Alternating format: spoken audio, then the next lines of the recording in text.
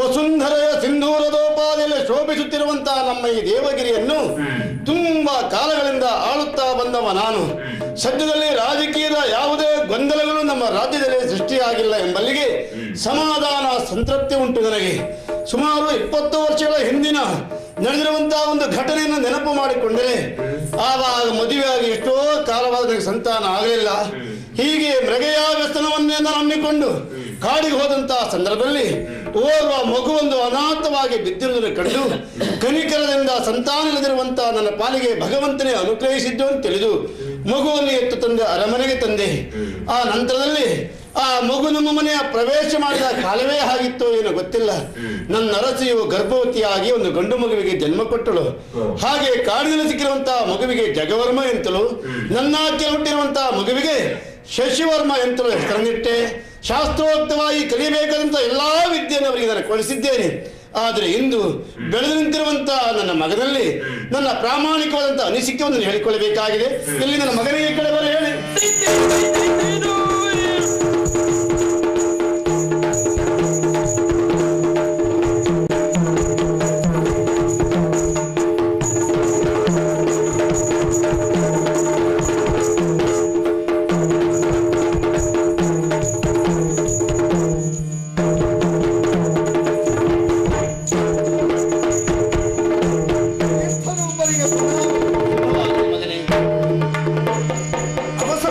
ಸಭೆಗೆ ಕರೆದ ಕಾರಣ ಕರೆದ ಮಗನೇ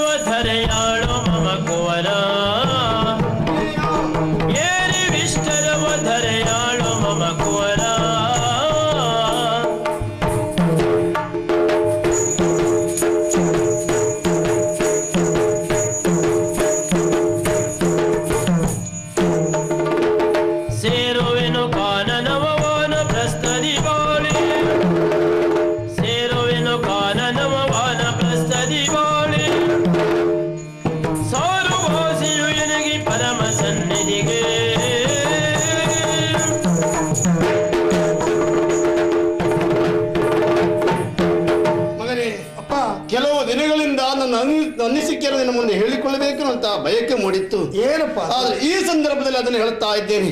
ನೀನಿನ್ನು ಎಳೆಯ ಕೂಸಲ್ಲ, ಬೆಳೆದು ನಿಂತಿದ್ದೀಯಾ. ನಿನ್ನ ಕಾಲಲ್ಲಿ ನೀನು ನಿಲ್ಲುವಂತ ಒಂದು ಯೋಗ್ಯತೆ ನಿನಗೆ ಉಂಟು. ಅಂದ್ರೆ ಹೊಣೆಗಾರಿಕೆ ಹೊರುವಂತಹ ಯೋಗ್ಯತೆ ನಿನಗೆ ಈಗ ಬಂದಿದೆ ಮಗನೇ. ಸರಿ, ಖ್ಯಾತಿಯೋಚಿತವಾದಂತಹ ಎಲ್ಲಾ ವಿದ್ಯಾಭ್ಯಾಸ ನಿನ್ನ ಕರಗತ ಮಾಡಿಕೊಂಡವ ನೀನು. ಆ ಕಾರಣಕ್ಕಾಗಿ ತಂದೆಯ ತನದಲ್ಲಿದ್ದಂತ ನಾನಿಂದು ಹೊಣೆಗಾರಿಕೆ ನಿನ್ನ ತಲೆ ಮೇಲೆ ನಾನು ಹೊರಿಸ್ತಾ ಇದ್ದೇನೆ. ಕೇವಲ ಕೌಟುಂಬಿಕ ವ್ಯವಹಾರ ಮಾತ್ರ ನಾವು ಹೊಂದಿಕೊಂಡಿದ್ದಲ್ಲವಲ್ಲ ಮಗನೇ. ಇಡೀ ರಾಜ್ಯದ ಹೊಣೆಗಾರಿಕೆ ನನ್ನ ತಲೆ ಮೇಲಿದೆ ಈವರೆಗೆ. ಇಂದಿನ ನಂತರದಲ್ಲಿ ನೀನು ಅದಕ್ಕೆ ಹೆಗಲು ಕೊಟ್ಟು ನಿಲ್ಲಬೇಕಾದವ. ಅಂದರೆ ಈ ರಾಜ್ಯದ ಪಟ್ಟಾಭಿಷೇಕ ನಿನಗೇ ಆಗಬೇಕಾದದ್ದು. ಇದು ನಿರೀಕ್ಷಿತವೂ ಹೌದು. ಇದೇ ಶುಭ ಮುಹೂರ್ತದಲ್ಲಿ ನೀನು ಪಟ್ಟವನ್ನು ಏರಬೇಕು, ಹೊಣೆಗಾರಿಕೆ ನೀನು ಹೊರಬೇಕು. ಜೊತೆಯಲ್ಲಿ ಶಿಷ್ಟಾಚಾರದಂತೆ ಪಟ್ಟ ಏರುವ ಮೊದಲು ಪಟ್ಟದರ್ಶಿಯನ್ನು ಕಟ್ಟಿಕೊಳ್ಳಬೇಕು ಎಂಬುದಾಗಿ ಬಲ್ಲವರು ಹೇಳುತ್ತಾರೆ. ನಾನು ಒಪ್ಪಿಕೊಂಡಂತಹ ವಿಷಯವೂ ಅದು. ಆದ್ರಿಂದ ನೀನು ಮದುವೆ ಆಗಬೇಕು ಮಗನೇ.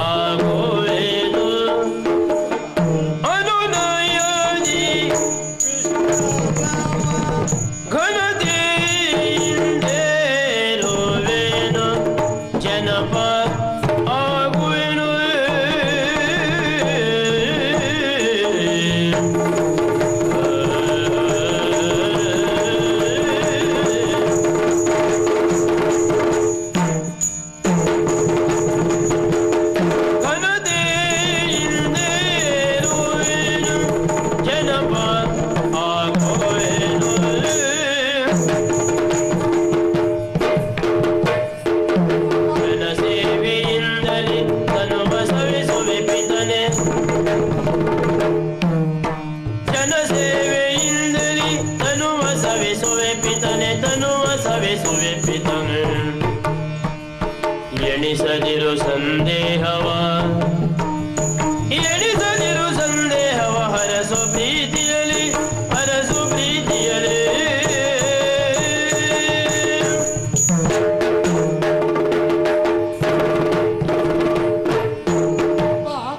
ಮಗನೇ, ನೀವು ಮೊದಲಾಡಿದ ಮಾತು ಮನಸ್ಸಿಗೆ ಬಹಳ ಮುದವನ್ನೇ ನೀಡಿತು. ಕೇವಲ ನಾನು ನಿಮ್ಮ ಋಣಪುತ್ರನ ಆದರೆ ಸಾರದು, ಕರ್ಮಪುತ್ರನಾಗಬೇಕು ಅಲ್ವಾ? ಆಗಬೇಕು ಅಂತಾದ್ರೆ ತಂದೆಯ ಹೊಣೆಯನ್ನು ಹೊಣೆಯರಿತು ನಾನು ಒಪ್ಪಿಕೊಳ್ಳಬೇಕು. ಹಾಗಂತ ರಾಜಕೀಯದ ದಾಹ ಅಧಿಕಾರದ ಆಮಿಷ ನನಗಂತ ತಿಳಿಯಬೇಡಿ. ಇದು ನನಗೆ ಕರ್ತವ್ಯ. ಹೌದು ಮಗನೇ. ಅಜ್ಜನಿಂದ ನಿಮಗೆ, ನಿಮ್ಮ ನಂತರದಲ್ಲಿ ನನಗೆ ಬರಬೇಕಾದ್ದು ಆನುವಂಶಿಕತೆ ಅಲ್ವೇ? ಹಾಗಾಗಿ ನಾನದನ್ನು ಕಾಯುತ್ತಾ ಇಲ್ಲವಾದ್ರೂ ಕೂಡ ಇನ್ನು ನೀವು ನಿವೃತ್ತ ಜೀವನವನ್ನು ಬಯಸಿ, ಹೌದು, ಆಶ್ರಮ ಧರ್ಮಗಳಲ್ಲಿ ಒಂದಾದಂತಹ ವಾನಪ್ರಸ್ಥಾಶ್ರಮ ನಾನು ಆಗ್ತೇನೆ, ಅದಕ್ಕೊಂದು ಅವಕಾಶ ಮಾಡಿಕೊಡು ಮಗನೇ ಅಂತ ಕೇಳ್ತಾ ಇದ್ದೇನೆ. ಅದಕ್ಕೆ ಅನುವು ಮಾಡಿಕೊಡಬೇಕಾದವ ಔರಸ ಪುತ್ರ. ನಿಮ್ಮ ಔರಸ ಪುತ್ರನಾಗಿ ನನಗದು ಕರ್ತವ್ಯ. ಆದೀತಪ್ಪ, ಅನುಮಾನ ಬೇಡ.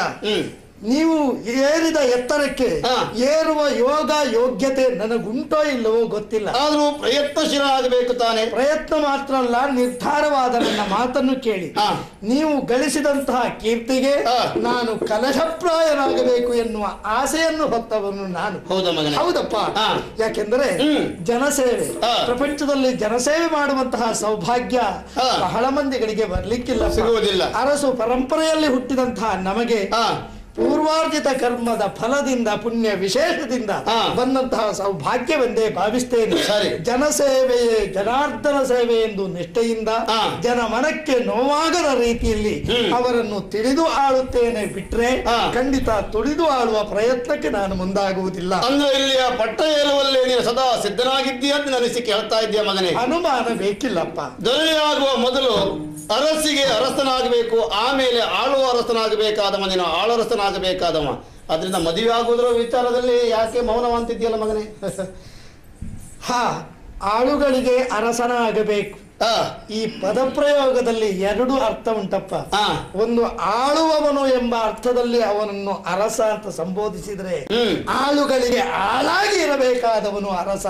ಯಾಕೆಂದ್ರೆ ಜನರ ಮನಸ್ಥಿತಿಯನ್ನು ಅರ್ಥ ಮಾಡಿಕೊಂಡು ಅವರ ಜೀವನದಲ್ಲಿ ಹಾಸೋಕ್ಕಾಗಿ ವ್ಯವಹರಿಸಬೇಕಾದ್ರೆ ಅರಸನಾದವನು ಆಳಾಗಿಯೇ ವ್ಯವಹರಿಸಬೇಕಾಗ್ತದೆ. ಆದ್ರೆ ನೀವು ಮತ್ತೊಂದು ಮಾತು ಹೇಳಿದ್ರಲ್ಲ, ಉತ್ಸಾಹದ ಚಿಲುಮೆಯಾಗಿದ್ದಂತಹ ನನ್ನ ಪಾಲಿಗೆ ಹಾರುವ ಎತ್ತಿನ ಹಣೆಯ ಮೇಲೆ ಹೊಡೆದಾಗ ಆಯ್ತಪ್ಪ. ಯಾಕೋ ಮಗನೇ? ಮದುವೆ ಎನ್ನುವ ಮಾತಾಡಿದ್ರಲ್ಲ, ತಿರಸ್ಕಾರ ಹೆಣ್ಮಕ್ಕಳ ಬಗ್ಗೆ ಅಂತಲ್ಲ, ಹಾಗಂತ ಒಳ್ಳೆ ಭಾವ ಖಂಡಿತವಾಗಿಯೂ ಇಲ್ಲ. ತಾಯಿ ಹೆತ್ತ ಮಗ ನೀನಲ್ಲವೇ ಎನ್ನುವ ಪ್ರಶ್ನೆ ಖಂಡಿತ ಸಲ್ಲದು. ಹೆತ್ತ ತಾಯಿಯ ಕುರಿತಾಗಿ ಗೌರವ ಭಾವ ನನಗುಂಟು.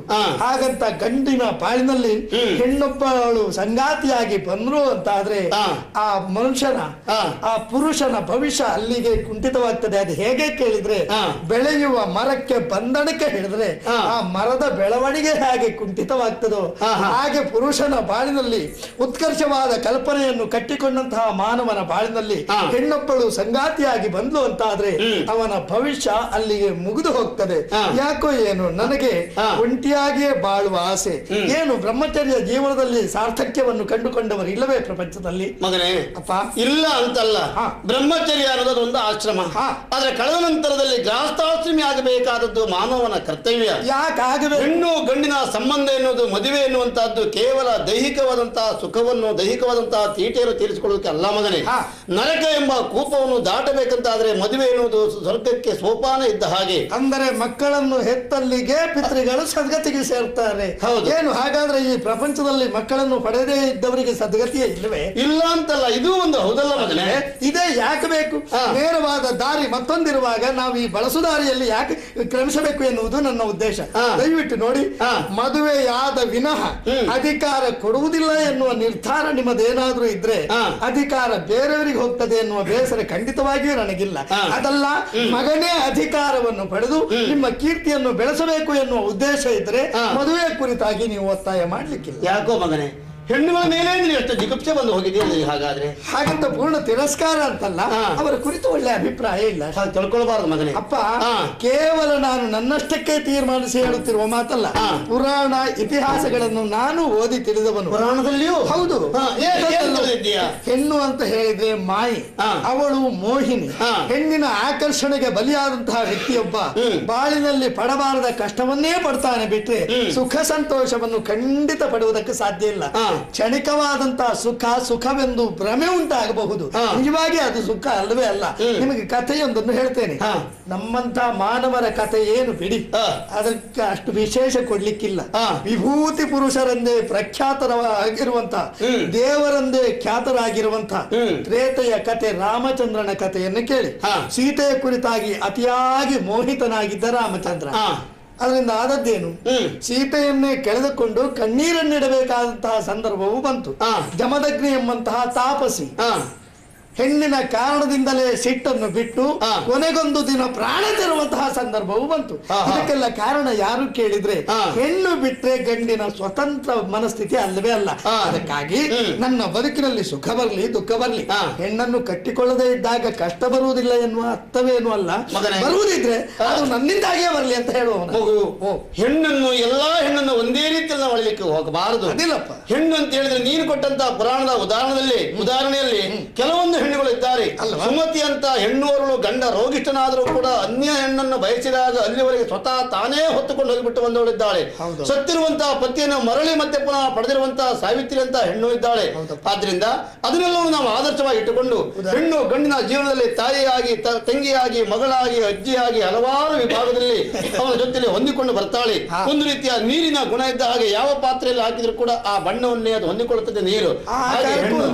ಆದ್ರಿಂದ ಹೆಣ್ಣು ಇಹಕ್ಕೂ ಪರಕ್ಕೂ ಹೆಣ್ಣೆ ದಾರಿಯಾಗಿದ್ದಾಳೆ ಮಗನೇ. ನಿಮ್ಮ ದಾರಿಯೇ ನನಗೂ ದಾರಿ ಆಗಬೇಕು ಅಂತ ಏನೂ ಇಲ್ಲ. ಪುರಾಣದ ಉದಾಹರಣೆಯನ್ನು ಕೊಟ್ರಿ ನೀವು. ಸತ್ತ ಗಂಡನನ್ನು ಮತ್ತೆ ಬದುಕಿಸಿದಂತಹ ಹೆಣ್ಣೊಬ್ಬಳು ಸಾವಿತ್ರಿ ಅಲ್ವೇ ಕಥೆಯಲ್ಲಿ ನಮಗೆ ಸಿಗ್ತಾಳೆ. ಹಾಗೆ ಕುಷ್ಠರೋಗಿಯಾದಂತಹ ಗಂಡನನ್ನು ಮತ್ತೆ ಗುಣಪಡಿಸುವುದಕ್ಕಾಗಿ ಹೊತ್ತುಕೊಂಡು ಹೋದವಳಿದ್ದಾಳೆ. ಎಷ್ಟು ಜನ ಹೆಣ್ಣು ಮಕ್ಕಳು ಸಿಗ್ತಾರಂತವ್ರು? ಎಲ್ಲಿಯೋ ಬೆರಳೆಣಿಕೆಯಲ್ಲಿ ಒಬ್ಬರು ಇಬ್ಬರು ನಮಗೆ ಸಿಗ್ತಾರೆ. ನಾವು ಪ್ರತಿನಿತ್ಯ ಜೀವನ ಅನುಭವ ಏನ್ ಹೇಳ್ತದೆ ಗೊತ್ತಾ? ಇದ್ದ ಗಂಡನನ್ನು ದಿನನಿತ್ಯ ಕೊಲ್ಲುವಂತ ಹೆಣ್ಣು ಮಕ್ಕಳು ಹೆಚ್ಚು ಸಿಗ್ತಾ ಇದ್ದಾರೆ. ಆದ್ದರಿಂದ ನನ್ನ ದುರಾದೃಷ್ಟವು ಎಂಬಂತೆ ಸಾವಿತ್ರಿ ಅಂತವಳು ಸಿಗದೆ ಎಲ್ಲಿಯಾದ್ರೂ ಶೂರ್ಪನಖಿ ಅಂತವಳು ಸಿಕ್ಕಿದ್ರು ನಾನು ಏನ್ ಮಾಡ್ಬೇಕಪ್ಪ? ಆದ್ರಿಂದ ಕಷ್ಟವೇ ನನಗೆ ಬೇಡ. ನಾನು ಬ್ರಹ್ಮಚಾರಿಯಾಗಿ ಇರ್ತೇನೆ, ಹಾಗೆ ನಿಮ್ಮ ಅಧಿಕಾರವನ್ನು ಪಡಿತೇನೆ. ಇನ್ನು ಕೆಲವು ಕಾಲಾವಕಾಶ ಕೊಡ್ತಾ ಇದ್ದೀನಿ ಮಗನೇ. ಏನು ವಿಚಾರ ಮಾಡು. ಪ್ರಾಪಂಚಿಕವಾದಂತಹ ಜ್ಞಾನ ನಿನಗಿನ್ನು ಸರಿಯಾಗಿ ಬರಲಿಲ್ಲ ಅಂತ ಆಯ್ತು. ಆದಷ್ಟು ಬೇಗ ಭಗವಂತ ಬುದ್ಧಿ ನಿನಗೆ ಕೊಡ್ಲಿ ಅಂತ ನಿನಗೆ ಆಶೀರ್ವಾದ ಮಾಡ್ತಾನೆ. ನನ್ನ ಮಾತಿನಿಂದ ನಿಮಗೆ ನೋವಾಯ್ತು ಎನ್ನುವುದು ನನಗೆ ಅರ್ಥವಾಗಿದೆಯಪ್ಪ. ಪರಿವರ್ತನಾಶೀಲವುಳ್ಳಂತಹ ಈ ಪ್ರಪಂಚದಲ್ಲಿ ಮಾನವನ ಬುದ್ಧಿಯು ಗುಣಗಳು ಬದಲಾಗ್ತಾ ಹೋಗ್ತದೆ. ಒಂದು ಕಾಲದಲ್ಲಿ ನೀವು ಆಡಿದಂತೆ ಹೆಣ್ಣಿನ ಕುರಿತಾಗಿ ನನಗೂ ಆಕರ್ಷಣೆ ಉಂಟಾಗಿ ಮದುವೆ ಆಗುವ ಆಸಕ್ತಿ ಉಂಟಾಯಿತು ಅಂತಾದ್ರೆ ಖಂಡಿತ ನಿಮ್ಮ ಆಸೆಯನ್ನು ನಾನು ಪೂರೈಸ್ತೀನಿ. ಆ ಕಾಲ ಆದಷ್ಟು ಬೇಗ ಬರಲಿ ಅಂತ ಭಗವಂತನ ನಾನು ಪ್ರಾರ್ಥಿಸ್ತಾ ಈಗ ನನಗೆ ಬಂದ ಅಭಿಷೇಕ ತಾನೇ.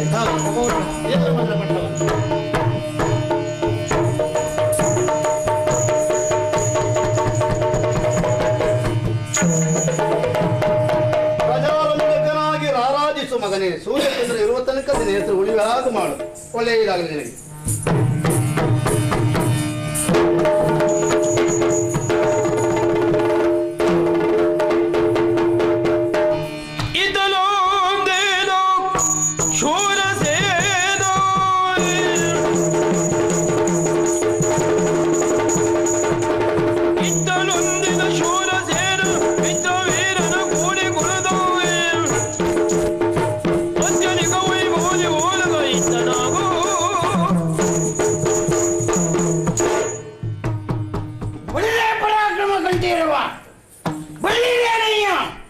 ಇರುವಂತಹ ಸ್ಥಳ ನಾಮಾಂಕಿತ ಪ್ರವೀರಕ್ಕೆ ಅಂತ ಕೇಳಿದ್ದೀರಿ. ಯಾರು ಕೇಳದೆ ಹೋದ್ರೂ ಅಗತ್ಯ ಇಲ್ಲ ನಿಮ್ಮದ್ದು. ನಾನೇ ಹೇಳ್ಕೊಳ್ತೇನೆ. ಶೂರಸೇನ ಎಂದುಕೊಳ್ಳಬಹುದು. ಸ್ವಾಮಿ ನಮಸ್ಕಾರ. ನಿಮ್ಮ ನಮಸ್ಕಾರಕ್ಕೆ ತಿರಸ್ಕಾರ. ಏನು ಒಬ್ಬರೇ ಮಾತಾಡ್ತಿರಲ್ಲ? ಎಂತ ಸಾಯಿಲು ಮತ್ತೆ ಸಂಬಳ ಕೊಡ್ಲಿಕ್ಕೆ ನಾವು ಬೇಕು, ನಮ್ಮನ್ನು ಮಾತಾಡಿಸ್ಲಿಕ್ಕೆ ನಿಮ್ಗೆ ಆಗುದಿಲ್ಲ. ನಮ್ಮ ಪ್ರಾರಬ್ಧ. ಪರಾಕ್ರಮ ಗಟ್ಟಿರೋ ಪುರುಷೊತ್ತಿದ್ರೆ ಮನೆಗೆ ಹೋಗಿ ಕೂತ್ಕೊಂಡು ಹೆಂಡ್ರಿ ಮುಂದೆ ಹೇಳಿ ನೀವು ಯಾರಿಗೆ ಬೇಕು ನಿಮ್ದು. ನಾವು ಬಂದು ಈ ರೀತಿ ಒದ್ದಾಡ್ತೇವೆ, ನಿಮ್ ಸುದ್ದಿ ಇಲ್ಲ ಸ್ವಾಮಿ. ಯಾರು ಹಂಗಿಲ್ಲ, ಯಾರ ಅಗತ್ಯ ಇಲ್ಲ. ನಿಮಗೆ ನೀವೇ ಗೋಡೆಗೆ ಮೊನ್ನೆ ಸಭೆ ಕೊಟ್ಟಿದ್ದೇನೆ, ಯಾರು ಬರಬೇಕು ಅಂತಿಲ್ಲ. ಇಲ್ಲ, ಒಬ್ಬರೇ ಬಂದು ಕೂತ್ಕೊಂಡು ಒಬ್ಬರೇ ಮಾತಾಡ್ಕೊಂಡು ಎದ್ದೋಗೋ ಯೋಗ್ಯತೆ ಉಂಟು ನನಗೆ. ಆ ಯೋಗ್ಯತೆ ಇದೆ ನಿಮಗೆ. ಅಲ್ಲ ಸ್ವಾಮಿ, ನೋಡಿದ್ರ ನನ್ನ ನಿತ್ಯ ಪದ್ಧತಿ ಗೊತ್ತುಂಟ ನಿಮ್ಗೆ? ನಿತ್ಯ ಕ್ರಮ. ಸೂರ್ಯ ಅಸ್ತಂಗತನಾಗುವ ಮೊದಲೇ ಮಲಗುವವ ನಾನು. ಬೇಗ ಸೂರ್ಯ ಉದಯಂಗತನಾಗುವ ಮೊದಲೇ ಹೇಳುವವರು ಅಲ್ಲ. ಸೂರ್ಯ ಉದಯಂಗತನಾದ ಮೇಲೆ ನಾನು ಹೇಳುದು. ನಡುನೆತ್ತಿ ಬಂದ್ಮೇಲೆ ಹೇಳುದು. ಮೇಲೆ ಬಂದ ಮೇಲೆ. ಹಾಗಾಗಿ ನಮ್ಮಂದು ಯಾವತ್ತು ಸೂರ್ಯವಂಶ. ಆ ವಂಶ ಬಿಡಬಾರ್ದು. ಸ್ವಾಮಿ, ಸಭೆಗೆ ಬಂದಿದ್ದೇನೆ. ನಾನು ಮೊದಲೇ ಹೇಳಿದ್ದೇನೆ, ನಾನು ಬಂದಾಗ ಒಬ್ರು ಹೇಳಬಾರದು ಕೂತಲ್ಲಿಂದ ಅಂತ. ಯಾಕೆ ಮಹಾರಾಜರು ಬಂದ್ರು ಅಂತ ಜಯಘೋಷ ಹಾಕ್ಲಿಕ್ಕೆ ಇವ್ರು ಇದ್ದ ಆಚಿಂದ ಈಚೆ ಓಡ್ಬರುದು ಗಡಿಬಿಡಿಲಿ. ಇವ್ರು ಈಚೆ ಬಂದ್ಮೇಲೆ ಆ ಆಸನದ ಮತ್ತೊಬ್ರು ಬಂದು ಕೂತ್ಕೊಳ್ಳೋದು, ಅವ್ರವ್ರೊಳಗೆ ಜಗಳ ಮಾಡ್ಕೊಳ್ಳೋದು. ನಾನು ಇದೇ ಸುಧಾರಿಸುದಾ ಅಥವಾ ಬೇರೆ ಕೆಲಸ ಮಾಡುದಾ? ಬೇರೆ ವಿಷಯ ಮಾತಾಡುದು. ಹೌದಾ? ಬೇರೆ ವಿಷಯ ಮಾತಾಡ್ಲಿಕ್ಕೆ ನನಗೆ ಪುರುಸೊತ್ತು ಇಲ್ಲ, ಸಮಯವೂ ಇಲ್ಲ. ಅಂತಿದ್ರಲ್ಲಿ ಹೀಗಾಗೂ ಸಮಸ್ಯೆ ಬೇಡ ಅಂತ ಯಾರು ಎದ್ದು ನಮಸ್ಕಾರ ಮಾಡುದು ಬೇಡ, ಅಲ್ಲೆಲ್ಲೇ ಕೂತ್ಕೊಳ್ಳಿ, ನಾ ಸುಧಾರಿಸ್ಕೊಳ್ತೇನೆ ಅಂತ ಹೇಳಿದ್ದೇನೆ. ನಿಮ್ಮ ಸುಧಾರಣೆ ಹೌದು, ನಮ್ಮ ಅಭ್ಯಾಸವೇ ಹಾಗೆ. ನೋಡಿದ್ರ, ನಾಡಿದು ಪ್ರವೀರ, ದೊರೆ ನಾನು ಶೂರಸೇನ. ಹೌದು, ನಾನು ಇಲ್ಲಿ ಮಹಾರಾಜ. ಗೊತ್ತಾಯ್ತಪ್ಪ. ನೋಡಿ ಪರಿಸ್ಥಿತಿ ನೋಡಿ. ಮಂತ್ರಿ ಮಂಡಪೆಟ್ಟ ಅಲ್ಲ, ಮಂತ್ರಿ ಮಾಂಡಲಿಕರು ಯಾರಾದ್ರೂ ಬಂದಿದ್ದಾರಾ? ಯಾರೂ ಇಲ್ಲ. ಬೇಡ ಅಂತ ಹೇಳಿದ್ರಲ್ಲ. ಬೇಡ ಅಂದ್ರೆ ಅವರಿಗೆಲ್ಲ ಬೇಡ ಅಂತ ಹೇಳಿಲ್ಲ ನಾನು. ಹಾಗಂತ ಬರಬೇಕಾದವರೆಲ್ಲ ಬಂದಿದ್ದಾರೆ, ಕೂತಿದ್ದಾರೆ. ಒಬ್ಬರದು ಯಾವ ಸಮಸ್ಯೆ ಇಲ್ಲ ಪಾಪ. ಇದ್ರು ಅವರು ಮತ್ತೆ ನಮ್ಮ ಹತ್ರ ಮತ್ತೆ ಸಮಸ್ಯೆ ಆಗುದು ಬೇಡ ಅಂತ ಅವ್ರು ಯಾರು ಹೇಳುವುದು ಇಲ್ಲ. ಅವರಷ್ಟಕ್ಕೆ ಅವರು ಕೂತಿದ್ದಾರೆ ಎನ್ನುವುದು ನನಗೆ ಸಮಾಧಾನ. ಆಳ್ವಿಕೆ ಒಳ್ಳೇದುಂಟು, ಅದೆಲ್ಲ ವಿಚಾರ ಮಾಡುವುದು. ಯಾಕೆ ನಮ್ಮ ಸಭೆ ಹೀಗಾಗೋಯ್ತು? ಎಲ್ಲಿ ನೋಡಿದ್ರು ಪ್ರಕಾಶವೇ ಇಲ್ಲ, ಒಂದು ರೀತಿ ಕಳಾಹೀನ ಆಗಿದೆಯಲ್ಲ. ಅಲ್ಲ, ನನ್ನ ಮುಖಕ್ಕಿಂತಲೂ ಇದೇ ಕಳೆ ಹೊಂದಿದೆ ಅಂತಿದ್ರೆ ನನ್ನ ಮುಖದಲ್ಲಿ ಉತ್ಸಾಹ ಬರುವುದು ಹೇಗೆ? ಹಾಗಿದ್ರೆ ಇದಕ್ಕೆ ಕಾರಣ ಏನು? ಓಹೋ, ಈಗ ಗೊತ್ತಾಯ್ತು. ನಮ್ಗೆ ನಿಜವಾಗಿ ಚೈತನ್ಯ ತರುವಂತಹ ಒಬ್ಬ ವ್ಯಕ್ತಿ ಇಲ್ಲಿ ಕಾಣ್ತಾ ಇಲ್ಲ ನಿಮ್ಗೆ. ಹೌದು, ಅವ ಬಂದು ವಿನಃ ಕಳೆಯೂ ಇಲ್ಲ. ನಮ್ಮ ಮಂತ್ರಿ ವೀರಸೇನ. ಯಾರಲ್ಲಿ ನೋಡೋ ಬರ್ಲಿಕ್ಕೆ ಹೇಳಿ ಅವನಿಗೆ.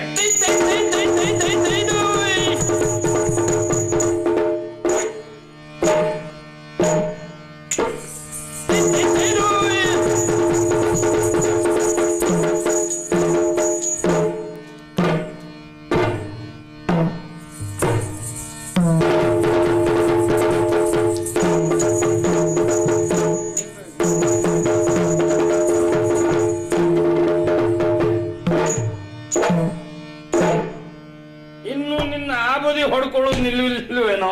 ಯಾಕೆ ಮಹಾರಾಜರೇ ಬಂದು ಸುಮ್ಮನೆ ನಿಂತಿಲ್ಲ ಏನು?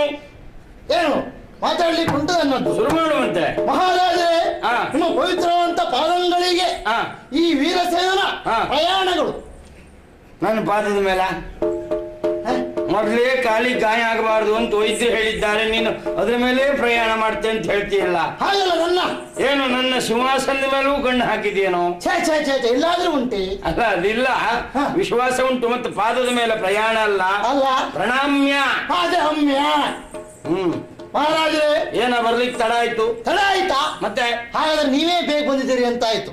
ಹಾ, ಹಾ. ನಾನು ಬೇಗ ಬಂದದ್ರಿಂದ ನೀನು ಬಂದದ್ದು ತಡ ಆಯ್ತು. ನಿಮ್ಮಿಂದ ನಾನು ಮೊದಲು ಬರ್ಬೇಕಿತ್ತು. ನೀ ನನ್ನಿಂದ ಮೊದಲು ಬಂದಿದ್ರೆ ಹಾ. ನಾ ತಡೆದು ಬಂದ್ರು ತಡ ಆಗ್ತಾ ಇರ್ಲಿಲ್ಲ. ಆಗ್ತಿರ್ಲಿಲ್ಲ. ಹಾ, ಹಾ. ನಾನೇ ಮೊದಲು ಬರ್ಬೇಕಿತ್ತು. ಹಾ, ಹಾ. ಆದ್ರೂ ನೀವು ಮೊದಲು ಬಂದ್ರಲ್ಲ, ಹೌದು. ನಾನು ಮೊದಲು ತಡ ಆಯ್ತು. ಹಾ. ತಡ ಆದ್ರೂ ಬೇಗ ಬಂದಿದ್ದೇನೆ. ನಮ್ಮಲ್ಲಿ ಇದ್ದವರು ವಿಶೇಷವೇ ಅದು. ಹಾ, ಯಾರೇ ಬರುವಾಗ ತಡ ಆದ್ರೂ ಹಾ.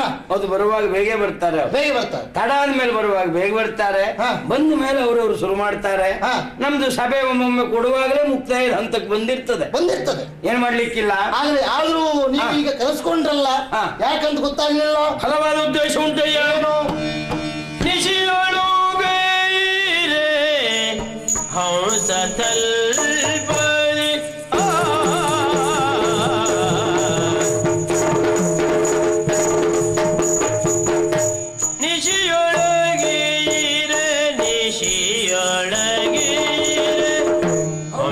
ತಲ್ಪದೆ ಹಂಸ ತಲ್ಪದೆ ಹಂಸ ತಲ್ಪದೆ ಎಸೆವ ಕನಸುಗಳೇ ಮೂಡುದ ಎಸೆವ ಕನಸುಗಳೇ ಮೂಡುದ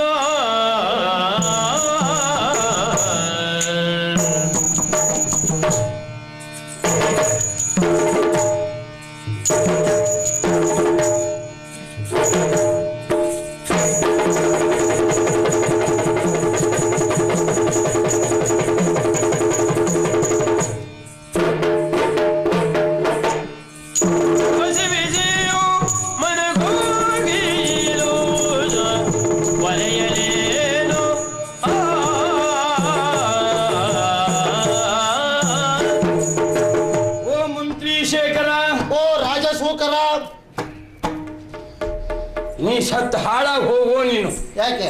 ನನ್ನ ಗ್ರಾಚಾರಕ್ಕೆ ಬಂದು ಬಂದು ಬಂದು ನಾನು ನಿನ್ನನ್ನೇ ಯಾಕೆ ಮಾತಾಡ್ಸಿದ್ನ? ನನ್ನನ್ನೇ ಮಾತಾಡ್ಸೋದಲ್ವ ನೀವು? ಹೌದನಾ? ಹಾ. ನೀನೇನು ಹೇಳಿದ್ದು? ಏನು? ರಾಜ ಅದೇ ನೀವು ಹೇಳಿದ್ರಲ್ಲ, ಶೂಕರ. ಓಹ್, ಶೂಕರ ಆಯ್ತಾ? ಇಲ್ಲಪ್ಪ, ಹಾ, ಶೇಖರ. ತಪ್ಪಲ್ವಾ? ಹಾ. ಬರುವಾಗ ಕನ್ನಡಿಯಲ್ಲಿ ನಿನ್ನ ಮುಖ ನೀ ನೋಡ್ಕೊಂಡು ಬರ್ತೀನಿ. ಬಂದವ ನನಗೆ ಹಾಗೆ ಹೇಳ್ತೀನಿ. ಅದು ವಿಶೇಷ ಏನು ಅಲ್ಲ. ಅಂದ್ರೆ ನಾ ಹಾಗೆ ಇದ್ದ. ಇನ್ನು ಮುಂದೆ ನಾಳಿಂದ ಬರುವಾಗ ಹಾ. ನೀನು ಕನ್ನಡಿಯಲ್ಲಿ ಮುಖ ನೋಡ್ಬೇಡ, ಮತ್ತೆ ನೋಡುದು, ಮುಖ ನೋಡ್ಬೇಡ, ಹಾಗೆ ಬಾ, ಅಲ್ಲಿಗೆ ಸರಿ ಹೋಗ್ತದೆ, ತೊಂದರೆ ಇಲ್ಲ. ಆಯ್ತು, ನಾಳೆ ಹಾಗೇನಾ? ಮಂತ್ರಿ ಶೇಖರ. ಓ, ರಾಜ ಶೂಕರ ಅಂತ ಹೇಳ್ಬೇಡ. ರಾಜಶೇಖರ. ಈಗ ನನ್ನ ಮುಂದೆ ಹೇಳಲಿಕ್ಕೆ ತೊಂದರೆ ಇಲ್ಲ. ಶೂಕರ ಅಂದ್ರೆ ಏನು ಅಂತ ತಿಳ್ಕೊಂಡಿದೀಯೋ? ಎಂತದ್ದು? ಹೆಗ್ಗಣ ಪುಣ್ಯಾತ್ಮ. ಓ, ಶೂಕರ ಅಂದ್ರೆ ಹೆಗ್ಗಣ್ಣ. ನಿನಗೆ ಸಾಹಿತ್ಯ ಜ್ಞಾನ ಇಲ್ಲ. ನಾ ಬರಕಂತ ಮಾಡಿದ್ದೆ. ಅಲ್ಲಲ್ಲ, ಹೆಗ್ಗಣ ಹೆಗ್ಗಣ ಹೆಗ್ಗಣ. ಅದು ಯಾವುದೇ ಕಾರಣ ಕೊಪ್ಪಿ ತಪ್ಪಿ ನಾಲ್ಕು ಜನರ ಮುಂದೆ ಹಾಗೆ ಹೇಳ್ಬೇಡ. ಯಾಕೆಂದ್ರೆ ನನ್ನ ಗೌರವ ಏನು, ನನ್ನ ಘನಸ್ಥಿಕೆ ಏನು ಎಲ್ಲ ಗೊತ್ತಾಗ್ತದೆ. ಎಲ್ಲ ನಿನ್ನಾಗಿ ಇರುವುದಿಲ್ಲ. ಇಲ್ಲ ಇಲ್ಲ ಇಲ್ಲ. ವಿದ್ವಾಂಸಕರ ಮುಂದೆ ಏನಾದ್ರೂ ನೀ ಇಂತ ಮಾತಾಡ್ಬಿಟ್ರೆ ಶೂಕರದ ಅರ್ಥ ಅವ್ರಿಗೆ ಗೊತ್ತಾದ್ರೆ ನನ್ನ ಬಗ್ಗೆ ಏನ್ ತಿಳ್ಕೊಳ್ಳಿಕ್ಕಿಲ್ಲ. ನೀವು ವಿದ್ವಾನ್ರೇ ಆಗ್ತೀರಿ. ಆದ್ರಿಂದ ಅಂತ ಮಾತಾಡ್ಬೇಡ. ಓ, ಶೂಕರ ಅಂದ್ರೆ ಏನು? ಬೆಕ್ಕಲ್ವಾ? ನಮ್ಮಲ್ಲಿರುವಂತ ಒಬ್ರಿಗಿಂತ ಒಬ್ಬರು ವಿದ್ವಾಂಸರಿ ಬಿಟ್ರೆ ಯಾರು ಹೆಡ್ರಿಲ್ಲ ಹೇಳುವುದು ನನಗೆ ಸಮಾಧಾನ. ಇಲ್ಲೇ ಹೋದ್ರೆ ನೋಡು, ಅವರು ಅದೇ ಮೋಸ ಆದದ್ದು. ಅವರು ಕನ್ನಡಿಗೆ ಮುಖ ಅವ್ರದ್ದು ನೋಡ್ಕೊಂಡು ಬಂದ್ರು, ಶೂಕರ್ ಅಂದ್ರೆ ಬೆಕ್ಕಲ್ವಾ ಕೇಳಿದ್ರು. ನಿಜವಾಗಿ ಸಂತೋಷ ಆಯ್ತು. ಆಗ್ಲಿ, ಅದು ಹೋಗಿ ಬಿಡಿ ಸ್ವಾಮಿ. ನೀವಾದ್ರೂ ಹೇಳಿ, ಶೂಕರ್ ಅಂದ್ರೆ ಏನು? ಮಹಾರಾಜರೇ ಹಂದಿ. ಬುದ್ಧಿವಂತ ಇದ್ದದ್ರಲ್ಲಿ ಒಬ್ಬ ಸರಿ ಇದ್ದವಂದ್ರ ಅವ ನೋಡು. ಯಾಕೆಂದ್ರೆ ಮಹಾರಾಜರೇ ಹಂದಿ ಅಂದ. ಅದು ಎಲ್ಲರಿಗೂ ಆ ಕಲ್ಪನೆ ಬರ್ಲಿಕ್ಕಿಲ್ಲ. ಆ ತಿಳುವಳಿಕೆ ನೋಡು, ಅವನಿಗಾದ್ರೂ ಉಂಟು. ಮಹಾರಾಜರ ಹಂದಿ ಹಾಗಲ್ವಾ? ಮಹಾರಾಜರೇ ಹಂದಿ ಹಾ, ಹಾ. ಅಷ್ಟು ಹೌದು ಪಾಪ ಬಿಡ್ಲಿಕ್ಕೆ ಅವನಿಗೆ ಪುರ್ಸೊತ್ತೇನುಂಟು. ಹೌದು. ಆದ್ರಿಂದ ಹಾಗಾಯ್ತು. ಹೋಗ್ಲಿ ಬಿಡು. ಹಾ. ನಾನೀಗ ನಿನ್ನ ಕರೆದದ್ದೇಕೆ ಗೊತ್ತಾ? ಗೊತ್ತಾಗ್ಲಿಲ್ಲ.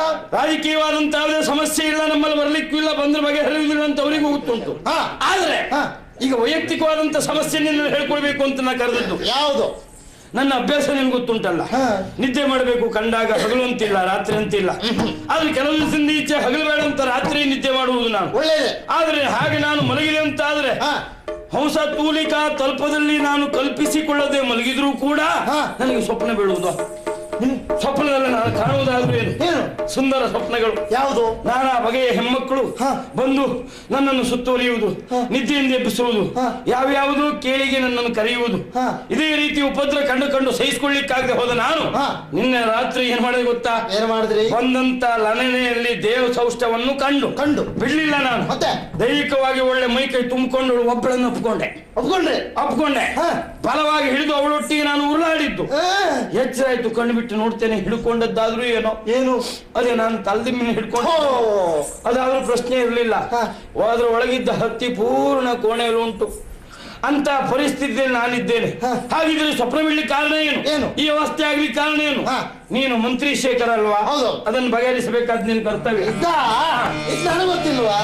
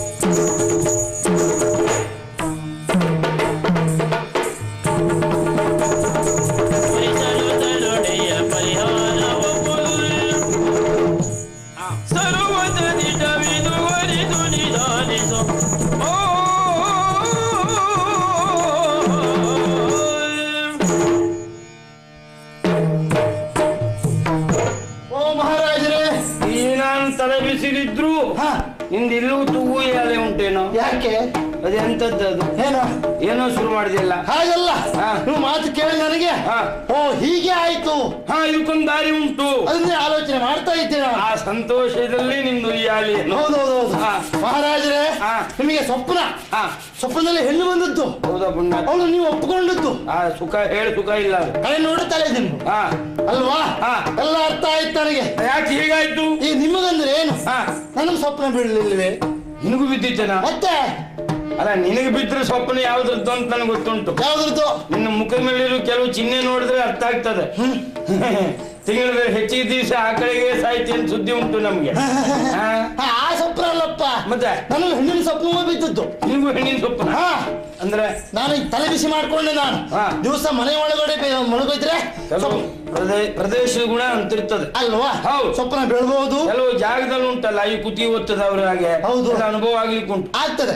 ಆದ್ರಿಂದ ಮನೆ ಒಳಗಡೆ ಮಲಗುದು ಬೇಡ ಅಂತ ಜಾಗದ ದೋಷ ಅಂತ ಲೆಕ್ಕ ಹಾಕಿ ಮನೆಯಿಂದ ಹೊರಗೆ ಹೊರಗೋಗಿ ಅರಳಿ ಕಟ್ಟಿ ಮೇಲೆ ಮಲಗಿದೆ. ನಾನು ಅರಳಿ ಮರದ ಅಡಿಯಲ್ಲಿ ಮಲಗಿದೆ. ಹೌದು, ತಂಪು ಗಾಳಿ ಬೀಸ್ತಾ ಉಂಟು. ಅಲ್ಲ, ಆದ್ರೂ ನಿನಗೆ ಸಹಜವಾಗಿ ನಿದ್ದೆ ಬರುವುದು ಸಹಜವೇ ಅಲ್ಲವೇ? ಯಾಕೆಂದ್ರೆ ಮೊದಲಿಂದಲೂ ನೀನು ಹಾಗೆ ಮಲ್ಕೊಂಡಿದ್ದವನೇ. ಏನೋ ನಮ್ಮಲ್ಲಿ ಬಂದು ಸೇರ್ಕೊಂಡೆ ಪರಿಸ್ಥಿತಿಗೆ ಅನುಕೂಲವಾಗಿ. ಆಮೇಲೆ ಅದು ತಪ್ಪೆ ಬಿಟ್ಟರೆ ಇಲ್ಲದೆ ಹೋದ್ರೆ ನೀನು ಮೊದಲೆಲ್ಲ ಮಲ್ಕೊಂಡದ್ದು ಹೆಚ್ಚಿಗೆ ಅಲ್ಲೇ ಅಲ್ವಾ? ಹೌದು, ಆವಾಗ ಸ್ವಪ್ನ ಬೀಳ್ತಿರ್ಲಿಲ್ಲ ಆಗಿತ್ತು. ಆದ್ರೆ ಈಗ ಹಾಗೆ ನಾನು ಹೋಗಿ ಮಲಗಿದಾಗ ಅಲ್ಲೂ ಹೋದ ಮಲಗಿದ್ರು ನನಗೆ ಸ್ವಪ್ನ. ಅಲ್ಲೂ ಸ್ವಪ್ನ ಬಿತ್ತ? ಹೌದಪ್ಪ, ಅಲ್ಲಿ ಬಿದ್ದು ಸ್ವಪ್ನ ಎಂತದ್ದು? ಸ್ವಪ್ನದಲ್ಲಿ ಹೇಗೆ ಸುಂದರವಾದ ಹುಡುಗಿಯರು, ಅದರಲ್ಲೂ ಯಾರು? ಹಾ. ನಾಗವೇಣಿಯರು. ನಾಗವೇಣಿ. ಹೌದು. ಹಾಗಂತೆ ಜಡೆ ಉಳ್ಳವಳು. ಅದಕ್ಕೆ ನಾಗವೇಣಿ. ಒಂದೆರಡಲ್ಲ, ಹಾ. 3-4 ವೇಣಿ. ನೀಲವೇಣಿ, ನಾಗವೇಣಿ, ವೃಶ್ಚಿಕವೇಣಿ, ಎಲ್ಲ ವೇಣಿ ಬಂದದ್ದೆ ಅಲ್ವಾ? ಹಾ. ಹೌದು. ಹೌದೇನೋ? ಅಂದಾಗ ನನಗೆ ಹಾ. ಏನ್ ಮಾಡ್ಬೇಕಂತ ಗೊತ್ತಾಗ್ಲಿಲ್ಲ. ಹಾ. ಬಾ ಬಾ ಅಂತ ಕರಿತಾ ಇದ್ರು ಅವರು. ಹಾ. ನಾನು ತಡ ಮಾಡ್ಲಿಲ್ಲ. ಹಾ. ಹೋಗಿ ಒಬ್ಬಳು ಜಡೆಯನ್ನು ಹಿಡ್ದೇ ಬಿಟ್ಟೆ. ಹೌದೇನೋ? ಹೌದು. ಅದ್ರಲ್ಲಿ ಆ ವೃಶ್ಚಿಕವೇಣಿದು ಹಿಡ್ಕೋಬೇಕಿತ್ತು. ರೊಚ್ಚಿಕೆ ವೇಳೆ ಹಿಡ್ಕೊಂಡೆ. ಹಾ. ನಾನು ಬಾ ಅಂತ ಹೇಳುದು, ಅವಳು ಬೇಡ ಅಂತ ಹೇಳುದು. ನಾನು ಬಾ ಬಾ ಅಂತ ಎಳೆಯುವುದು, ಅವಳು ಬೇಡ ಬೇಡ ಬೇಡ ಅಂತ ಆ ಕಡೆ ಎಳೆಯುವುದು. ಹೌದು ಹೌದು. ಹಾಗೆ ಹೇಳುದು ಹಾಗೆ ಎಳಿತಾ ಇರುವಾಗ ಹಾ.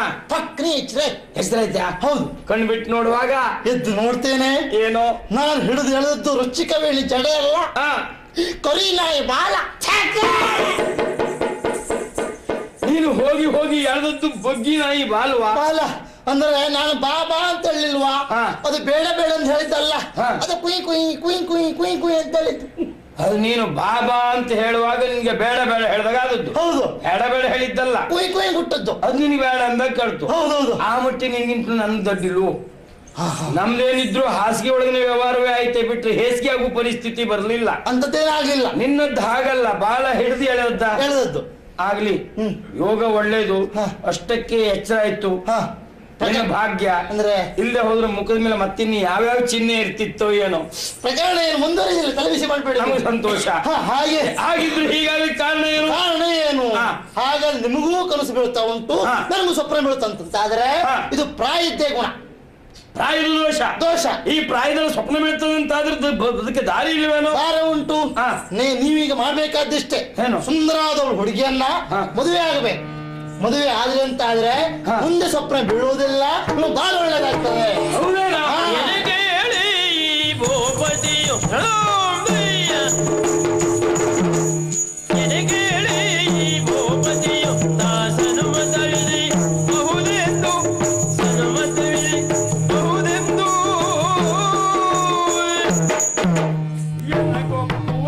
ಮನುಮತ ನರಸಿಯು ಎನಗೋಪು ವಸತಿ ಮನುಮತ ನರಸಿಯು ಮನುಮತ ಅರಸಿಯು ಜನಿಸೊಳಲ್ಲಿಯು ಕಾಣೆನು ಬೇಳೆ ಜನಿಸೊಳಲ್ಲಿಯು ಕಾಣೆನು ಬೇಳೆ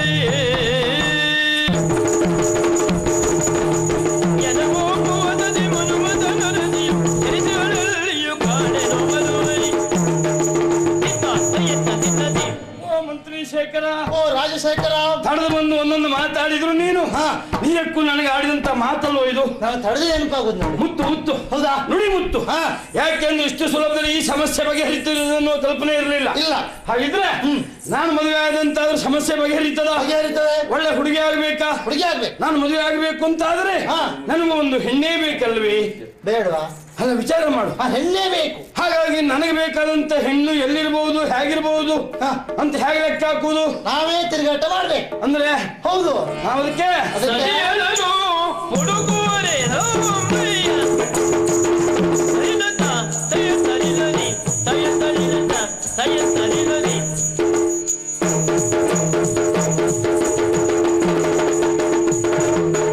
ಸತಿಯಲನು ಹುಡುಗುವರೆ ಸತಿಯಲನು ಹುಡುಗುವರೆ ಹುಡುಗುವರೆ ನಾವು ಅತಿ ಬೇಗ ಹೊರಡುವರೆ ನಾವು ಅತಿ ಬೇಗ ಹೊರಡುವರೆ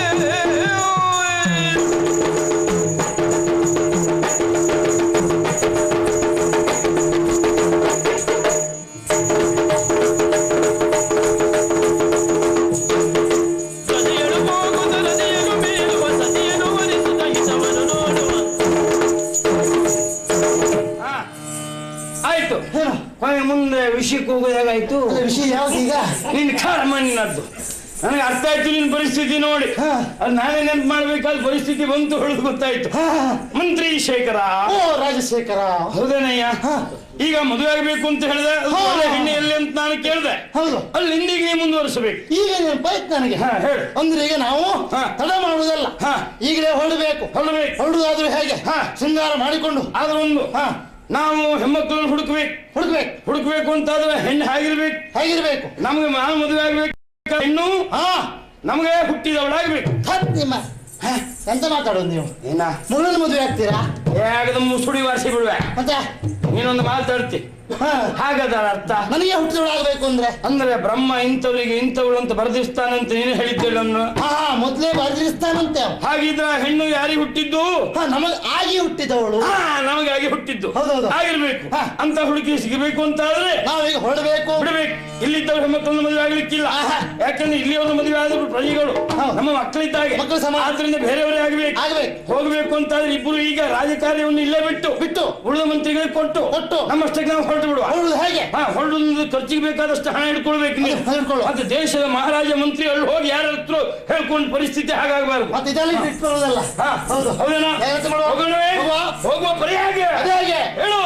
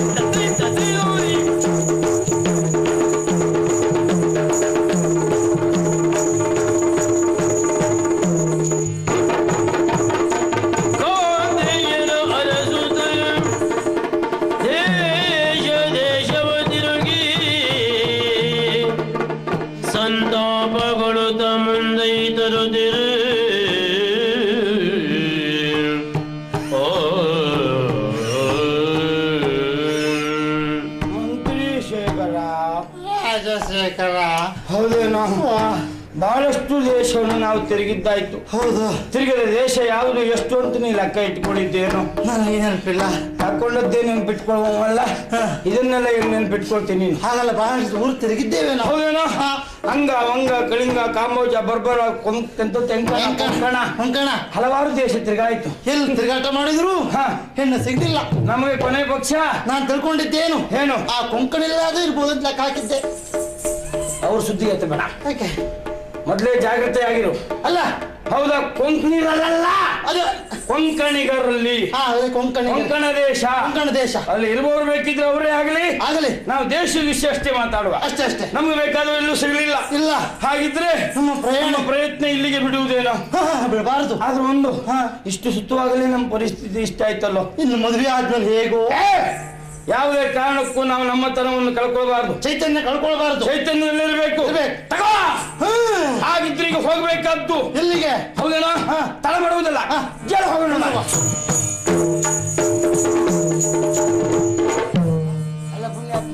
ಮಹಾರಾಜರೇ, ಯಾವುದು ಇದು ಪ್ರದೇಶ? ಹೌದು ಹೌದು, ಪರಿಚಯ ಇದ್ದದ್ದೇನೋ ಅಲ್ಲ. ಒಂದೇ ಸುತ್ತಿಗೆ ನಾವಿಲ್ಲಿ ಬಂತಲ್ಲ, ಏನು ಆಶ್ಚರ್ಯ ನೋಡಿ. ಏನ ಕೆಲವರಿಗೆ ಎಷ್ಟು ದಿವಸ ಬೇಕಾಗ್ತದೆ ಸುತ್ತಾಗ್ಲಿಕ್ಕೆ ಅಲ್ವಾ? ನಾವು ಒಂದ್ ಸುತ್ತಲೇ ಬಂದಾಯ್ತಪ್ಪ. ಈಗ ಸುತ್ತಾಕ ಹಾಗೆ ಹೋಗಿ ಮತ್ತೆ ಬರುವುದು ಒಂದೇ, ಇಲ್ಲೇ ಸುತ್ತಾಕುವುದು ಒಂದೇ, ಸುಮ್ಮನೆ ಸಮಯ ಹಾಳು. ಹೌದು, ಅಂತ ಒಂದೇ ಸುತ್ತಿ ಬಂದಿತ್ತಾಯ್ತು. ಅಲ್ಲೇನೋ ಕಾಣ್ತಾ ಉಂಟಲ್ಲ, ಫಲಕ ಹಾಕಿದ್ದಾರಲ್ಲ, ಏನಂತ ಬರ್ದಿದ್ದಾರೋ? ಏನು ಅಪ್ಪನ ವಿನಃ ಪ್ರವೇಶ ಇಲ್ಲ ಅಂದ್ಮೇಲೆ ನಿನ್ನ ಅಪ್ಪನೇ ಹೋಗ್ಬೇಕು. ಅಪ್ಪಣೆ ವಿನ ಪ್ರವೇಶ ಇಲ್ಲ. ಸ್ತ್ರೀ ರಾಜ್ಯ ಎನ್ನುವ ಸತ್ಯ ವಿಷಯ ಗೊತ್ತಾಯಿತು. ಹೌದೇನೋ? ಸ್ತ್ರೀ ರಾಜ್ಯ ಎನ್ನುವುದಕ್ಕೆ ಹಲವಾರು ಉದಾಹರಣೆಗಳು ಇಲ್ಲಿ ಸಿಗ್ತಾ ಇದೆ. ಯಾವುದು?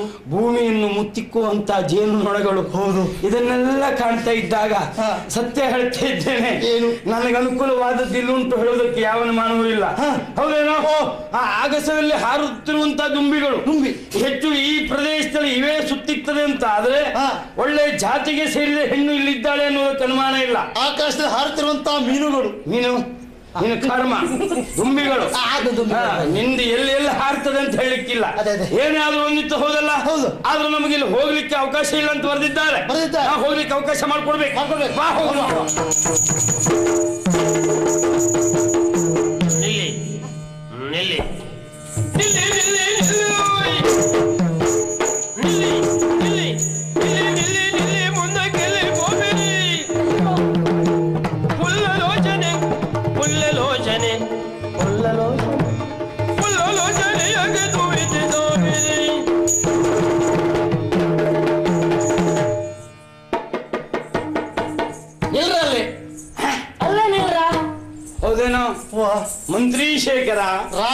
ನೌಕರ. ನೀನು ಕರ್ಮ ಮಾತ್ರ ಬೇರೆಯವ್ರ ಮುಂದೆ ಹಾಗೆ ಹೇಳ್ಬೇಡ ಅಂತ ಹೇಳಿದ್ದಾನೆ. ಹೌದೇನಾ? ಬಂದು ನಿಂತದ್ದು ಹೌದು. ಹೌದು. ನಾ ಹೊರತು ಕಾರ್ಯ ಯಾವುದು? ಹೆಣ್ಣು ಹುಡುಕ್ಲಿಕ್ಕೆ. ಕನ್ಯಾನ್ವೇಷಣೆ. ಅದೇ ವೇಷಣೆ. ಆ ಶಬ್ದ ಹೇಳಲಿಕ್ಕೆ ಕೆಲವು ಹೊಟ್ಟಬೇಕು ನಿನ್ಗೆ. ಆದ್ರೆ ಈಗ ಎದುರಾಗಿದ್ದು ಹೆಚ್ಚು ಕಡಿಮೆ ಅವಳೇ ಅಲ್ವೇನೋ? ಅಲ್ವೇ? ಸಿಕ್ಕಿದಂತವಳನ್ನು ಖಂಡಿತ ಬಿಡುವುದು ಸರಿಯಲ್ಲ. ಅದು ಸಿಕ್ತವ್ರು ಬಿಡಬಾರ್ದಂತೆ. ನಾವು ನೋಡುವುದಾ ನೀ ನೋಡುವುದಾ? ಓ ಮಹಾರಾಜರೇ, ಹೇಗೂ ನೀವು ಮಹಾರಾಜರಲ್ವೇ? ಹೇಗೂ ಅಲ್ಲ, ಹಾಗೆ ಹೌದು. ಹಾಗೆ ಮಹಾರಾಜರೇ, ಎಷ್ಟೇ ಒಳ್ಳೆ ವಸ್ತು ಸಿಗಲಿ ಆ ವಸ್ತು ಮೊದಲಾಗಿ ಸೇರ್ಬೇಕಾದ ಯಾರಿಗೆ? ಸಿಕ್ಕಿದಂತ ಉತ್ತಮ ವಸ್ತು ಯಾವುದೇ ಇದ್ರು ಮಹಾರಾಜರಿಗೆ ಸೇರ್ಬೇಕಲ್ವೇ? ಹಾಗೊಂದು ಮಾತುಂಟು. ಆದ್ರಿಂದ ಈಗ ಒಳ್ಳೆ ವಸ್ತುವೇ ಸಿಕ್ಕಿರೆ ಅದು ನಿಮಗೇ ಇರ್ಲಿ. ಅಂದ್ರೆ ಅನುಭವದಲ್ಲಿ ಪಕ್ವವಾದಂತ ಅವಳು ನಿನ್ನ ಕಲ್ಪನೆಯಲ್ಲಿ ಒಳ್ಳೇದು ಅಲ್ವಾ? ಅದು ಮತ್ತೆ ನಾನೇ ನೋಡುವುದೇ ಒಳ್ಳೇದು. ನೀ ನೋಡಿದ್ರೆ ಅದು ಹೇಗಾಗಬೇಕು ಹಾಗಾಗ್ಲಿಕ್ಕಿಲ್ಲ. ಒಂದಕ್ಕೊಂದುವರೆ ಆದೀತು. ಬರೀ ನೀರು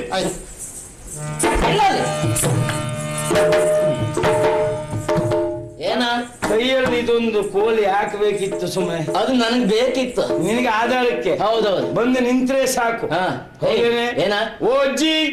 ಯಾರ ಅಜ್ಜಿ? ಯಾರ ಅಜ್ಜಿ? ಯಾರ ಅಜ್ಜಿ ಅಂತ ನೀ ಹೇಳ್ಬೇಕು. ಮತ್ತೆ ನೀನು ಅಜ್ಜಿ ಅಂತ ಹೇಳ್ತಿದ್ದಲ್ಲ. ಅಜ್ಜಿ ಅಂತ ಹೇಳಿ ಸಿಟಿವಂತ. ಮತ್ತೆ ನನ್ನಷ್ಟು ಚಂದದವರೇ ಇಲ್ಲ ಇಲ್ಲಿ. ಓ ಹಳೇ ಯೌವನಿ. ಹಾಗೆ ಹಳೆ ಹುಡುಕಿ ಅಂತ ಹೇಳಿ. ಹಳೇ ಯೌವನಿ ಹಾಗೆ ಹೇಳು, ತೊಂದ್ರೆ ಇಲ್ಲ, ಬೇಸರ ಇಲ್ಲ. ಹೌದೇನೆ. ಒಳ್ಳೆ ಮಾವನ ಮನೆಗಳೇ ಹೋದ ಗುಂಟಲ್ಲ. ಏನು ಕತೆ? ಏನು ಅಲ್ಲೇ ನೋಡ್ಬೇಕು. ಅದೇ ನಿರೀಕ್ಷೆ ಬಂದದ್ದು. ನಾವು ಬಂದದ್ದು ಒಳ ಪ್ರವೇಶ ಮಾಡ್ಬೇಕು ಅಂತ. ಬಿಡ್ಲಿಕ್ಕಿಲ್ಲ. ನಾನಿಲ್ಲ ಇಲ್ಲಿ ದ್ವಾರದಲ್ಲಿ. ನನ್ಗೆ ಗೊತ್ತುಂಟು ನೀನ್ ಇದ್ಮೇಲೆ ಬಿಡ್ಲಿಕ್ಕಿಲ್ಲ ಅಂತ. ಹಾಗಾಗಿ ನೀರ ಮಾತಾಡ್ತಾ ಏನೇನು? ನಾವು ಇರುವರು ಒಬ್ರು ರಾಜ ಮಂತ್ರಿ ಬಂದಿದ್ದಾರೆ. ಹಾಗಾಗಿ ಇಲ್ಲಿ ವಿಷಯ ತಿಳ್ಕೊಳ್ಬೇಕು ಅಂತ ಬಂದದ್ದು. ಇಲ್ಲಿ ಅಧಿಕಾರದಲ್ಲಿದ್ದವ್ರು ಯಾರು? ಯಾರಂತ ಗೊತ್ತಿಲ್ಲ ನಿನಗೆ? ಚಂಪಕ ಸೇನೆ ಮಹಾರಾಣಿಯವರು. ಮದುವೆ ಆಗಿದೆಯಾ? ಇಲ್ಲ, ಮದುವೆ ಆಗ್ಲಿಲ್ಲ. ಆಗ್ಲಿಲ್ವಾ? ಮತ್ತೆ ಮಂತ್ರಿಣಿ ಇದ್ದಾರೆ. ಹೌದು. ಅವಳಿಗೂ ಮದುವೆ ಆಗಿಲ್ವಾ? ಅವರಿಗೂ ಮದುವೆ ಆಗಿಲ್ಲ. ಪದ್ಮಿನಿ ಅಂತ. ಪದ್ದು ನಿನ್ನ ಅಜ್ಜಿ. ಪದ್ಮಿನಿಯ? ಹಾಗಿದ್ರೆ ಇಬ್ಬರಿಗೂ ಮದುವೆ ಆಗಲಿಲ್ಲ. ಯಾರಿಗೂ ಮದುವೆ? ರಾಜ ಮಂತ್ರಿ ಇಬ್ಬರು ಬಂದಿದ್ದಾರೆ. ನಿಮ್ಮಲ್ಲಿ ಮಾತಾಡ್ಲಿಕ್ಕೆ ಒಂದು ಅವಕಾಶ ಮಾಡಿಕೊಡ್ಬೇಕು ಅಂತ ಹೋಗಿ ಹೇಳ್ತೀಯಾ? ಹೇಳಿದ್ರೆ ಅವಕಾಶ ಉಂಟು ಅಂತ ನಾವು ಒಳಗೆ ಬರ್ತೇವೆ. ಅಲ್ಲಿವರೆಗೆ ಒಳಗೆ ಬರಬಾರ್ದು. ನಾವು ಇಲ್ಲಿಂದ ಆಚೆ ಬರ್ಲಿಕ್ಕೆ ಇಲ್ಲ. ಇಲ್ಲೇ ಕಾಯ್ತಾ ಇರ್ಬೇಕು. ಆಯ್ತು, ಹೋಗಿ. ಹೋಗಿ ಆ ಕಡೆ ಕೂತ್ಕೊಳ್ಳಿ. ಆಯ್ತು.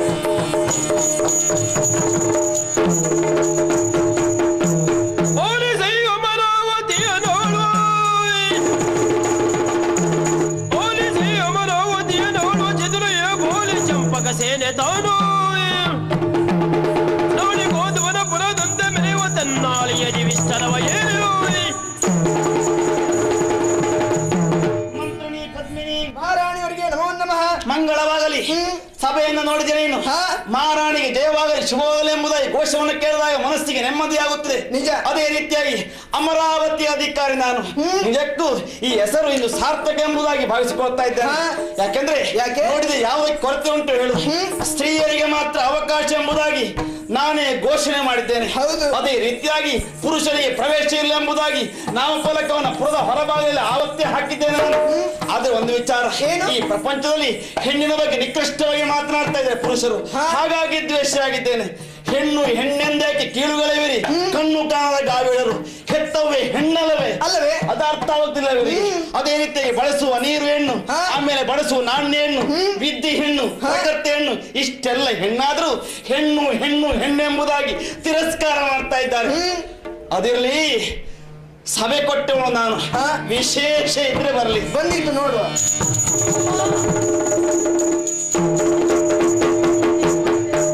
ಹೇಳು.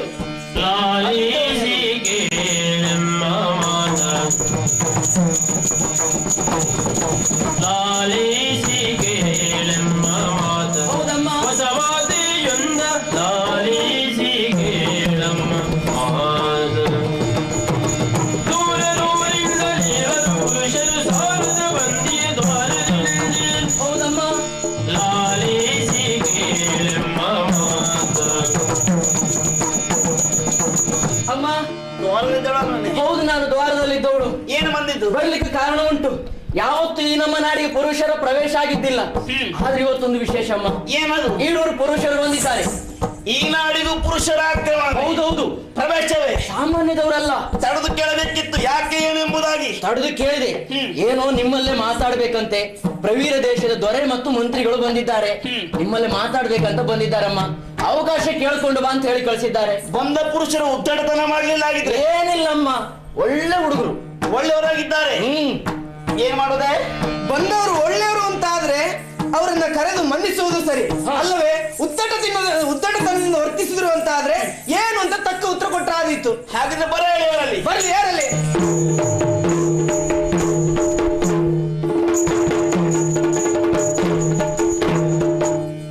ಮಂತ್ರಿ ಅಮ್ಮ, ಯಾರು ಏನೆಂಬುದಾಗಿ ವಿಚಾರ ಮಾಡು, ಹಾಗೆ ಉಪಚರಿಸು. ಆದ್ರೆ ಉದ್ದಟತನ ಮಾಡ್ಲಿಕ್ಕೆ ಮುಂದಾದ್ರು ಅಂತಾದ್ರೆ ಯೋಗ್ಯ ಶಿಕ್ಷೆ ನೀನೇ ಕೊಡಬೇಕು. ಆದೀತಮ್ಮ. ಯಾರಲ್ಲಿ? ಹೀಗೆ ಬನ್ನಿ, ಬನ್ನಿ ಬನ್ನಿ, ಕುಳಿತುಕೊಳ್ಳಬೇಕು. ತಾವು ಮೊದಲಾಗಿ ಹೊಂದಿಸಿಕೊಳ್ತಾ ಇದ್ದೇನೆ. ಒಳ್ಳೇದಾಗಲಿ. ನಿಮಗೆ ಕುಡಿಯುವುದಕ್ಕೆ ತಿನ್ನುವುದಕ್ಕೆ ಏನು ಬೇಕು ದಾಕ್ಷಿಣ್ಯ ಇಲ್ಲದೆ ಕೇಳಿಕೊಳ್ಳಬಹುದು. ಕೇಳಿದೇನು? ಏನು? ಆಯಾಸ ಪರಿಹಾರಕ್ಕೇನಾದ್ರೂ ಬೇಕಾದ್ರೆ ತಕೊಳ್ಬೋದಂತೆ. ಕುಡಿಯುವುದಕ್ಕೆ ತಿನ್ನುವುದಕ್ಕೆ ಆಯಾಸ ಪರಿಹಾರಕ್ಕೇನಾದ್ರೂ ಬೇಕಾ? ಆಯಾಸ ಪರಿಹಾರಕ್ಕೇನು ಬೇಡ, ಬೇಡ. ಆಯಾಸ ಆಗ್ಲಿಕ್ಕೇನಾದ್ರೂ ವ್ಯವಸ್ಥೆವಾಗ್ತದ ನೋಡು. ನೋಡ ಸುಮ್ಮನೆ ಸ್ವಾಮಿ, ಹಾ. ಹಾಗಾದ್ರೆ ನಿಮ್ಗೆ ಏನು ಬೇಡ ಅಂತ ಆಯ್ತು. ಹಾ. ನಿಮ್ಮಲ್ಲೇ ಒಂದು ಮಾತು ನೋಡೋಣಂತೆ.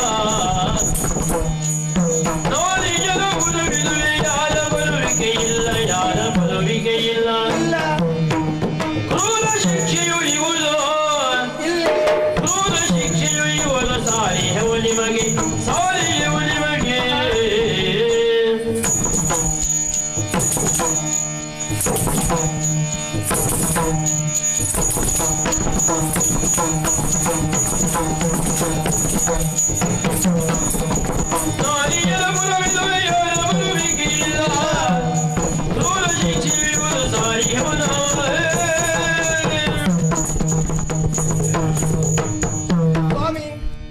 ಬಂದಂತ ನಿಮ್ಮಲ್ಲಿ ಯಾರು ಏನೆನ್ನುವುದು ಕೇಳಬೇಕಾದ್ದು ಇಲ್ಲಿ ಧರ್ಮ. ಆದ್ರೆ ಒಂದು, ಇದು ಸ್ತ್ರೀ ರಾಜ್ಯ ಎನ್ನುವುದು ಗೊತ್ತಿದ್ದು ಇಲ್ಲಿವರೆಗಾಗಿ ಬಂದಿದ್ದೀರಿ. ನಮ್ಮ ಧರ್ಮ ಏನು ಗೊತ್ತಾ? ಪುರುಷರು ಬಂದ್ರು ಅಂತ ಆದ್ರೆ ಅವ್ರು ಯಾರು ಏನು ಎನ್ನುವುದಾಗಿ ವಿಚಾರ ಮಾಡಿ ಅವರು ಒಳ್ಳೆಯವರು ಅಂತ ಆದ್ರೆ ಮನ್ನಿಸ್ತೇವೆ. ಅಲ್ಲ, ಉದ್ದಟತನದಿಂದ ವರ್ತಿಸ್ತೇವೆ ಅಂತ ಆದ್ರೆ ಅವರಿಗೆ ತಕ್ಕ ಶಿಕ್ಷೆ ಇಲ್ಲ. ನಿಮ್ಮಲ್ಲೇ ಕೇಳ್ತಾ ಇದ್ದೇನೆ, ಏನು? ತಾವ್ಯಾರು?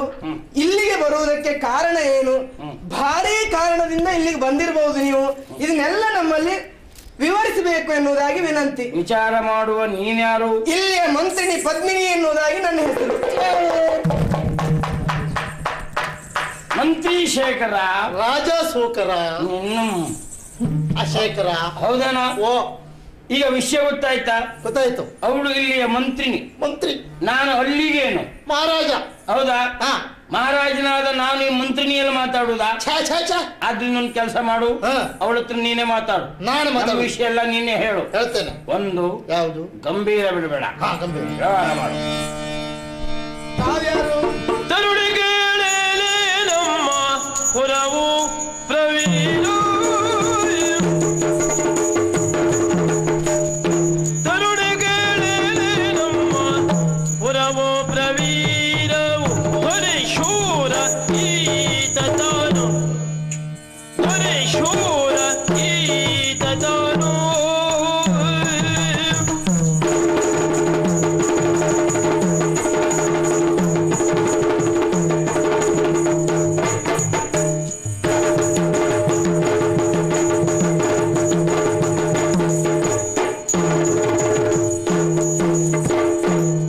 ಪುರ ತಿರುಗುತ್ತ ಪುರ ಪುರ ತಿರುಗುತ್ತ ತಿರುಗುತ್ತ ಹೊರಿತ ಕಾರ್ಯಗಳಿಂದ ಹೊರದೆ ಬಂದೆವು ನಾವು ಹೊರಿತ ಕಾರ್ಯಗಳಿಂದ ಹೊರದೆ ಬಂದೆವು ನಾವು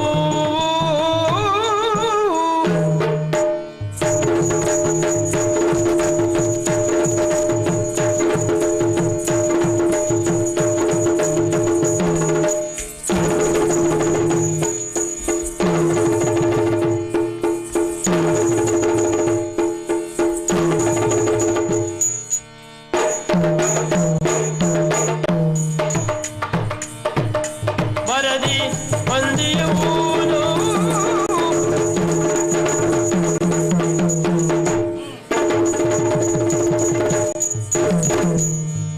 ಹೊರಿತ ಕಾರ್ಯಗಳಿಂದ ಹೊರದೆ ಬಂದೆವು ನಾವು.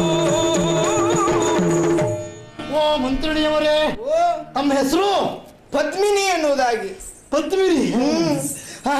ಇಲ್ಲಿಯ ಮಂತ್ರಿಣಿ ನಾನು. ಹೌದೇ? ಹಾ. ನಾವ್ಯಾರಂತ ನಿಮ್ಗೆ ಗೊತ್ತಾಗಿಲ್ಲ. ಗೊತ್ತಾಗದೇ ಇದ್ದ ಕಾರಣಕ್ಕಾಗಿ ಕೇಳಿದ್ದು ಯಾರು ಏನು ಎನ್ನುವುದಾಗಿ. ನೀವು ಕೇಳಿರಬೇಕು. ಪ್ರಸಿದ್ಧವಾದಂತ ನಾಡು. ಹಾ?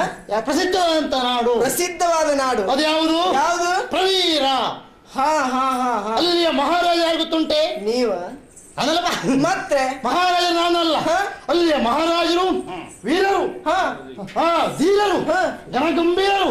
ಶೂರಸೇನ, ಶೂರಸೇನ, ಶೂರಸೇನ ಮಹಾರಾಜ ಅಂತ ಹೇಳಿದ್ರೆ ಇವರು. ಓಹೋ ಹೋ ಹೋ. ಮಲ್ಲರಿಗೆ ಮಲ್ಲ, ಜಗಮಲ್ಲ, ಅಮಿತಿರುತ್ತರ ಮಾತ್ರಂಡ. ಏನು? ಅಮಿತಿರುತ್ತರ ಮಾತ್ರಂಡ. ಹಾ ಹಾ, ನೀವು ಹೇಳಿದ್ದೆ ಹಾಗೆ. ಅದೇ ತಾಂಡ. ವೈರಿಗಜ ತಿಮ್ಮ, ವೈರಿಗಜ ಸಿಂಹ. ಸಿಂಹ ಕದನಕ್ಕೆ ಸರಿ. ಕದನ ಕೇಸರಿ, ಓಹೋ, ಕೋಲಾಹಲ ಎಲ್ಲ ಇವರೇ. ಇವರೇ? ಹೌದು ಹೌದು. ಏನು? ಎಲ ಎಲ ಕದನ ಎಲ್ಲ ಇವರೇ. ಎಲ್ಲ ಇವರೇ, ಎಲ್ಲವೂ ಇವರು ಅಂತಾಯ್ತು. ಹಾಗಾದ್ರೆ ಆ ನಾಡಿನ ಮಹಾರಾಜರು ಇವರು. ಮಹಾರಾಜರು. ಅವ್ರ ಜೊತೆಗೆ ಬಂದಂತ ನಿಮ್ಮ ಹೆಸರು? ಸೂರಸೇನ ಅಂತ ಹೇಳಿದ್ರು. ಅವ್ರ ಹೆಸರು? ಅವರ ಮುಖ್ಯವಾದಂತ ಅಮತ್ಯ ನಾನು. ಓಹೋ, ನೀವು ಮಂತ್ರಿಯವರು? ನಾನು ಮಂತ್ರಿ. ಓಹೋ, ಗೊತ್ತಾಯ್ತು. ಹೆಸರು ಯಾರು ಗೊತ್ತಾಗಿಲ್ವೇ? ಏನು? ವೀರಸೇನ. ವೀರಸೇನ ಪರಾಕ್ರಮ ಕಂಠೀರಾಮ. ಕಂಠೀರವ. ಕಂಠೀರವ, ಗಂಡುಗಲಿ. ಅದೇ ಹೀಗೆ ಹೆಸರು. ಹಾಗಾದ್ರೆ ಇಲ್ಲಿವರೆಗೆ ಇಷ್ಟು ಕಲ್ತಿದ್ದಾರೆ. ಅವರು ಹುಟ್ಟುತ್ತಲೇ ಶೂರ. ನಾನು ಹುಟ್ಟಿದ ಮೇಲೆ ಸ್ವಲ್ಪ ವೀರ ಆಗ್ತಾ ಬಂದದ್ದು. ಆಗ್ಲಿ. ಬಂದ ಕಾರಣ ಏನಂತ ಗೊತ್ತಾಗ್ಲಿಲ್ಲ. ಬಂದ ಕಾರಣ ಇಷ್ಟೇ. ಏನು? ಅವರು ನೋಡಿದ್ರಲ್ಲ, ತಾಯಿ ಪ್ರಬುದ್ಧರಾಗಿದ್ದಾರೆ. ಹೌದು. ಮಹಾರಾಣಿಯಲ್ಲಿ ಮಾತಾಡ್ಲಿಕ್ಕೆ ಉಂಟು. ಅವರು? ಹೌದು. ಅವರಿಬ್ರೆ. ಹೌದೌದು. ಏಕಾಂತ ಬೇಕಂತೆ ಅವರಿಗೆ. ಹಾಗಾದ್ರೆ ನಮ್ಮ ಮಹಾರಾಣಿಯಲ್ಲಿ ನಿಮ್ಮ ಮಹಾರಾಜರು ಮಾತನಾಡುವುದಕ್ಕುಂಟು. ಉಂಟು. ನನ್ನಲ್ಲಿ ಮಾತನಾಡುವುದಿಲ್ಲ ಅವರು. ಹಾಗಾದ್ರೆ ಅವ್ರಿಗೆ ಮಹಾರಾಣಿ ಆಗ್ಬೇಕು. ತಾಯೇ, ಹೀಗೆ ಬನ್ನಿ.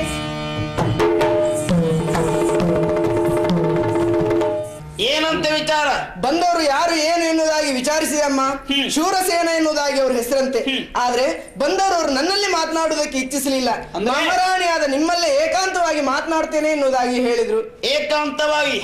ಅದಕ್ಕೆ ನಾನು ವ್ಯವಸ್ಥೆ ಮಾಡಿ ಕೊಡ್ತೇನಂತೆ. ಆದೀತು. ಮಂತ್ರಿ ಶೇಖರ. ರಾಜ ಶೇಖರ. ಹೌದೇನೋ? ನಾನೀಗ ಏಕಾಂತಕ್ಕೆ ಹೋಗ್ತೇನೆ. ಹೌದೇ? ನೀನು? ನಾನು ಭೂಕಾಂತನಾಗ್ತೇನೆ.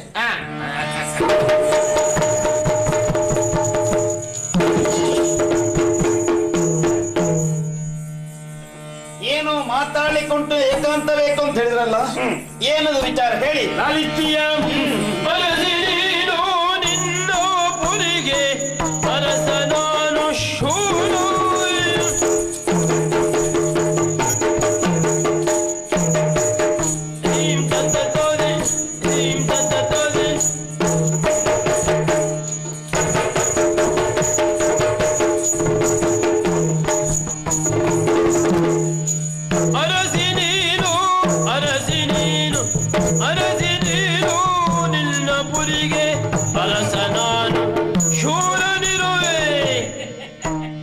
ಅರಸ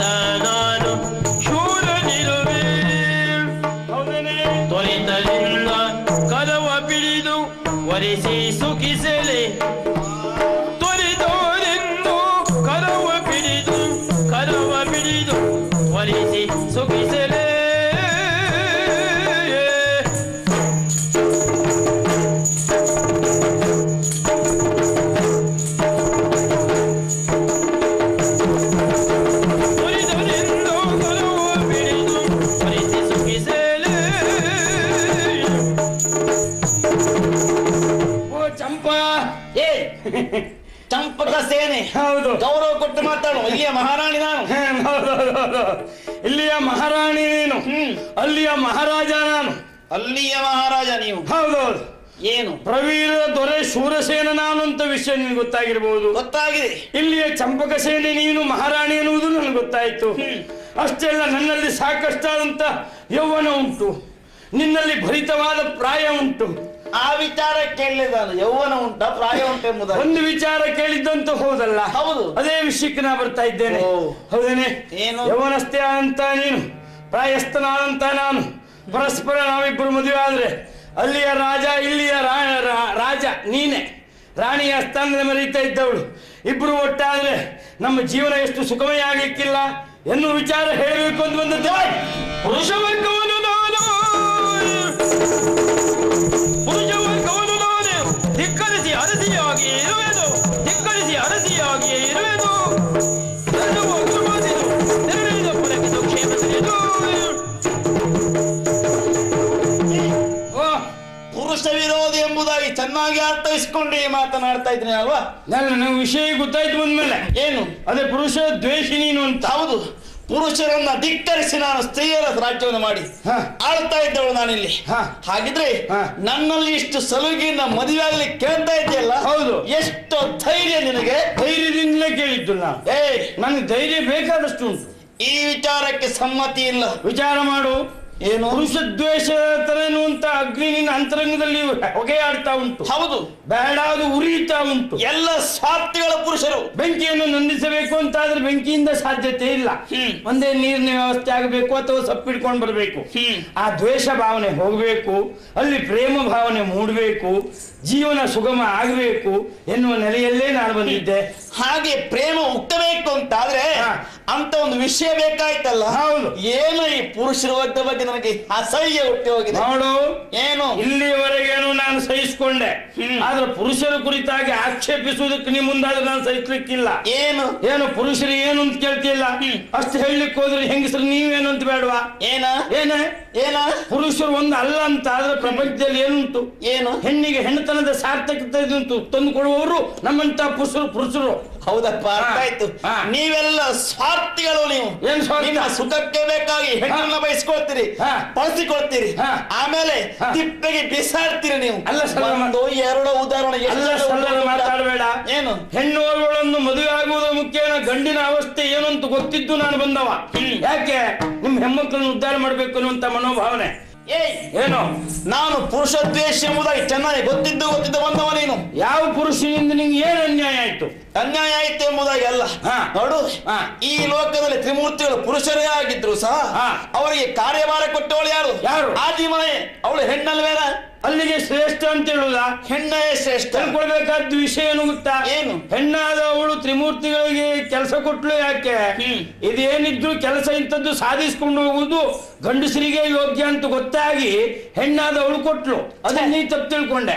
ನಾನು ಗಂಡಸರನ್ನು ನಂಬುವುದೇ ಇಲ್ಲ. ಕಾರಣವಿದೆ. ಏನು? ಎಲ್ಲ ಹೆಂಗಸರಿಗೆ ಮೋಸ ಮಾಡಿದ್ದಾರೆ. ಒಂದೆರಡು ಉದಾಹರಣೆ ಉಂಟು ಸಾಕು. ಹಿಂದೆ ಹರಿಶ್ಚಂದ್ರ ಮಹಾರಾಜ ಹೆಂಡತಿಯನ್ನೇ ಸ್ವಾರ್ಥಕ್ಕಾಗಿ ಮಾರಾಟ ಮಾಡೋದಕ್ಕೆ ಮುಂದಾಗಿ ಬಿಟ್ಟ. ಮಾತಾಡಬೇಡ. ಎಂತ ಪರಿಸ್ಥಿತಿಯಲ್ಲೂ ನಾನು ನಿನ್ನನ್ನು ಮಾರುವುದಿಲ್ಲ. ನನ್ನ ಮದುವೆ ಆಗು.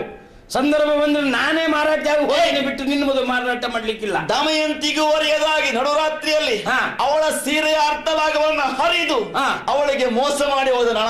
ಹೌದಾ? ಹೌದು. ಅರ್ಧ ಭಾಗ ಹರ್ಕೊಂಡು ಅದು ಅರ್ಧ ಉಟ್ಕೊಂಡು ಹೋದವ. ಹೌದಾ? ನಾನು ಮಾತ್ರ ನಿನ್ನ ಸೀರೆ ಸರಿಗೆ ನಾನು ಕೈ ಹಾಕುವುದಿಲ್ಲ. ಅಂತ ಪರಿಸ್ಥಿತಿ ಬಂದ್ರೆ ವ್ಯವಸ್ಥನಾಗಿ ಹೋದೇನೆ ಬಿಟ್ಟರೆ ನಿನ್ನ ಬಟ್ಟೆನ ತಗೊಳ್ಳಿಕ್ಕಿಲ್ಲ. ಸಾರಿ ಹೇಳ್ತಾ ಇದ್ದೇನೆ. ಏನು? ಮಾತು ಬೆಳೆಸಬೇಡ. ನೀನು ಮದುವೆ ಆಗುದಿಲ್ಲ. ಪುರುಷ ದ್ವೇಷಿ ನಾನು.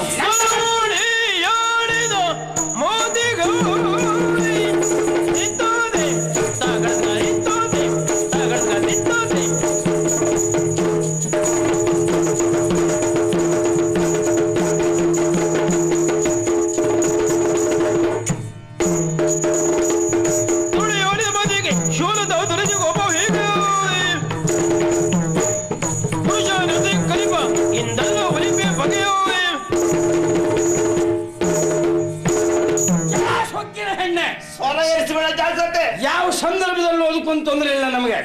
ಏನೇ ಆಕ್ಷೇಪಿಸುವುದಲ್ಲದೆ ಮದುವೆ ಆಗುದಿಲ್ಲ ಅಂತ ಹೇಳ್ತಾ ಇದ್ದೀಯಲ್ಲ. ನೋಡು, ಏನು ಸಾರಿ ಹೇಳ್ತೇನೆ, ಮದುವೆ ಆಗುವುದೇ ಇಲ್ಲ ಅಂತಾದ್ರೆ ಬಿಡ್ತೇನೆ ಅಂತ ಭಾವಿಸಬೇಡ. ಏನ ಒಂದಲ್ಲ ಒಂದು ದಿವಸ ಹೆಣ್ಣಾದ ನಿನ್ನನ್ನು, ಗಂಡಾದ ನಾನೇ ಮದುವೆ ಆಗಲಿಲ್ಲ ಅಂತಾದ್ರೆ ಇದು ಗಂಡಸಿಗೆ ಸಾಂಕೇತಿಕವಾಗಿ ಪುರುಷರಿಗೆ ಪೌರುಷ ಪತಾಕಿ ಅಂತ ತಿಳ್ಕೊಂಡು ಬೆಳೆಸಿರುವಂತ ಮೀಸೆಯನ್ನು ಇಟ್ಕೊಳ್ಳುವಲ್ಲ. ಅಷ್ಟೇ ಅಲ್ಲ, ನಾನು ಅಪ್ಪನಿಗೆ ಹುಟ್ಟಿದ ಮಗ ಅಲ್ಲ. ಹಾಗ ಒಳ್ಳೇದಾಯ್ತು, ನಮ್ಗೇನಂತೆ. ಇನ್ನು ಹೋಗಂತೇನೆ, ಮತ್ತೇನ ಹೋಗ್ತೇನೆ. ಆದ್ರೆ ಮತ್ತೆ ಬರುವಾಗ ಮದುವೆಗೆ ಸಿದ್ಧತೆ ಮಾಡ್ಕೊಂಡೇ ಬರ್ತೇನೆ. ಮತ್ತೆ ಬಂದ್ರೆ ಕೊಚ್ಚಿ ಕಳಿಸ್ತೇನೆ.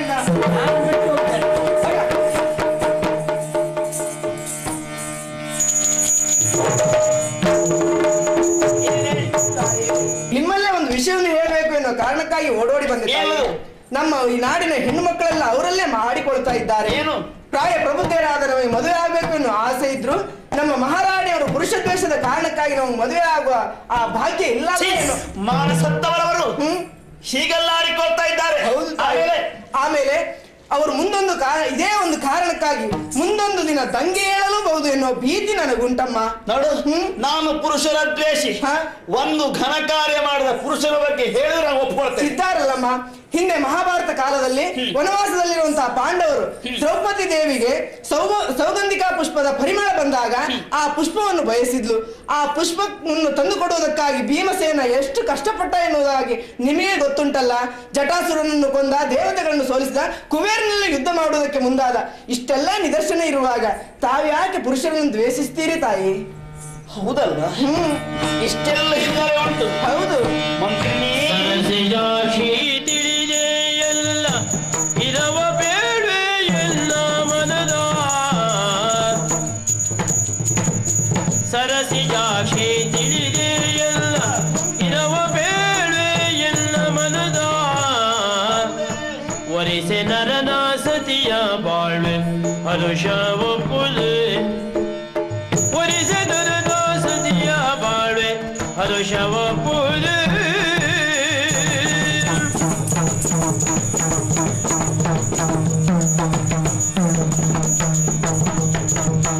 ಆದರನಗೆ ಸುಖವ ನೀವ ಮೋದ ಗುಳಿಪ ವರನ ದ್ಯಾರೆ ಮೋದ ಗುಳಿಪ ವರನ ದ್ಯಾರೆ ವರನ ದ್ಯಾರೆ ನೀದಯಾದಿ ಬೇಳು ಎನಲು ಆತಳೋದರಿ. ಮಂತ್ರಿನಿ, ತಾಯೇ, ಎಲ್ಲವೂ ಅರ್ಥವಾಯಿತು. ಹಾಗಿದ್ರೆ ದಾಂಪತ್ಯ ಜೀವನ ಸಾಗಬೇಕು, ಹೆಣ್ಣು ಸಾರ್ಥಕತೆ ಕಾಣಬೇಕು ಅಂತಾರೆ, ಗಂಡಿನ ಕೈ ಹಿಡಿಯಬೇಕು ಅಂತಾಯ್ತು. ಪ್ರಕೃತಿ ಪುರುಷರು ಒಂದಾಗಬೇಕು. ಸರಿ, ಒಪ್ಪಿಕೊಳ್ತೇನೆ. ಆದ್ರೂ ಒಂದಾಸೆ, ನನಗೆ ಸೊರೆಯೊಂದು ಯುವಕರು ಯಾರಿದ್ದಾರೆ ಅಂತ ಬೇಕಲ್ಲ. ಅದಕ್ಕೆ ದೇವಗಿರಿಯ ಅರಸನಡಿ ಅರಸನಾಗಿ ದೇವಗಿರಿಯ ಅರಸನಡಿ ಪರಮ ಶೂರಶೀಲವಂತ ವರನು ನಿನಗೆಲೆ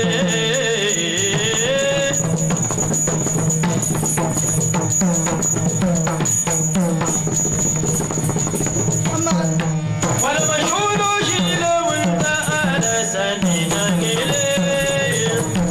ಅಮ್ಮ, ಯಾರು ಏನು ಎನ್ನುವುದಾಗಿ ನಾನು ವಿಚಾರವನ್ನು ತಿಳಿದುಕೊಂಡು ಬಂದಿದ್ದೇನಮ್ಮ. ನಿಮಗೆ ತಕ್ಕದಾದ ಜೋಡಿ ಮತ್ಯಾರು ಅಲ್ಲ, ದೇವಗಿರಿ ಅರಸ ಚಂದ್ರವರ್ಮನೇ ನಿಮಗೆ ತಕ್ಕದಾದ ಜೋಡಿ ಎನ್ನುವುದಾಗಿ ನಾನು ನಿರ್ಧಾರ ಮಾಡಿದ್ದೇನೆ. ಚಂದ್ರವರ್ಮ? ಹೌದು. ಹಾಗಿದ್ರೆ ಅವನ ಮನಸ್ಸಿನ ಅಭಿಪ್ರಾಯ ಬೇಕು ತಾನೆ. ಒಂದು ಓಲೆ ಬರೆಸಿ ಬಿಡ್ತೇನಂತೆ. ಅದೇ ರೀತಿಯಾಗಿ ಇಂದು ಆಜ್ಞೆಗಳಲ್ಲಿ ಎಲ್ಲ ಹೆಣ್ಣು ಮಕ್ಕಳು ತನ್ನದೇ ಅನುರೂಪದ ಅಂತ ಹುಡುಗನ ನೋಡಿ ಮದುವೆ ಆಗಲಿ ಎಂಬುದಾಗಿ. ಅಪ್ಪಣೆ ತಾಯಿ.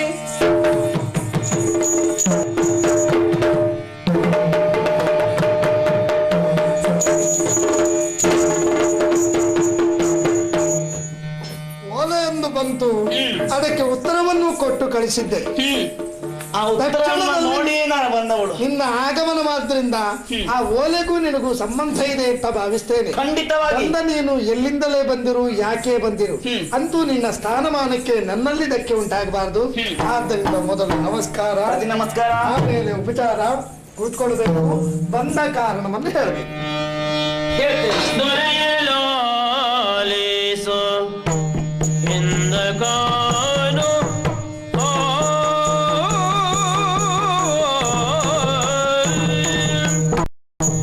ದೊರೆಯಲಾಲೇಸೋ ಎಂದಗಾನೋ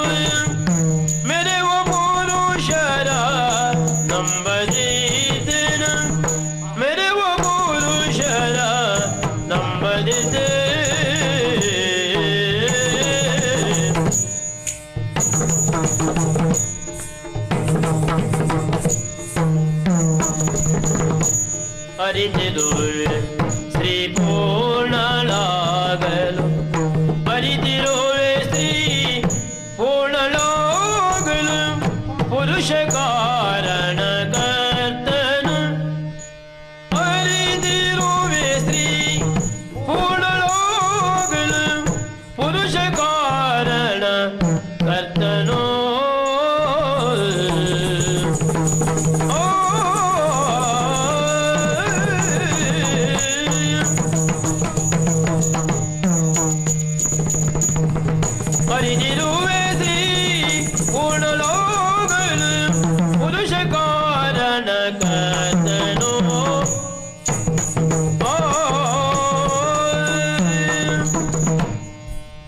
ಸರಿ, ಹಿಂದಕ್ಕೊಮ್ಮೆ ನಾನೇ ಓಲೆಯನ್ನ ಬರೆದವಳು.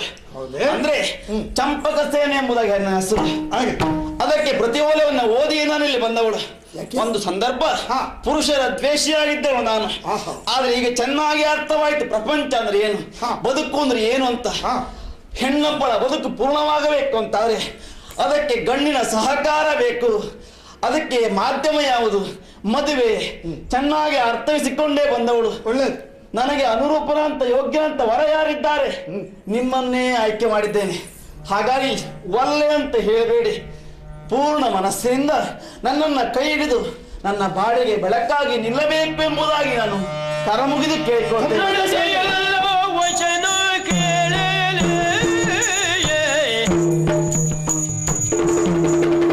ನಡತೆಯಲ್ಲ ವಚನ ಕೇಳಲೆ ಎನ್ನೊಡನೆ ಬೇಳೆ ನಡೆಯಲಾರದಿದುವೆ ಸುಶೀಲೆ ಎನ್ನೊಡನೆ ಬೇಳೆ ನಡೆಯಲಾರದಿದುವೆ ಸುಶೀಲೆ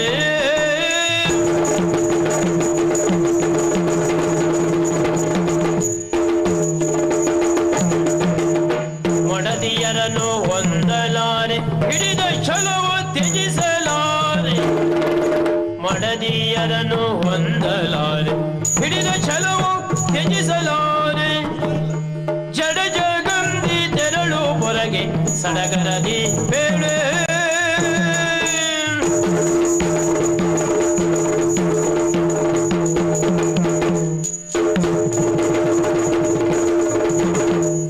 ಜಡ ಜಗಂದಿ ತೆರಳು ಹೊರಗೆ ಸಡಗರದಿ ಬೇಳೆ. ಮಹಾರಾಣಿ ಚಂಪಕಸೇನೆ, ಮಹಾಪ್ರಭು, ನಿನ್ನಿಂದ ಬಂದ ಪತ್ರಕ್ಕೆ ನನ್ನ ಸ್ಪಷ್ಟವಾದ ಉತ್ತರವನ್ನು ಕೊಟ್ಟು ಕಳಿಸಿದ್ದೇನೆ. ಮತ್ತೆ ಪುನಃ ನೀನು ಬರ್ತೀಯ ಅಂತಾದ್ರೆ ಪ್ರಯತ್ನ ಮಾಡುವ ಪಥದಲ್ಲಿ ನೀನು ಅಡಿ ಇಟ್ಟಿದ್ದಿ. ಕೆಲವೊಮ್ಮೆ ಮುಖ ನೋಡಿದಾಗ ಒಪ್ಪಲಿಕ್ಕೆ ಸಾಧ್ಯತೆ ಉಂಟಲ್ಲ, ಅದು ಯಾರಿಗೆ ಎನ್ನುವುದು ಪ್ರಶ್ನೆಯಾಗಿಯೇ ಉಳಿದಿದೆ. ನಿನ್ನ ಮನಸ್ಥಿತಿ ಅಂತೂ ಕ್ಷಣ ಕ್ಷಣಕ್ಕೆ ಬದಲಾಗುವ ದುರ್ಬಲ ಮನಸ್ಥಿತಿ ಎನ್ನುವುದು ನಿನ್ನ ಮಾತಿನಿಂದ ನನಗೆ ಅರ್ಥವಾಯಿತು. ಸತ್ಯ ಅರ್ಥವಾಯ್ತು, ಮನಸ್ಸು ಬದಲಾಯ್ತು. ಸತ್ಯ ಎಂದರೆ ಅದು ಪರಿವರ್ತನೆ ಆಗುವುದಲ್ಲ, ಅದು ಪ್ರಪಂಚವೇ ಪರಿವರ್ತನಾಶೀಲ. ಅದಿರ್ಲಿಯಪ್ಪ, ಪ್ರಪಂಚಕ್ಕಿರ್ಲಿ, ಆದ್ರೆ ಮಾನವನ ನಿರ್ಧಾರಕ್ಕಿರಬಾರದು ಅಂತ ಹೇಳಿದ್ ನಾನು. ನೋಡು, ಏನು ಒಂದು ಕಾಲದಲ್ಲಿ ಪುರುಷರನ್ನು ದ್ವೇಷಿಸುತ್ತಿದ್ದವಳು ನೀನು. ಈಗ ಸತ್ಯ ವರಿತಾ ಬಳಿಕ ಹೆಣ್ಣಿನ ಬಾಳಿನ ಪೂರ್ಣತೆ ಆಗುವುದಿದ್ರೆ ಅದಕ್ಕೆ ಪುರುಷನ ಸಾಂಗತ್ಯ ಬೇಕು, ಅನಿವಾರ್ಯ. ಸಹಕಾರ ಬೇಕು. ಇರಬಹುದು, ಹೆಣ್ಣಿಗಿರಬಹುದು, ಗಂಡಿಗೆ ಅಂತಹ ಅನಿವಾರ್ಯತೆ ಏನೂ ಇಲ್ಲ. ಸ್ವತಂತ್ರನಾದ ಗಂಡು ಸ್ವತಂತ್ರವಾಗಿ ಪ್ರಪಂಚದಲ್ಲಿ ಬದುಕಬಲ್ಲ. ನಾನು ಕ್ಷಣ ಕ್ಷಣಕ್ಕೆ ಬದಲಾಗುವವನು ಅಲ್ಲ. ಮಾತ್ರಲ್ಲ, ಹಾಗಂತ ನಿನ್ನನ್ನು ತೀರಾ ಆಕ್ಷೇಪ ಮಾಡ್ಲಿಕ್ಕೆ ಆಗುವುದಿಲ್ಲ. ಸುಂದರನಾದ ಯುವಕರನ್ನು ಕಂಡಾಗ ಹೆಣ್ಣು ಸಹಜವಾಗಿ ಆಕರ್ಷಿತರಾಗ್ತಾಳಂತೆ. ಆದ್ರೆ ನಾನು ನನ್ನ ಕುರಿತಾದ ನಿರ್ಧಾರವನ್ನು ಮೊದಲೇ ಹೇಳಿದ್ದೇನೆ. ನಾನು ಮದುವೆ ಆಗುವುದಿಲ್ಲ. ಹೆಣ್ಣಿನ ಬಗ್ಗೆ ತಿರಸ್ಕಾರ ಅಂತಲ್ಲ, ನನ್ನ ಬಾಳಿಗೆ ಸಂಗಾತಿಯಾಗಿ ಹೆಣ್ಣು ಬರಬಾರದು ಅಂತ ಹೇಳುದು ನಾನು. ನೋಡು, ಒಬ್ಬಕ್ಕೆ ಸುಂದರನಾದ ಪುರುಷ ಅವರನ್ನು ಬಯಸಿದ ಎಲ್ಲಾ ಹೆಣ್ಮಕ್ಕಳ ಆಸೆಯನ್ನು ಪೂರೈಸುವುದಕ್ಕೆ ಇದ್ದೊಬ್ಬ ಗಂಡಿನಿಂದ ಆಗ್ತದ? ಹಾಗೆ ಆಗುದಕ್ಕೆ ಮುಂದಾಗಬಾರ್ದ ಅಲ್ವಾ? ಹಾಗೆ ಸಂಸ್ಕಾರ ಅಲ್ಲ. ನಿನ್ನಂತವರು ಅನೇಕರು ಇಷ್ಟಪಟ್ಟಾರು, ಅದನ್ನು ಪೂರೈಸುವುದಕ್ಕಿದ್ದ ಜನ ನಾನಲ್ಲ. ಆದ್ರೆ ಮದುವೆ ಬಂಧನ ಆದ್ಮೇಲೆ ಮತ್ತೆ ಯಾರು ಕೇಳಲಿಕ್ಕಿಲ್ವಲ್ಲ? ಖಂಡಿತ ಇಲ್ಲ. ನಾನು ಮದುವೆ ಆಗುವುದಿಲ್ಲ. ನಾನು ಪ್ರಪಂಚದಲ್ಲಿ ಎಲ್ಲವನ್ನೂ ಗೌರವಿಸ್ತೇನೆ, ಎಲ್ಲರನ್ನೂ ಗೌರವಿಸ್ತೇನೆ. ಮದುವೆ ಎನ್ನುವ ಶಬ್ದವನ್ನು ಮಾತ್ರ ಖಂಡಿತ ಗೌರವಿಸುವುದಿಲ್ಲ. ನೋಡು, ಈ ಕಾರಣಕ್ಕಾಗಿ ನನಗೂ ನಿನಗೂ ಮನಕ್ಲೇಶ ಬೇಡ. ಹೊರಟು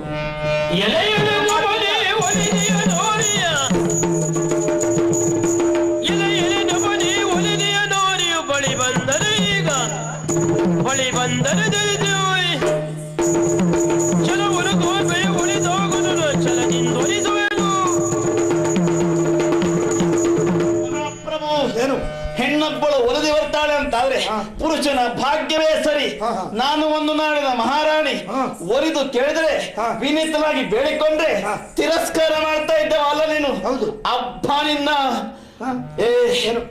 ಸಾರಿ ಹೇಳ್ತೇನೆ ಅಲ್ಲ, ಮತ್ತೊಮ್ಮೆ ಬೇಡ್ತೇನೆ ಅಂತ ಮದುವೆ ಆಗು, ನನಗೊಂದು ಬಾಳನ್ನ ಕೊಡು ನೀನು. ಬೇಡುವವರು ಬಹಳ ಬೇಡಬಹುದು, ಹಾಗಂತ ಕೊಡುವ ಬೇಡದವರ ಕೇಳಿದ್ದನ್ನು ಕೊಡ್ಲಿಕ್ಕೆ ಯೋಗ್ಯ ಅಲ್ಲದೆ ಹೋದ್ರೆ ಕೊಡುವುದೇನು? ಕೊಡ್ಬೇಕು ಕೇಳ್ತೇನೆ.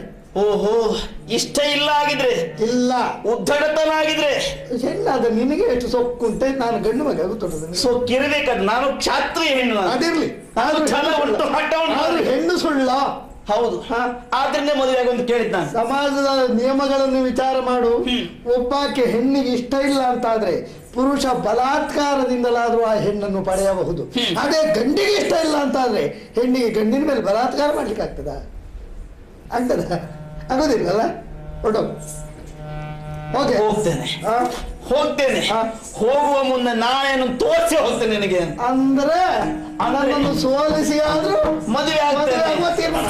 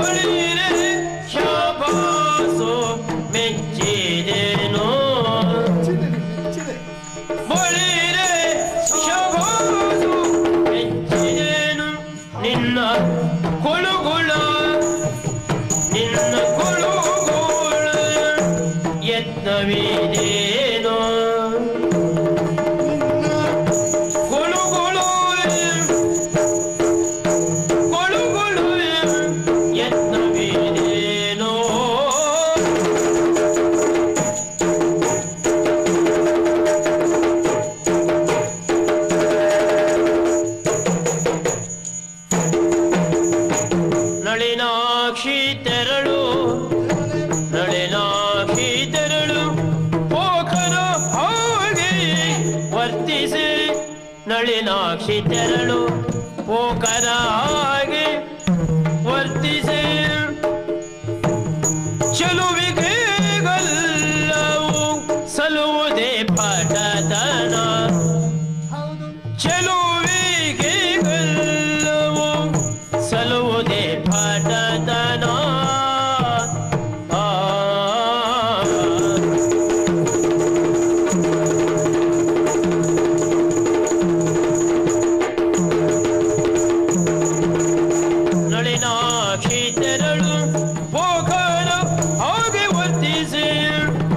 ಚೆಲುವಿಗೆ ಗಲ್ಲವು ಸಲುವುದೇ ಪಟತನ ಚೆಲುವಿಗೆ ಗಲ್ಲವು ಸಲುವುದೇ ಪಟತನ ತೆರಳು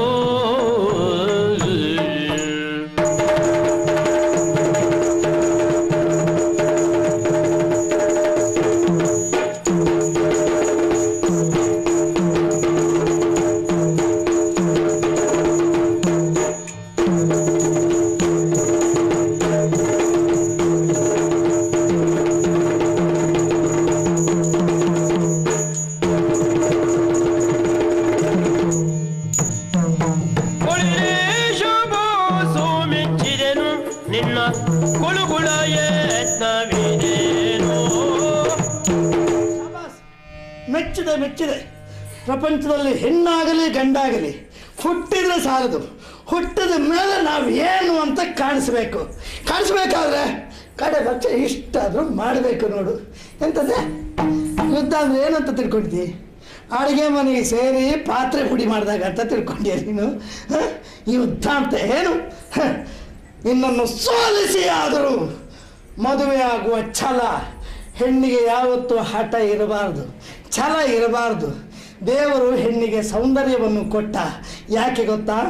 ಹೆಣ್ಣು ಹೆಣ್ಣಾಗಿ ಬದುಕುವುದಕ್ಕೆ, ಮತ್ತೊಬ್ಬರಲ್ಲಿ ಸೇಡು ತೀರಿಸಿಕೊಳ್ಳಿಕ್ಕಲ್ಲ, ಹೋರಾಟಕ್ಕಲ್ಲ. ಇಂತಹ ಚೆಲುವಿಕೆಗೆ ಭಟತನ ಖಂಡಿತ ಸಲ್ಲದು. ಸೋತು ಬಿದ್ದಿರುವಂತಹ ನಿನ್ನನ್ನು ಏನು ಮಾಡಬಹುದಿತ್ತು, ಆದರೆ ನನ್ನ ಸಂಸ್ಕಾರ ಅದಲ್ಲ. ನೀನು ಎಷ್ಟಂದ್ರೂ ಹೆಣ್ಣು ಎಲ್ಲಿರಬೇಕು ಅಲ್ಲೇ ಇರಬೇಕು. ಆಗ ಅವಳಿಗೆ ಸ್ಥಾನ, ಮಾನ, ಗೌರವ ಎಲ್ಲವೂ ಸಿಗ್ತದೆ. ಅರ್ಥ ಆಯ್ತೇನು? ಹೋಗೋ ಇನ್ನೀ ದಿಕ್ಕಿಗೆ ತಲೆ ಹಾಕ್ಬೇಡ. ಹೋಗೈತೆ ಮಾತಾಡ್ತೀರೋ ಹೋಗೆ.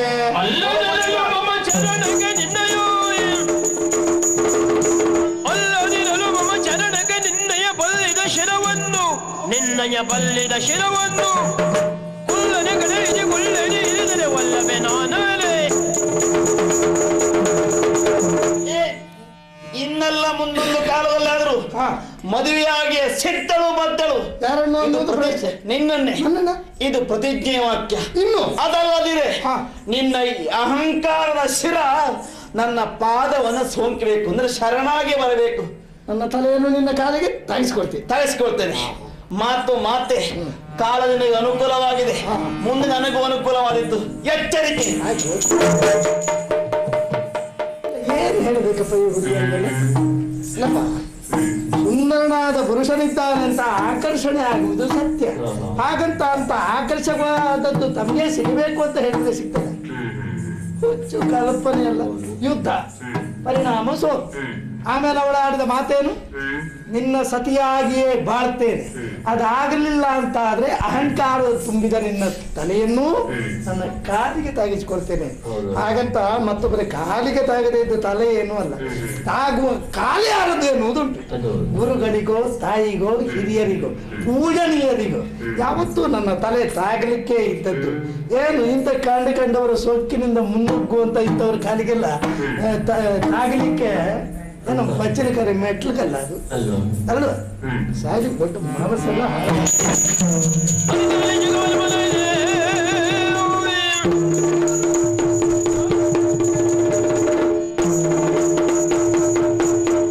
ಏನೇನೇನೋ ಮಿತ್ರ, ಏನೇನೇನೋ ಮಿತ್ರ, ಕಂದಿದೆ ಆನನವು ವಿಚಿತ್ರ, ಕಂದಿದೆ ಆನನವು ವಿಚಿತ್ರ. ನುನದಿ ತೋರಿದೆ ರೋಜದಿ ಬಿದತ, ನುನದಿ ತೋರಿದೆ ರೋಜದಿ ಬಿದತ, ಏನೋಗಿಯ ವಾರತಿ ನೀ ಬೇಡು. ನಿನ್ನನ್ನೇ ಕಾಣಬೇಕೆನ್ನುವಂತ ಅವಸರದಲ್ಲಿ ಓಡೋಡಿ ಬಂದೆ. ಒಳ್ಳೇದು. ಅಯ್ಯ, ಯಾಕೆ ಹೀಗಾದ? ಏನಾಯ್ತು? ಅನುದಿನವೂ ನಾನು ನೀನು ಒಂದಾಗಿ ಬದುಕುವವರು. ಹೌದು. ಎಲ್ಲೋ ಇದ್ದಂತಹ ನನಗೆ ಆಶ್ರಯವನ್ನು ಕೊಟ್ಟವರು ನಿನ್ನ ತಂದೆ. ನಿನ್ನ ಅಣ್ಣನೋಪಾದಿಯಲ್ಲಿ ನನ್ನನ್ನು ನೀನು ಕಂಡುಕೊಳ್ಳುವ. ಹೌದಪ್ಪ. ಯಾವುದೇ ವಿಷಯವಿದ್ರು ನನ್ನಲ್ಲಿ ಮುಚ್ಚುಮರೆ ಮಾಡದೆ ಹೇಳುವ. ಕೆಲವು ದಿನವಾಯ್ತು, ಯಾಕೋ ಏನು ನಿನ್ನೊಳಗೆ ಸುಮ್ಮನಿದ್ಯಾ. ಯಾವ ಲವಲವಿಕೆಯೂ ಇಲ್ಲ, ಯಾವ ಚಟುವಟಿಕೆಯೂ ಇಲ್ಲ. ರಾಜ್ಯದಲ್ಲಿ ಯಾವುದೇ ವಿಷಯಗಳು ನಡೆಯುವುದಿಲ್ಲ. ಯಾಕೆ ಹೀಗಾದೆ? ಯಾಕೆ ಮೌನ? ಹೇಳ್ತೇನೆ ನನ್ನ ನಿನ್ನಲ್ಲಿ ಮುಚ್ಚುಮರೆಯ ಮಾತೇ ಇಲ್ಲ. ಇಲ್ವಲ್ಲ? ಅಂತದ್ರಲ್ಲಿ ನನ್ನ ಮನದ ವೇದನೆಯನ್ನು ನಿನ್ನಲ್ಲಿ ಹೇಳಲಾಗದ್ದೇನು? ಏನಾಯ್ತು ನಿನಗೆ? ನೀನು ಪುರಸಂಚಾರಕ್ಕೆಂದು ಹೊರಟ ಆ ಸಂದರ್ಭದಲ್ಲಿ ನಮ್ಮಪ್ಪ ಇಲ್ಲಿ ಅಧಿಕಾರವನ್ನು ನನಗೊಪ್ಪಿಸಿ ವಾನಪ್ರಸ್ಥಾಶ್ರಮವನ್ನು ಕೈಗೊಂಡು. ಮಾತ್ರ ಅಲ್ಲ, ಹೋಗುವಾಗ ಸಂತೋಷದಿಂದಲಾದ್ರೂ ಹೋದ್ರೋ? ಇಲ್ವಾ? ಇಲ್ಲ. ಅದಕ್ಕೆ ಕಾರಣ ಪರ್ಯಾಯವಾಗಿ ನಾನೇ ಮದುವೆ ಆಗಬೇಕು ಮಗ ಅಂತ ಹೇಳಿದ್ರು. ನೀನೇನಂತೆ? ನನ್ನ ಮನಸ್ಥಿತಿ ನಿನ್ ಗೊತ್ತಿದೆಯಲ್ಲ, ಸರಿ ಆಗೋದಿಲ್ಲ ಅಂತ ಹೇಳಿದೆ. ಅದೇ ಒಂದು ಚಿಂತೆಯಿಂದ ಅಂತೂ ಭಾರವಾದ ಮನಸ್ಸಿನಿಂದ ಅಧಿಕಾರವನ್ನು ನನಗೆ ಕೊಟ್ಟು ಅವರು ವಾನಪ್ರಸ್ಥಕ್ಕೆ ಹೋದ್ರು. ಇತ್ತ ಚಂಪಕಸೇನೆ ಎಂಬ ಅಮರಾವತಿಯ ಹೆಣ್ಣು ಬಂದು ಅವಳು ನನ್ನನ್ನು ಮದುವೆಗಾಗಿ ಇಷ್ಟಪಟ್ಟು ಬಂದವಳಂತೆ. ಆಗುವುದಿಲ್ಲ ಅಂತ ಹೇಳಿದೆ. ಯುದ್ಧವನ್ನು ಮಾಡಿದ್ಲು. ಯುದ್ಧದಲ್ಲಿ ನನಗೆ ಜಯವೇ ಆಯಿತು.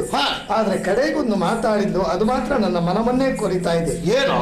ಬಾಳಿನಲ್ಲಿ ನಿನ್ನನ್ನೇ ಪತಿಯನ್ನಾಗಿ ಪಡೆಯುತ್ತೇನೆ, ನಾನು ಸತಿಯಾಗಿ ಸೇರುತ್ತೇನೆ. ಅದಾಗಲಿಲ್ಲ ಅಂತ ಆದ್ರೆ ಕಿರೀಟ ಹೊತ್ತ ನಿನ್ನ ತಲೆಯನ್ನು ನನ್ನ ಕಾಲಿಗೆ ಮಣಿಸಿಕೊಳ್ತೇನೆ ಅಂತ ಹೇಳಿದ್ರು. ಅದು ಎಂದಾದ್ರೂ ಹಾಗಾಗುವುದಕ್ಕೆ ಸಾಧ್ಯ ಉಂಟೆ? ನಾನು ಆಡಿದ ಮಾತು ಮನಸ್ಸಿನಲ್ಲಿ ಮಾರ್ದನಿಸುವುದು ಸುಳ್ಳಲ್ವಲ್ಲ. ನನಗೆ ಅನ್ನಿಸ್ತದೆ ಗೊಂದಲದ ಗೂಡಾಗಿದೆ ನನ್ನ ಅಂತರಂಗ. ಇದರಿಂದ ಮುಕ್ತನಾಗಬೇಕು ಅಂತ ಆದ್ರೆ ಎಲ್ಲಾದ್ರೂ ಸ್ವಲ್ಪ ಹೊರಗಿನ ವಾತಾವರಣವನ್ನು ನೋಡುವುದು ಒಳ್ಳೆಯದಾ ಅಂತ ಅನ್ನಿಸ್ತದೆ. ಅಂದ್ರೆ ಎಲ್ಲಾದ್ರೂ ಈ ಪರಿಸರವನ್ನು ಬಿಟ್ಟು ಸ್ವಲ್ಪ ದೂರ ಹಾಗೆ ತಿಳಿದು ಹೋಗಿ ಬರ್ತೇನೆ.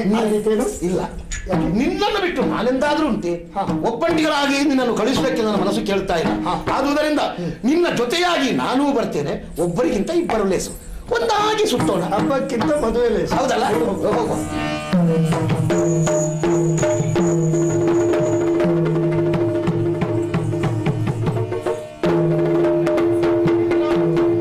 ನೋಡಿದ್ಯೇನೋ ಈ ಪ್ರಕೃತಿಯನ್ನು? ಎಂತಹ ಪ್ರಶಾಂತವಾದ ಪರಿಸರವೂ ಇದೆ. ಮನಸ್ಸಿಗೆ ಎಷ್ಟು ಮುದವನ್ನು ನೀಡುತ್ತಲಿದೆ. ಅರಮನೆಯ ರಾಜ್ಯದ ವಾತಾವರಣಕ್ಕಿಂತ ಬಹಳ ಭಿನ್ನವಾಗಿದೆ. ಹೌದಲ್ಲ? ಹೌದು. ನೋಡು ಈ ಪ್ರಕೃತಿ ನೋಡಿದಷ್ಟು ಅಲ್ಲೆಲ್ಲ ಯಾರು ಬರ್ತಾ ಇದ್ದಾರೆ.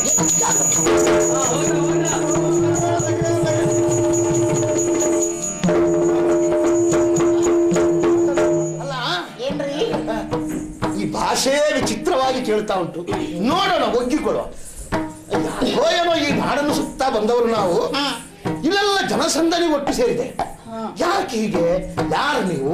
ಏನ್ ಮಾಡ್ತಿದ್ದೀರಿ? ಎಲ್ಲ ಸಮವಸ್ತ್ರ ಧರಿಸಿದ್ದಾರೆ. ಅಲ್ಲ, ಇದು ಯಾವ ಊರು ಇದು? ಇದು ಹೊನ್ನೂರ್ ಐತ್ರಿ. ಹೊನ್ನೂರ್ ಗ್ರಾಮ ಐತ್ರಿ ಇದು. ಹೌದಾ? ಇಲ್ಲಿಯ ನಾಯಕ ಯಾರು? ಇಲ್ಲಿ ನಾಯಕ ಇಲ್ರಿ. ನಾಯಕಿ. ಅದೆಂತದ್ದು ನಾಯಕೇರಿ? ಹ್ಞೂನ್ರಿ. ಮೊದ್ಲು ನನ್ನ ಅಪ್ಪ ಇಲ್ಲಿ ನಾಯಕ ಆದನ್ರಿ. ಈಗ ಆ ಅಪ್ಪ ಇಲ್ರಿ. ಈಗ ಮಗಳು ಅಪ್ಪನ ಇಲ್ರಿ. ನಾನ್ ನಾಯಕಿರಿ ಇಲ್ಲಿ. ಓ, ಇಲ್ಲಿಗೆ ನಾಯಕಿರಿ ಅಲ್ಲ, ಇಲ್ಲಿಗೆ ನಾಯಕಿ. ಎಲ್ಲ ಅಲ್ಲಲ್ಲಿ ದವಸ ಧಾನ್ಯಗಳ ರಾಶಿ, ತಳಿರು ತೋರಣ, ರಂಗವಲ್ಲಿ. ನೀವೆಲ್ಲ ಸಮವಸ್ತ್ರ ಧರಿಸಿದ್ದೀರಿ. ಏನ್ ವಿಶೇಷ? ಕಾರಣ ಐತ್ರಿ, ಇವತ್ತು ಈ ಹಳ್ಳಿಯಾಗ ಸುಗ್ಗಿ ಹಬ್ಬ ಐತ್ರಿ. ಅಲ್ಲ ವಿಶೇಷ? ಸುಗ್ಗಿ ಹಬ್ಬ ದವಸ ಧಾನ್ಯಗಳನ್ನೆಲ್ಲ ರಾಶಿ ಹಾಕಿ ಆಮೇಲೆ ಪೂಜೆ ಮಾಡುದ್ರಿ. ಆಮೇಲೆ ಊಟ ಮಾಡುದ್ರಿ. ಅದೇ ಸರಿ, ಸಿಹಿ ಊಟ ಮಾಡುದು ಅಷ್ಟೇ ಅಲ್ಲ? ಊಟ ಒಂದೇ ಅಲ್ರಿ, ಜೊತೆಯಲ್ಲಿ ಆಟ ಕೂಡ ಐತ್ರಿ. ಏನಾಟ? ಮನೋರಂಜನೆ ರೀ. ಏನು ಅಂತ? ಹ್ಞೂನ್ರಿ, ಕೋಲಾಟ ಇಟ್ಕೊಂಡಿದ್ವಿ. ಮಿತ್ರ, ನಾನು ಮನಸ್ಸಿಗೆ ಬೇಸರ ಬಂದದ್ರಿಂದ ಬಂದದ್ದು. ಹೌದು. ಇವರ ಮನೋರಂಜನೆ ಕಾರ್ಯಕ್ರಮವನ್ನು ಕಂಡು ಮನಸ್ಸಿಗೆ ಸ್ವಲ್ಪ ಮುದಾಗ್ತದೆ. ನೋಡೋಣ ಯಾವಾಗ ಇವರ ರಾಶಿ ಪೂಜೆ ಹೇಗುಂಟು ಅಂತ ಅದನ್ನು ಕಂಡ ಹಾಗಾಯ್ತು. ಈಗ ಶುರು ಹಚ್ಕೊಳ್ಳೋರು ಇದ್ದೇವ್ರಿ ನಾವು. ನೀವ್ ಯಾರು ಅಂತ ಗೊತ್ತಾಗಿಲ್ರಿ. ಈತ ನಮ್ಮ ದೊರೆ, ನಾನವರ ಆತ್ಮೀಯ. ಅರಸದನ್ರಿ. ಹೌದೌದು. ದೊರೆಗಳ ನಮಸ್ಕಾರ ಮಾಡ್ಕೊಂಡು ನಿಮ್ಗೂ ನಮಸ್ಕಾರ. ಕುಂಡ್ರಿಯಪ್ಪ. ನೋಡೋಣ. ಬರ್ರಿ ಎಲ್ಲ ಸಿಗ್ತಾರೆ. ಭೂಮದೆಯನ್ನೆಲ್ಲ ಕೊಳ್ಳಾಡಿರೋ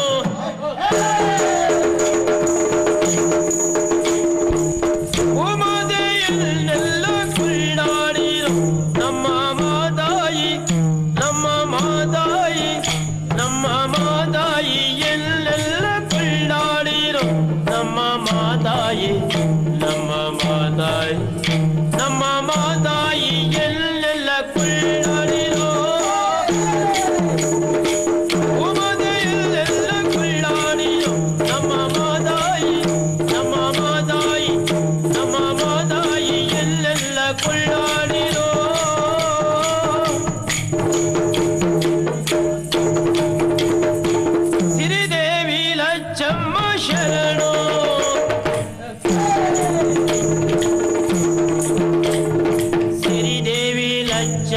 ಶರಣು ನಮ್ಮ ಅನ್ನಪೂರ್ಣೇಶಮ್ಮ ಶರಣು ನಮ್ಮ ಅನ್ನಪೂರ್ಣೇಶಮ್ಮ ಶರಣು ನಮ್ಮ ಅನ್ನಪೂರ್ಣೇಶಮ್ಮ ಶರಣು ಭೂಮದೆಯಲ್ಲೆಲ್ಲ ಕೊಳ್ಳಾಡಿರೋ ನಮ್ಮ ಮಾದಾಯಿ ಎಲ್ಲೆಲ್ಲ ಕೊಳ್ಳಾಡಿರೋ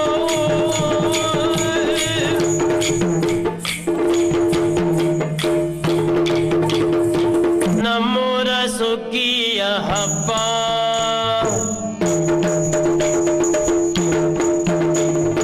ನಮ್ಮೂರ ಸುಗ್ಗಿಯ ಹಬ್ಬ ಇಂದು ಮಾತಾಯಿ ಪೂಜೆಯ ಹಬ್ಬ ಇಂದು ಮಾತಾಯಿ ಪೂಜೆಯ ಹಬ್ಬ ಇಂದು ಮಾತಾಯಿ ಪೂಜೆಯ ಹಬ್ಬ ಭೂಮದೆಯಲ್ಲೆಲ್ಲ ಕೊಳ್ಳಾಡಿರೋ ನಮ್ಮ ಮಾದಾಯಿ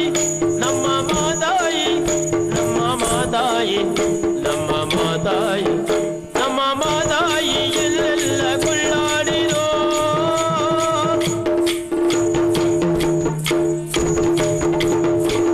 ಉಣ್ಣುವ ಅನ್ನ ಕೊಡತಾಳ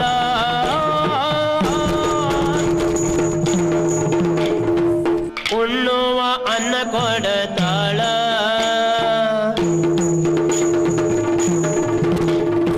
ಉಣ್ಣುವ ಅನ್ನ ಕೊಡತಾಳ ನಮ್ಮ ಮಣ್ಣ ಮಕ್ಕಳನ್ನೆಲ್ಲ ಹೊರತಾಳ ಆಚರಿಸಿ ಎಲ್ಲ ಬಣ್ಣದ ಕೋಲನ್ನೇ ನುಡಿಸಿ ಎಲ್ಲ ಬಣ್ಣದ ಕೋಲನ್ನೇ ನುಡಿಸಿ ಉಮತೆಯಲ್ಲೆಲ್ಲ ಕೊಳ್ಳಾಡಿರು ನಮ್ಮ ಮಾತಾಯಿ ನಮ್ಮ ಮಾತಾಯಿ ನಮ್ಮ ಮಾತಾಯಿ ಎಲ್ಲೆಲ್ಲ ಕೊಳ್ಳಾಡಿರು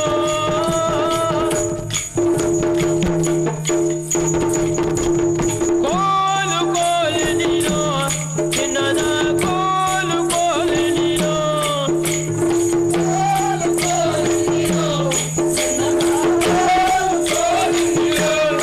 ಚಿನ್ನದ ಕೋಲು ಕೋಲು ನೀರು ಚಿನ್ನದ ಕೋಲು ಕೋಲು ನೀರು ಅರನದ ಕೋಲು ಕೋಲು ನೀರು ಚಿನ್ನದ ಕೋಲು ಕೋಲು ನೀರು ಚಿನ್ನದ ಕೋಲು ಕೋಲು ನೀರು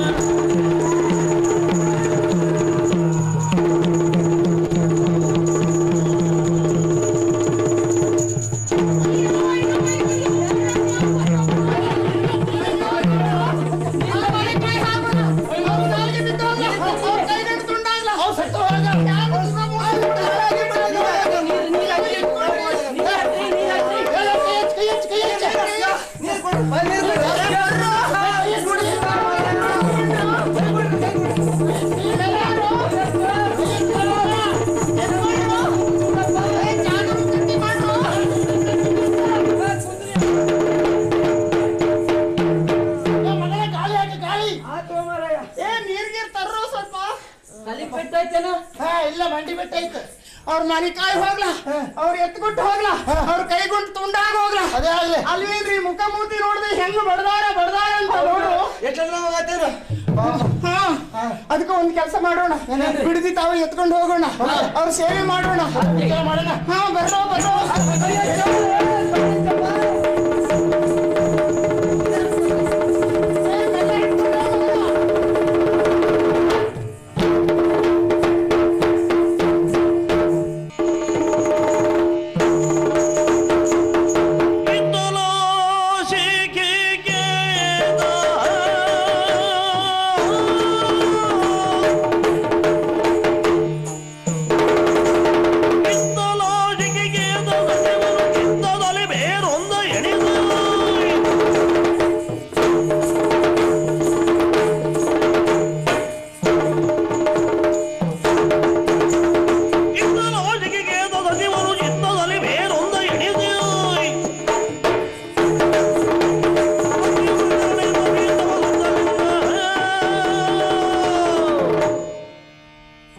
ಹೇಗಿದ್ದೀರಿ ನೀವೆಲ್ಲ?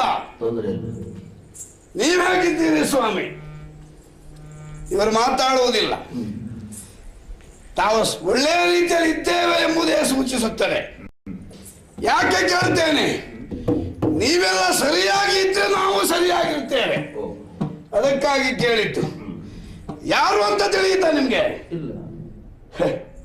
ನನ್ನ ಪರಿಚಯ ಇಲ್ವಾ? ಈ ದೇವಗಿರಿಯ ಪ್ರಧಾನಮಂತ್ರಿ ಸಿಕ್ಕಿಧ್ವಜ ಅಂದ್ರೆ ನಾನೇ. ಹಾ, ನಮಸ್ಕಾರ ಸ್ವಾಮಿ. ನಮಸ್ಕಾರ. ಬಹಳ ಸಂತೋಷದಿಂದ ಕುಣಿದಾಡ್ತಾ ಇದ್ದೇನೆ. ಯಾಕೆ? ನಾವು ಎಣಿಸಿದ ಕಾರ್ಯ ನಮ್ಮ ಹಾದಿಯಲ್ಲೇ ಶುಭವನ್ನು ಕೊಡ್ತಾ ಇದೆ ನೋಡಿ. ಕಾರಣ ಉಂಟು. ನೀವು ಕೇಳಿರಬಹುದು, ಪ್ರತಾಪವರ್ಮ ಇಲ್ಲಿ ಆಳುತ್ತಿದ್ದ. ಯಾವನೋ ಒಬ್ಬ, ತಂದೆ ಯಾರೋ ತಾಯಿ ಯಾರೋ ಗೊತ್ತಿಲ್ಲ, ಜಗವರ್ಮ ಅಂತೆ. ಅವನ ತಂದೆ ಯಾರು, ತಾಯಿ ಯಾರು, ಕುಲ ಯಾವುದು, ಗೋತ್ರ ಯಾವುದು ನನಗೊತ್ತುಂಟು. ಹಾ, ಹೇಳುವುದಿಲ್ಲ, ನನಗೊತ್ತುಂಟು. ಅಂಥವನೊಂದನ್ನು ಸಾಕಿದ. ಆ ಕ್ಷಣವೇ ಇವನ ಹೆಂಡತಿಯು ಗರ್ಭಿಣಿಯಾಗಿ ಒಂದು ಮಗುವನ್ನು ಪಡೆದು ಚಂದ್ರವರ್ಮ ಅಂತ ಹೆಸರಿಟ್ಟ. ಜಗವರ್ಮ ಚಂದ್ರವರ್ಮನು ಎಣೆಯಕ್ಕೆ ಹಾಗೆ ಇಲ್ಲಿ ಬೆಳೀತಾ ಇದ್ರು. ಪ್ರಾಯಕ್ಕೆ ಬಂದ ಮಗನನ್ನು ಕರೆದು ಪಟ್ಟಾಭಿಷಿಕ್ತನಾಗುವಂತ ಹೇಳಿದ್ರೆ ಅವನು ಒಪ್ಪಿದ. ಮದುವೆ ಆಗುವಂತ ಹೇಳಿದ್ರೆ ಮದುವೆನೇ ಬೇಡ ಅಂತ ಹೇಳಿದ. ಬೇಸರಾದಂತಹ ಪ್ರತಾಪವರ್ಮ ಏನು ಔಪಚಾರಿಕವಾಗಿ ಪಟ್ಟಾಭಿಷೇಕ ಮಾಡಿ ವಾನಪ್ರಸ್ಥಕ್ಕೆ ಹೋದ.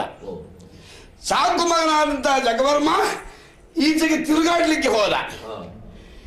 ಈಗ ಮನಸ್ಸಿಗೆ ಬೇಸರಗೊಂಡಿರುವಂತಹ ಚಂದ್ರವರ್ಮನನ್ನು ಕರ್ಕೊಂಡು ಈ ಜಗವರ್ಮನು ಊರು ತಿರುಗಲಿಕ್ಕೆ ಅಂತ ಹೊರಟೋದ. ಇಲ್ಲಿಗೆ ಯಾರು ಕೇಳಿ? ನಾನೇ.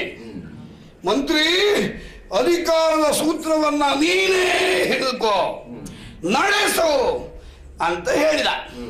ಅಂತಂದ್ರೆ ಈ ದೇವಗಿರಿ ಸಾಮ್ರಾಜ್ಯ ಸಿಕ್ಕಿದ್ದು ಜನ ವಶವಾಗಬೇಕು. ಅದಕ್ಕೊಂದು ಕೆಲಸ ಮಾಡಿದ್ದೇನೆ. ನಿಮಗೆ ಗೊತ್ತಾ? ಇವರಿಗೆ 4 ಬಿಡಬೇಕಾದ್ರೆ ಅವ್ರ ಹತ್ರ ಹೇಳ್ಬೇಕು. ಯಾಕೆ? ನಾವು ಹೊಡೆಯಲಿಕ್ಕೆ ಹೋಗಬಾರ್ದು. ಪಕ್ಕದವ್ರು ತಿರುಗಿಲಿದ್ರೆ ಬಿಡುವುದು ಅವರಿಗಲ್ವಾ? ಇವರಿಗೆ ಏನಾದ್ರು ಕೊಡ್ಬೇಕಾದ್ರೆ ನಾವೇ ಕೊಡ್ಬೇಕು. ಇಂಥವರು ಇಂಥ ಸಂದರ್ಭದಲ್ಲಿ ಇಂಥ ಸ್ಥಳದಲ್ಲಿ ಇಂತಿಷ್ಟು ಕೊಟ್ಟಿದ್ದಾರೆ ಹೀಗೆಂದು ಪ್ರಚಾರ ಬೀಳ್ತದೆ. ದಾನ ಪರಹಸ್ತೇನ ತಾಳನ. ಹೇಗೆ? ತದ್ರೀತಿಯಲ್ಲಿ ಅನುಸರಿಸಿದಂತ ನಾನು ಒಳಸಿ ಭಂಡಾರ, ಕೊಡಿ ದ್ರವ್ಯ, ಯಾರಿಗೆ ಎಷ್ಟು ಬೇಕೋ ಅಷ್ಟು ಕೊಡಿ, ಆಗ ಪ್ರಚಾರ. ಈ ಮಹಾಮಂತ್ರಿಗಳದ್ದಿಲ್ಲ, ಆ ಮಹಾರಾಜ ಯಾಕೆ, ಅವನ ಮಗ ಯಾಕೆ, ಇವರೇ ನಮ್ಮನ್ನ ಆಳ್ಳಿ ಅಂತ ಎಲ್ಲ ಹೇಳ್ತಾರೆ. ತದ್ರೀತಿಯಲ್ಲಿ ನನ್ನದ್ದಾಗಿರುವಂತಹ ಜೀವನವನ್ನ ಸಾಗಿಸುತ್ತಿದ್ದೇನೆ. ಇಲ್ಲಿಗೆ ಪ್ರಭು ವಿಭು ನಾನೇ. ಯಾರು?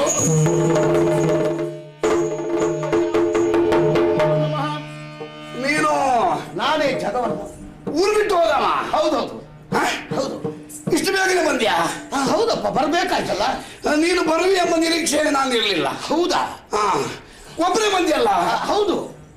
ಮಹಾರಾಜರು ಇಲ್ಲಲ್ಲ.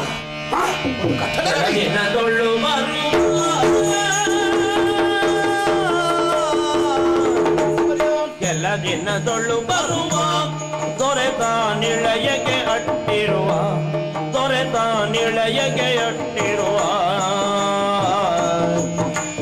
ಸಲೆನದ ಹೊಡೆದಿನಗಿರುತ್ತಲೇ ಅಲಿದು ನಿನ್ನನ್ನು ಕಳುಹಿದ. ಜಗವರ್ಮ, ಯಾಕೋ ಮನಸ್ಸಿಗೆ ಬೇಸರವಾಗ್ತದೆ. ಈ ಪ್ರಕೃತಿಯನ್ನೊಮ್ಮೆ ನೋಡಬೇಕು, ಅದರ ಸವಿಯನ್ನು ಸವಿಯಬೇಕು ಎನ್ನುವಂತಹ ಮಹಾರಾಜರ ಮಾತಿನಂತೆ ಅದನ್ನ ಹೇಳಿ ಹೊರಟವರಲ್ವ ನೀವು? ನಾವು ತಿರುಗಲಿಕ್ಕೆ ಹೋದವರು. ಹೋಗುತ್ತಾ ಆಯ್ತಾ? ಹೌದಪ್ಪ, ಅನೇಕ ಕಡೆಗಳಲ್ಲಿ ಬಹಳ ವಿಶೇಷಗಳನ್ನು ಕಂಡೆವು. ಕೊನೆಗೆ ಮುಟ್ಟಿದ್ದು ಹೊನ್ನೂರಿಗೆ. ಅದೇನು ಉಂಟು? ನಮ್ಮ ದೇಶದ ಗಡಿಯ ಕೊನೆಯಲ್ಲಿ. ಈ ಮಂತ್ರಿಗಳಿಗೆಲ್ಲ ಅದೆಲ್ಲ ನಿಮ್ಮಲ್ಲಿ ಆ ಹೊನ್ನೂರು ಅದೇ ಹಳ್ಳಿ. ಹಳ್ಳಿಯಾ? ಹೌದು. ಹಳ್ಳಿಗೆ ಹೋದೆವು. ಯಾಕೆ? ಹಳ್ಳಿಯಲ್ಲಿ ಏನಾದ್ರೂ ವಿಶೇಷತೆ ಇರ್ತದೆ, ಹೊಸ ಬಗೆಯನ್ನು ಕಾಣುವುದಕ್ಕಾಗ್ತದೆ ಅಂತ ನಾವಲ್ಲಿ ಹೋದಾಗ ಬಹಳ ವಿಶೇಷ, ಮಂತ್ರಿಗಳೇ ಬಹಳ ವಿಶೇಷ. ಆ ಊರ ಜನಗಳೆಲ್ಲ ಒಟ್ಟು ಸೇರಿ ಒಂದು ಹಬ್ಬವನ್ನು ಆಚರಿಸ್ತಿದ್ರು. ಈ ಹೊತ್ತಿಗೆ ಸುಗ್ಗಿ ಹಬ್ಬ. ಅದೇ ಏನು ದವಸ ಧಾನ್ಯಗಳನ್ನು ರಾಶಿ ಹಾಕಿದ್ದಾರೆ, ಸುತ್ತಲೂ ಸೇರಿ ಕುಣಿತಾರೆ, ವಿವಿಧ ವಿನೋದಾವಳಿಗಳು ನಡೀತಾ ಇತ್ತು. ಇದನ್ನು ನಾವು ನೋಡ್ತಾ ಇದ್ದೆವು. ಆ ಹೊತ್ತಿಗೆ ಒಂದು ಘಟನೆ ನಡೆಯಿತು. ಏನು ಹೇಳಿ ಮಂತ್ರಿಗಳೇ, ನಮ್ಮ ಗರಿಯದ ರೀತಿಯಲ್ಲಿ ಎಲ್ಲಿಂದ ಬಂದ್ರು ಏನು ನಮಗೊಂದು ತಿಳಿಯದು. ಡಕಾಯಿತರು, ದರೋಡೆಕೋರರು. ಹೌದಪ್ಪ, ಬಂದ್ರು. ಅಲ್ಲಿಗೆ ಬಂದ್ರು. ವಿಚಿತ್ರ. ಆ ದರೋಡೆಕೋರರು ಅಲ್ಲಿಗೆ ಬಂದದ್ದು ಮಾತ್ರ ಅಲ್ಲ, ವಿಚಿತ್ರ. ಯಾಕೆ? ನಮ್ಮ ಆಳ್ವಿಕೆಗೆ ಒಪ್ಪಿರುವಂತಹ ಈ ಪ್ರದೇಶದಲ್ಲಿ ದರೋಡೆಕೋರರು ಇರ್ಲಿಕ್ಕೆ ಸಾಧ್ಯ ಉಂಟೇನೋ? ಮತ್ತೆ ಎಲ್ಲಿಂದ ಬಂದ್ರು? ಅದೇ ಬಹುಶಃ ಆಚೆ ಊರಿನವರಾಗಿರ್ಬೇಕು. ಅದು ಗಡಿ ಪ್ರದೇಶ ಅಲ್ವೇ? ಗಡಿ ಆಚೆ ಕೆಲಸ ಅದು. ಹೌದು. ಬಂದವರೇ ಎಲ್ಲರನ್ನು ಹೊಡೆದುರುಳಿಸಿದ್ರು. ನಮಗೂ ಬಲವಾದ ಏಟು ಬಿತ್ತು. ನಾವು ಪ್ರಜ್ಞೆ ತಪ್ಪಿ ಬಿದ್ದೆವು. ಮಹಾರಾಜರ ತಲೆಗೆ ಹೊಡೆದ್ರು, ಅವರು ಮಹಾರಾಜರು ಬಿದ್ರು. ಮಂತ್ರಿಗಳೇ, ಪ್ರಭು ಶಂಕರ, ನಮ್ಮ ಮಹಾರಾಜರ ಕಾಲ ಮರಣಕ್ಕೆ ತುತ್ತಾದರು. ಕೊನೆಯ ಗಳಿಗೆಯಲ್ಲಿ ಶ್ರದ್ಧಾಂಜಲಿ ಅರ್ಪಿಸುವಂತಹ ಒಂದು ಭಾಗ್ಯ ಮಹಾಮಂತ್ರಿ ಆದ ನನಗೆ ಇಲ್ಲದೆ ಹೋಯ್ತಲ್ಲ. ಬಿದ್ರು ಅಂತ ಮಾತ್ರ ಹೇಳ್ತೀನಿ, ಸತ್ರು ಅಂತ ಯಾರು ಹೇಳಿದ್ರು ನಿಮ್ಗೆ? ಸಾಯಲಿಲ್ಲ. ನೀವೆಲ್ಲಿದ್ದೀರಿ? ನೀನೊಬ್ಬ ಮಾರಾಯ. ಸರಿ ಹೇಳು. ನೀವು ಅವಸರ ಮಾಡ್ತೀರಲ್ಲ. ಬಿದ್ರು, ಸಾಯ್ಬೇಕಿತ್ತು. ಇಲ್ಲ, ಸಾಯೋ ಸ್ಥಿತಿಯಲ್ಲಿ ಇದ್ರು, ಆದ್ರೂ ಸಾಯಲಿಲ್ಲ. ಅಷ್ಟು ಹೊತ್ತಿಗೆ ಆ ಊರ ಜನಗಳೆಲ್ಲ ಕರೆತಂದು ಅವರ ಬಿಡದಿಯಲ್ಲಿ ನಮ್ಮನ್ನು ಉಪಚರಿಸಿದ್ರು. ನಾನು ಬಹುಬೇಗ ಗುಣಮುಖನಾದೆ. ನಮ್ಮ ಮಹಾರಾಜರು ಇನ್ನೂ ಗುಣವಾಗ್ಲಿಲ್ಲ. ನೀನು ಎಲ್ಲಿ ಬಿಸಾಡಿದ್ರು ಬದುಕುವವಳು. ಆದ್ರಿಂದ ನಾನೇನೋ ಬೇಗ ಗುಣನಾದಾಗ ನಮ್ಮ ನಾಡಿನ ಬಗ್ಗೆ ಯೋಚಿಸಿದೆ. ಮಹಾರಾಜರಲ್ಲಿ ಕೇಳಿಕೊಂಡೆ ನಮ್ಮನ್ನು ಊರಿನ ಅವಸ್ಥೆ ಏನಾಗಬಹುದು ಅಂತ. ಅದಕ್ಕೊಂದು ಮಾತು ಹೇಳಿದ್ರು. ಏನು? ನೀನು ಆದಷ್ಟು ಬೇಗನೆ ಊರನ್ನು ಸೇರಿಕೋ. ನಮ್ಮ ರಾಜ್ಯದಲ್ಲಿ ಯಾವತ್ತು ತೊಂದರೆಗಳಾಗಬಾರದು, ನಾನು ಕೆಲವು ದಿನ ಕಳೆದ ಮೇಲೆ ಬರ್ತೇನೆ ಅಂತ ಹೇಳಿದೆ. ಈಗ ಮಹಾರಾಜರು ಸದ್ಯ ಬರುವುದಿಲ್ಲ, ಅಲ್ಲೇ ಇದ್ದಾರೆ. ಯಾರಿಗೆಲ್ಲ ಎಲ್ಲಿ ಇಷ್ಟವೋ ಅಲ್ಲಿ ಹಾಗೆ ಬಿಡುವುದು ಒಳ್ಳೇದು. ಅದೇ ಅಲ್ವಾ? ಎಲ್ಲಿರ್ತಾರೆ ಅಲ್ಲಿ ಇಲ್ಲ. ನೀರು ಬಂದೆ ನಾನು ಬಂದದ್ದು ಅವರು ಹೇಳಿ ಕಳಿಸಿದ್ದು. ಬಿಟ್ಟು ಬಂದದ್ದು ಯಾಕೆ? ಅವರು ಹೇಳಿ ಕಳಿಸಿದ್ದು ಏನೆಂದು? ಹೋಗು, ನಮ್ಮ ರಾಜ್ಯದಲ್ಲಿ ಯಾವತ್ತೂ ತೊಂದರೆ ಆಗಬಾರದು ಜನಗಳಿಗೆ, ಅಲ್ಲಿಯ ಪಟ್ಟವನ್ನು ಏರು ಅಂದ್ರೆ ಅಲ್ಲೇ ಅರಸೊತ್ತಿಗೆಯನ್ನು ನೀನು ವಹಿಸಿಕೋ ಅಂತ ಹೇಳಿದ್ದಾರೆ. ಸೂತ್ರಧಾರಿ ನಾನಾಗಬೇಕಂತೆ. ನಿನಗೊಂದು ಸಂದರ್ಭ ಬಂತಲ್ಲ, ಅವರೇ ಹೇಳಿದ ಮೇಲೆ ನಾನು ನೋಡ್ಬೇಕಲ್ಲ. ಅಪ್ಪ ಯಾರು, ಅಮ್ಮ ಯಾರು, ಕುಲ ಯಾವುದು, ಗೋತ್ರ ಯಾವುದು ಏನು ಗೊತ್ತಿಲ್ಲದ ನಿನಗೊಂದು ಕಾಲ ಬಂತಲ್ಲ ಜಗವರ್ಮ. ಅದೇ ಬರ್ತದಲ್ಲ, ಇಲ್ಲಿಯ ರಾಜಕೀಯ ಸೂತ್ರವನ್ನು ನಿರ್ವಹಿಸುವುದು ನಾನು. ನೀವಿದ್ದೀರಲ್ಲ, ಇರಬಾರ್ದು ಅಂತ ಹೇಳೋದು. ಆಗಲ್ಲ, ನಾನು ಅಲ್ಲಿರ್ತೇನೆ, ನೀವು ಹಿಂದಿನಿಂದಿರಿ. ನಿನ್ನ ಹಿಂದೆ ಇರಬೇಕು ಅಂತ ನನಗೆ ಮನಸ್ಸು ಉಂಟು. ನಾನು ಮುಂದೆ ಇದ್ರೆ ನೀವು ಹಿಂದಿನಿಂದ ನನಗೆ ಸಹಕಾರವನ್ನು ಕೊಡಿ. ಯಾಕೆ ನಾನು ಹಿಂದೆ? ಯಾಕೆ? ದೇಹ ಸೆಳೆದು ನಿಲ್ಬೇಕಾದ್ರೆ ಬೆನ್ನೆಲುಬು ಗಟ್ಟಿಯಾಗಿರ್ಬೇಕು ಅಲ್ವೇ? ನಿನಗೆ ಸದಾ ಬೆನ್ನೆಲುಬು ನಾನೇ. ಹೌದಲ್ಲ? ಹೋಗು, ಸೂತ್ರವನ್ನು ಕೈಗೊಳ್ಳು. ಹೌದಲ್ಲ? ನೀವಿದ್ದೀರಲ್ಲ, ಖಂಡಿತ. ನಾನು ಮುಂದೆ, ನೀವು ಹಿಂದೆ.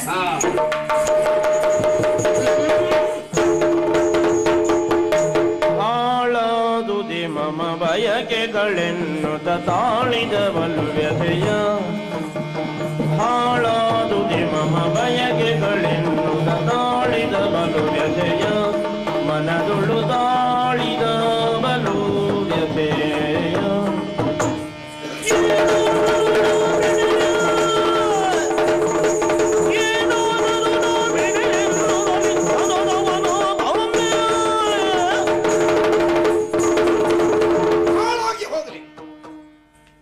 ಹೊಡೆದದ್ದು ಹೊಡೆದಿದ್ದಾರೆ, ಸರಿಯಾಗಿ ಹೊಡೆದ.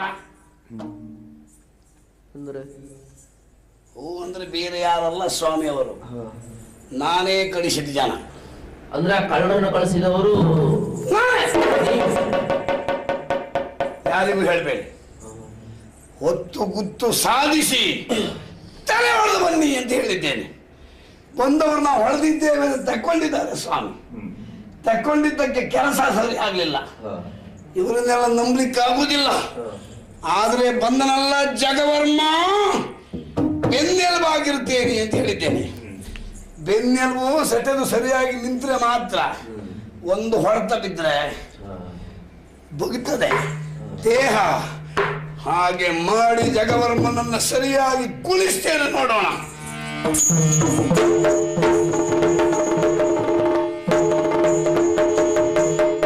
ಇಳೆಯದಿ ಬಶಿವರ್ಮನಿ ಬರಿ ಕೆಲವು ದಿನಗಳೇ ರೈತರ ನಿಲಯದೋಳು ಬಾಲೆ ಶಶಿ ಪ್ರಭೆಯ ಶುಶ್ರೂಷೆಯಲಿ ಸೊಗಬಡೆದು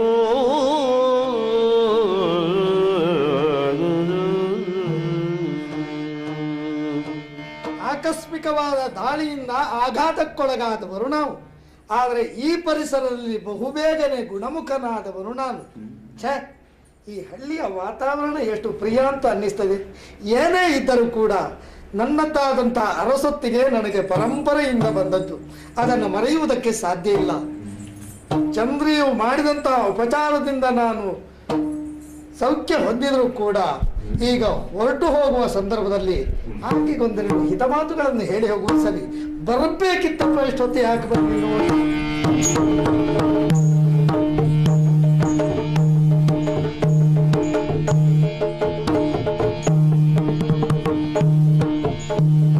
ಲಲನೆಯಳ ಮುಗ್ಧತೆ ಚೆಲುವಿಗೆ ಮನಸ್ಸು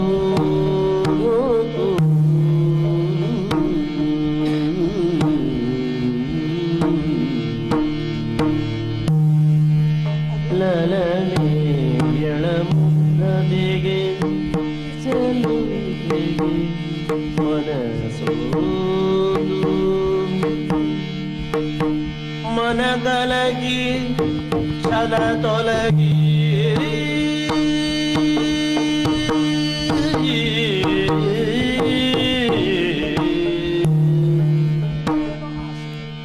ದ್ರವಸುಧನ ಮಾನ ಚಂಚಲದೊಲಗಿ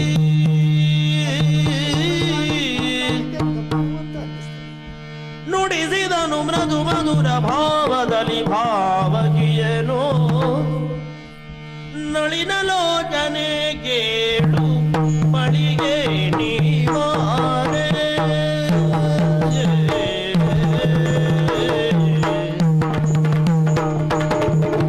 ನಳಿನ ಲೋಚನೆ ಕೇಳು ಬಳಿಗೆ ನೀವಾರೆ ಬಳಿಗೆ ನೀ ಗುಣ ಚೆಲ್ಲುವ ನೋಡಿದೆನು ನಾನು ನಿನ್ನ ಗುಣ ಚೆಲ್ಲುವ ನೋಡಿದೆನು ನಾನು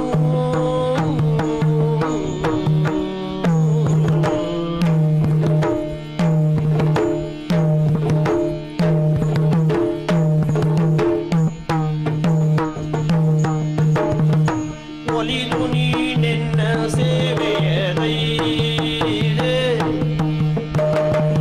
ಒಲಿದು ನೀನೆನ್ನ ಸೇವೆಯದೈದೆ ಋಣವನು ಸಲ್ಲಿಸಲೆಂದಿದರ ನಾನು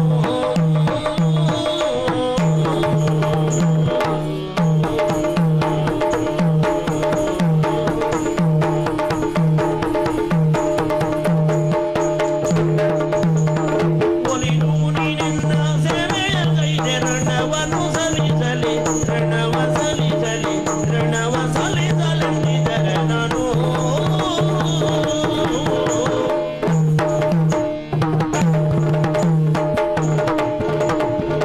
ಪ್ರಕೃತಿಯ ಸೌಂದರ್ಯಕ್ಕೆ ಸರಿಯಾದ ಸೌಂದರ್ಯ ಮತ್ತೊಂದಿಲ್ಲ.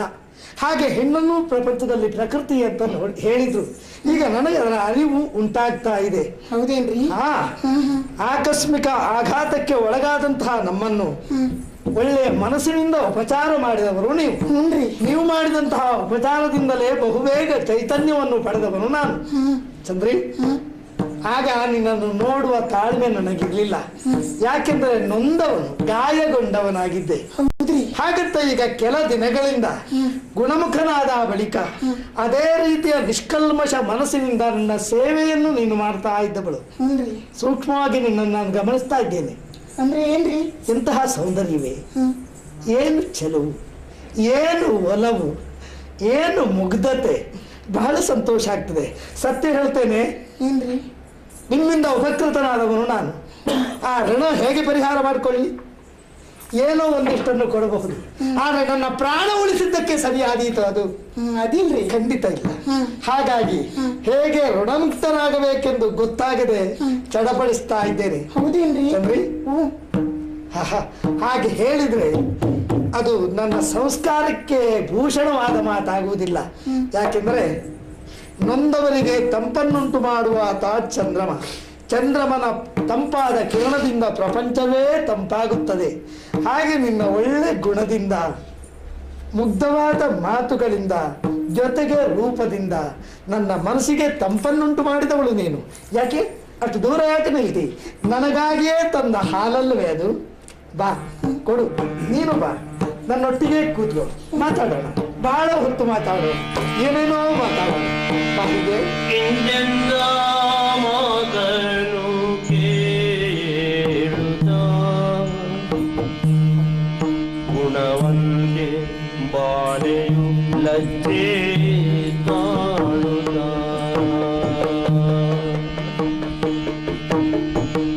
ಕಂದು ವೀಣರಸಿ ಬಳಿ ಬಂದಳು, ಬಂದು ನಿಂತು ಹತ್ತಿರ ಮಾತಾ ಬೇಡದಳು.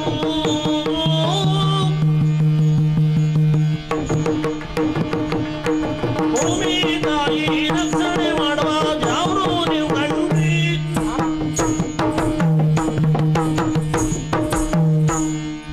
ಭೂಮಿ ತಾಯಿ ರಕ್ಷಣೆ ಮಾಡುವ ಯಾರು ನೀವು ಕಂಡ್ರಿ? ಸ್ವಾಮಿ ಎಂದೇ ಸೇವೆ ಮಾಡುವ ಕೆಲಸ ನನ್ ಕಂಡ್ರಿ. ಸ್ವಾಮಿ ಎಂದೇ ಸೇವೆ ಮಾಡುವ ಕೆಲಸ ನನ್ ಕಂಡ್ರಿ.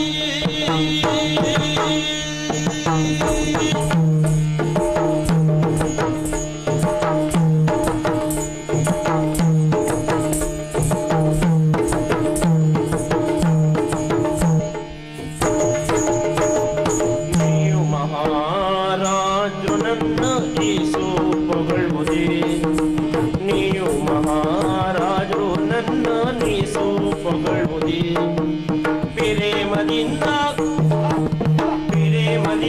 ಕರೆಸಿ ಹತ್ರ ನಿಲ್ಲಿಸಿಕೊಂಬುದೇ ಪ್ರೇಮದಿಂದ ಕರೆಸಿ ಹತ್ರ ನಿಲ್ಲಿಸಿಕೊಂಬುದೇ ಎನ್ನುಳಿಂದು ನುಡಿಯುವುದೇ ಭೂಮಿ ತಾಯಿ ಸತ್ತರಿ ಮಾಡುವ ಜಾಗೂರಿ ಕಂಡ್ರಿ ಸ್ವಾಮಿ ಎಂದೇ ಸ್ಯಾವೆ ಮಾಡ ಎಲ್ಲ ನನ್ನ ಕಂಡ್ರಿ.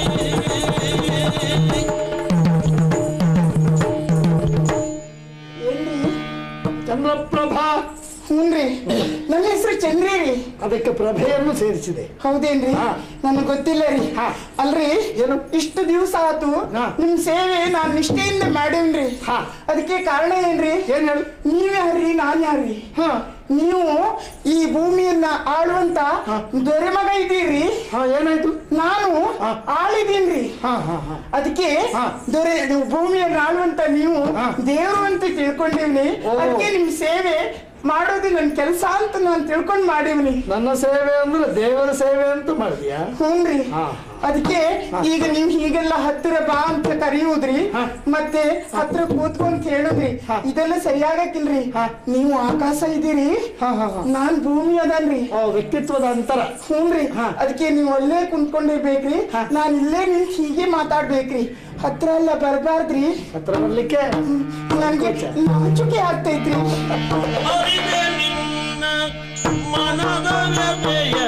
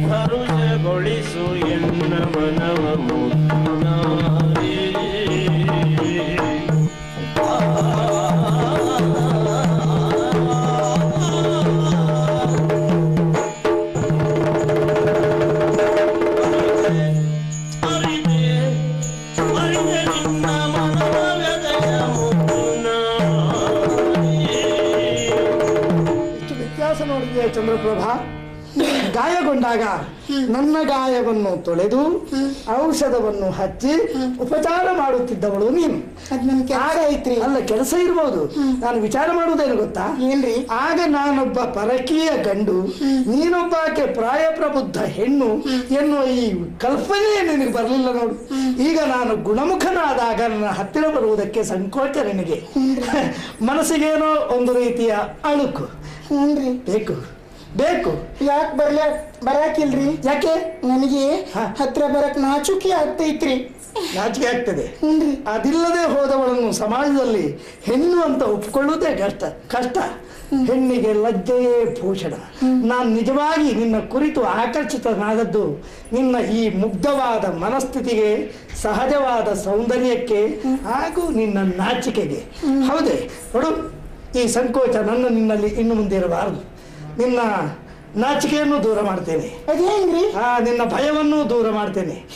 ಯಾವತ್ತೂ ನಾನು ನೀನು ಜೊತೆಯಾಗೇ ಇರಬೇಕು. ಅಂದ್ರೆ ಇನ್ಮ್ಯಾಕೆ ನೀವು ನನ್ನ ಮನೆಯಾಗೆ ಇರ್ತೀರೇನ್ರಿ? ಆಗ್ತದ? ಒಂದು ದೇಶವನ್ನು ಆಳುವ ದೊರೆ ನಾನು. ನನ್ನನ್ನು ನಿರೀಕ್ಷಿಸುತ್ತಾ ಅಲ್ಲಿ ಸಾವಿರಾರು ಮಂದಿಗಳಿದ್ದಾರೆ. ನನಗೆ ನನ್ನದೇ ಮನೆ ಅಂತ ಉಂಟು. ಹಾಗಾದ್ರೆ ನಾನು ನೀನು ಜೊತೆ ಆಗಿರುವುದು ಹೇಗ್ರಿ? ನನ್ನೊಟ್ಟಿಗೆ ನಿನ್ನನ್ನು ಕರ್ಕೊಂಡು ಹೋಗ್ತೇನೆ. ಎಲ್ಲಿಗ್ರಿ? ಅರಮನೆಗೆ. ನಿಮ್ ಮನೆಗೆ ನನ್ನನ್ನು ಕರ್ಕೊಂಡು ಹೋಗ್ತೀನಿ? ಹೌದು. ಹೌದೇನ್ರಿ? ನಿಮ್ ಮನೆಯಾಗೆ ನನ್ಗೆ ಏನ್ ಕೆಲಸ ಕೊಡ್ತೀರಿ? ನಿನಗೆ ನನ್ನ ಮನೆಯಲ್ಲೇ ಕೆಲಸವ? ನಿನ್ನ ಕೈಕಾಲುಗಳಿಗೆ ಸೇವೆ ಮಾಡ್ಲಿಕ್ಕೆ ಆಳುಗಳನ್ನು ನಾನು ನೇಮಿಸ್ತೇನೆ. ನನ್ನ ಕೆಲಸ ಮಾಡ್ಲಿಕ್ಕೆ ಬೇರೆಯವರು? ಹೌದೌದು. ನನ್ಗೆ ಅರ್ಥ ಆಗಕ್ಕಿಲ್ರಿ ನಿಮ್ಮ ಮಾತು. ನೀನು ಆಳಾಗಿ ಬರುವುದಲ್ಲ, ಮತ್ತೆ ನನ್ನ ಮನಸ್ಸಿಗೆ ಸಂತೋಷವನ್ನು ನೀಡುವ ರಾಣಿಯಾಗಿ ಬರಬೇಕು. ನಿನಗೆ ಅರ್ಥ ಆಗಲಿಲ್ಲಲ್ಲ? ಗೊತ್ತಾಗಕ್ಕಿಲ್ರಿ. ನಾನು ನಿನ್ನನ್ನು ಪ್ರೀತಿಸ್ತೇನೆ ಚಂದ್ರಪ್ರಭಾ. ಪ್ರೀತಿ ಮಾಡ್ತೀರಾ? ಅದು ಅರ್ಥ ಆಗಲಿಲ್ಲಲ್ಲ? ಗೊತ್ತಾಗಕ್ಕಿಲ್ರಿ. ನಾನು ನಿನಗೆ ಬಾಳ ಕೊಡ್ತೇನೆ. ನನ್ಗೆ ತಿಳಿಯಾಕಿಲ್ರಿ. ನಿನಗೆ ಹೇಗಪ್ಪ ನಾನು ತಿಳಿಸ್ಲಿ? ನಾನು ನಿನ್ನನ್ನು ಮದುವೆ ಆಗ್ತೇನೆ. ನಿಜವೇ ನಿಜವೇ ನಿಜವೇ ನೀವು ಬೇಡ ಮಾತು ನಂಬಲೇನ್ರಿ. ನಿಜವೇ ಮಾತು ನಿಜವೇ ನಿಜವೇ ನೀವು ಬೇಡ ಮಾತು ನಂಬಲೇನ್ರಿ. ಮಾತು ನಂಬಲೇನ್ರಿ. ಪ್ರಜರ ಕಾಯುವ ಸ್ವಾಮಿಯರ ಮದುವೆ ಆಗಲೇನ್ರಿ. ಪ್ರಜರ ಕಾಯುವ ಸ್ವಾಮಿಯರ ಮದುವೆ ಆಗಲೇನ್ರಿ. ಮಾತು ನಂಬಲೇನ್ರಿ. ಗುಸು ಗುಸು ಎಂದು ಗುಸು ಗುಸು ಎಂದು ಗುಸು ಗುಸು ಎಂದು ಹೇಳುವ ಮಂದಿ ಮಾಡುವುದೇನ್ರಿ. ಗುಸು ಗುಸು ಎಂದು ಹೇಳುವ ಮಂದಿ ಮಾಡುವುದೇನ್ರಿ. ಸಹಜ ಎಂದು ಹೆಂಗೆ ಬರಲಿ ನೀವೇ ಹೇಳ್ರಿ. ಮಾತು ನಂಬಲೇನ್ರಿ. ಮಾತು ನಂಬಲೇನ್ರಿ.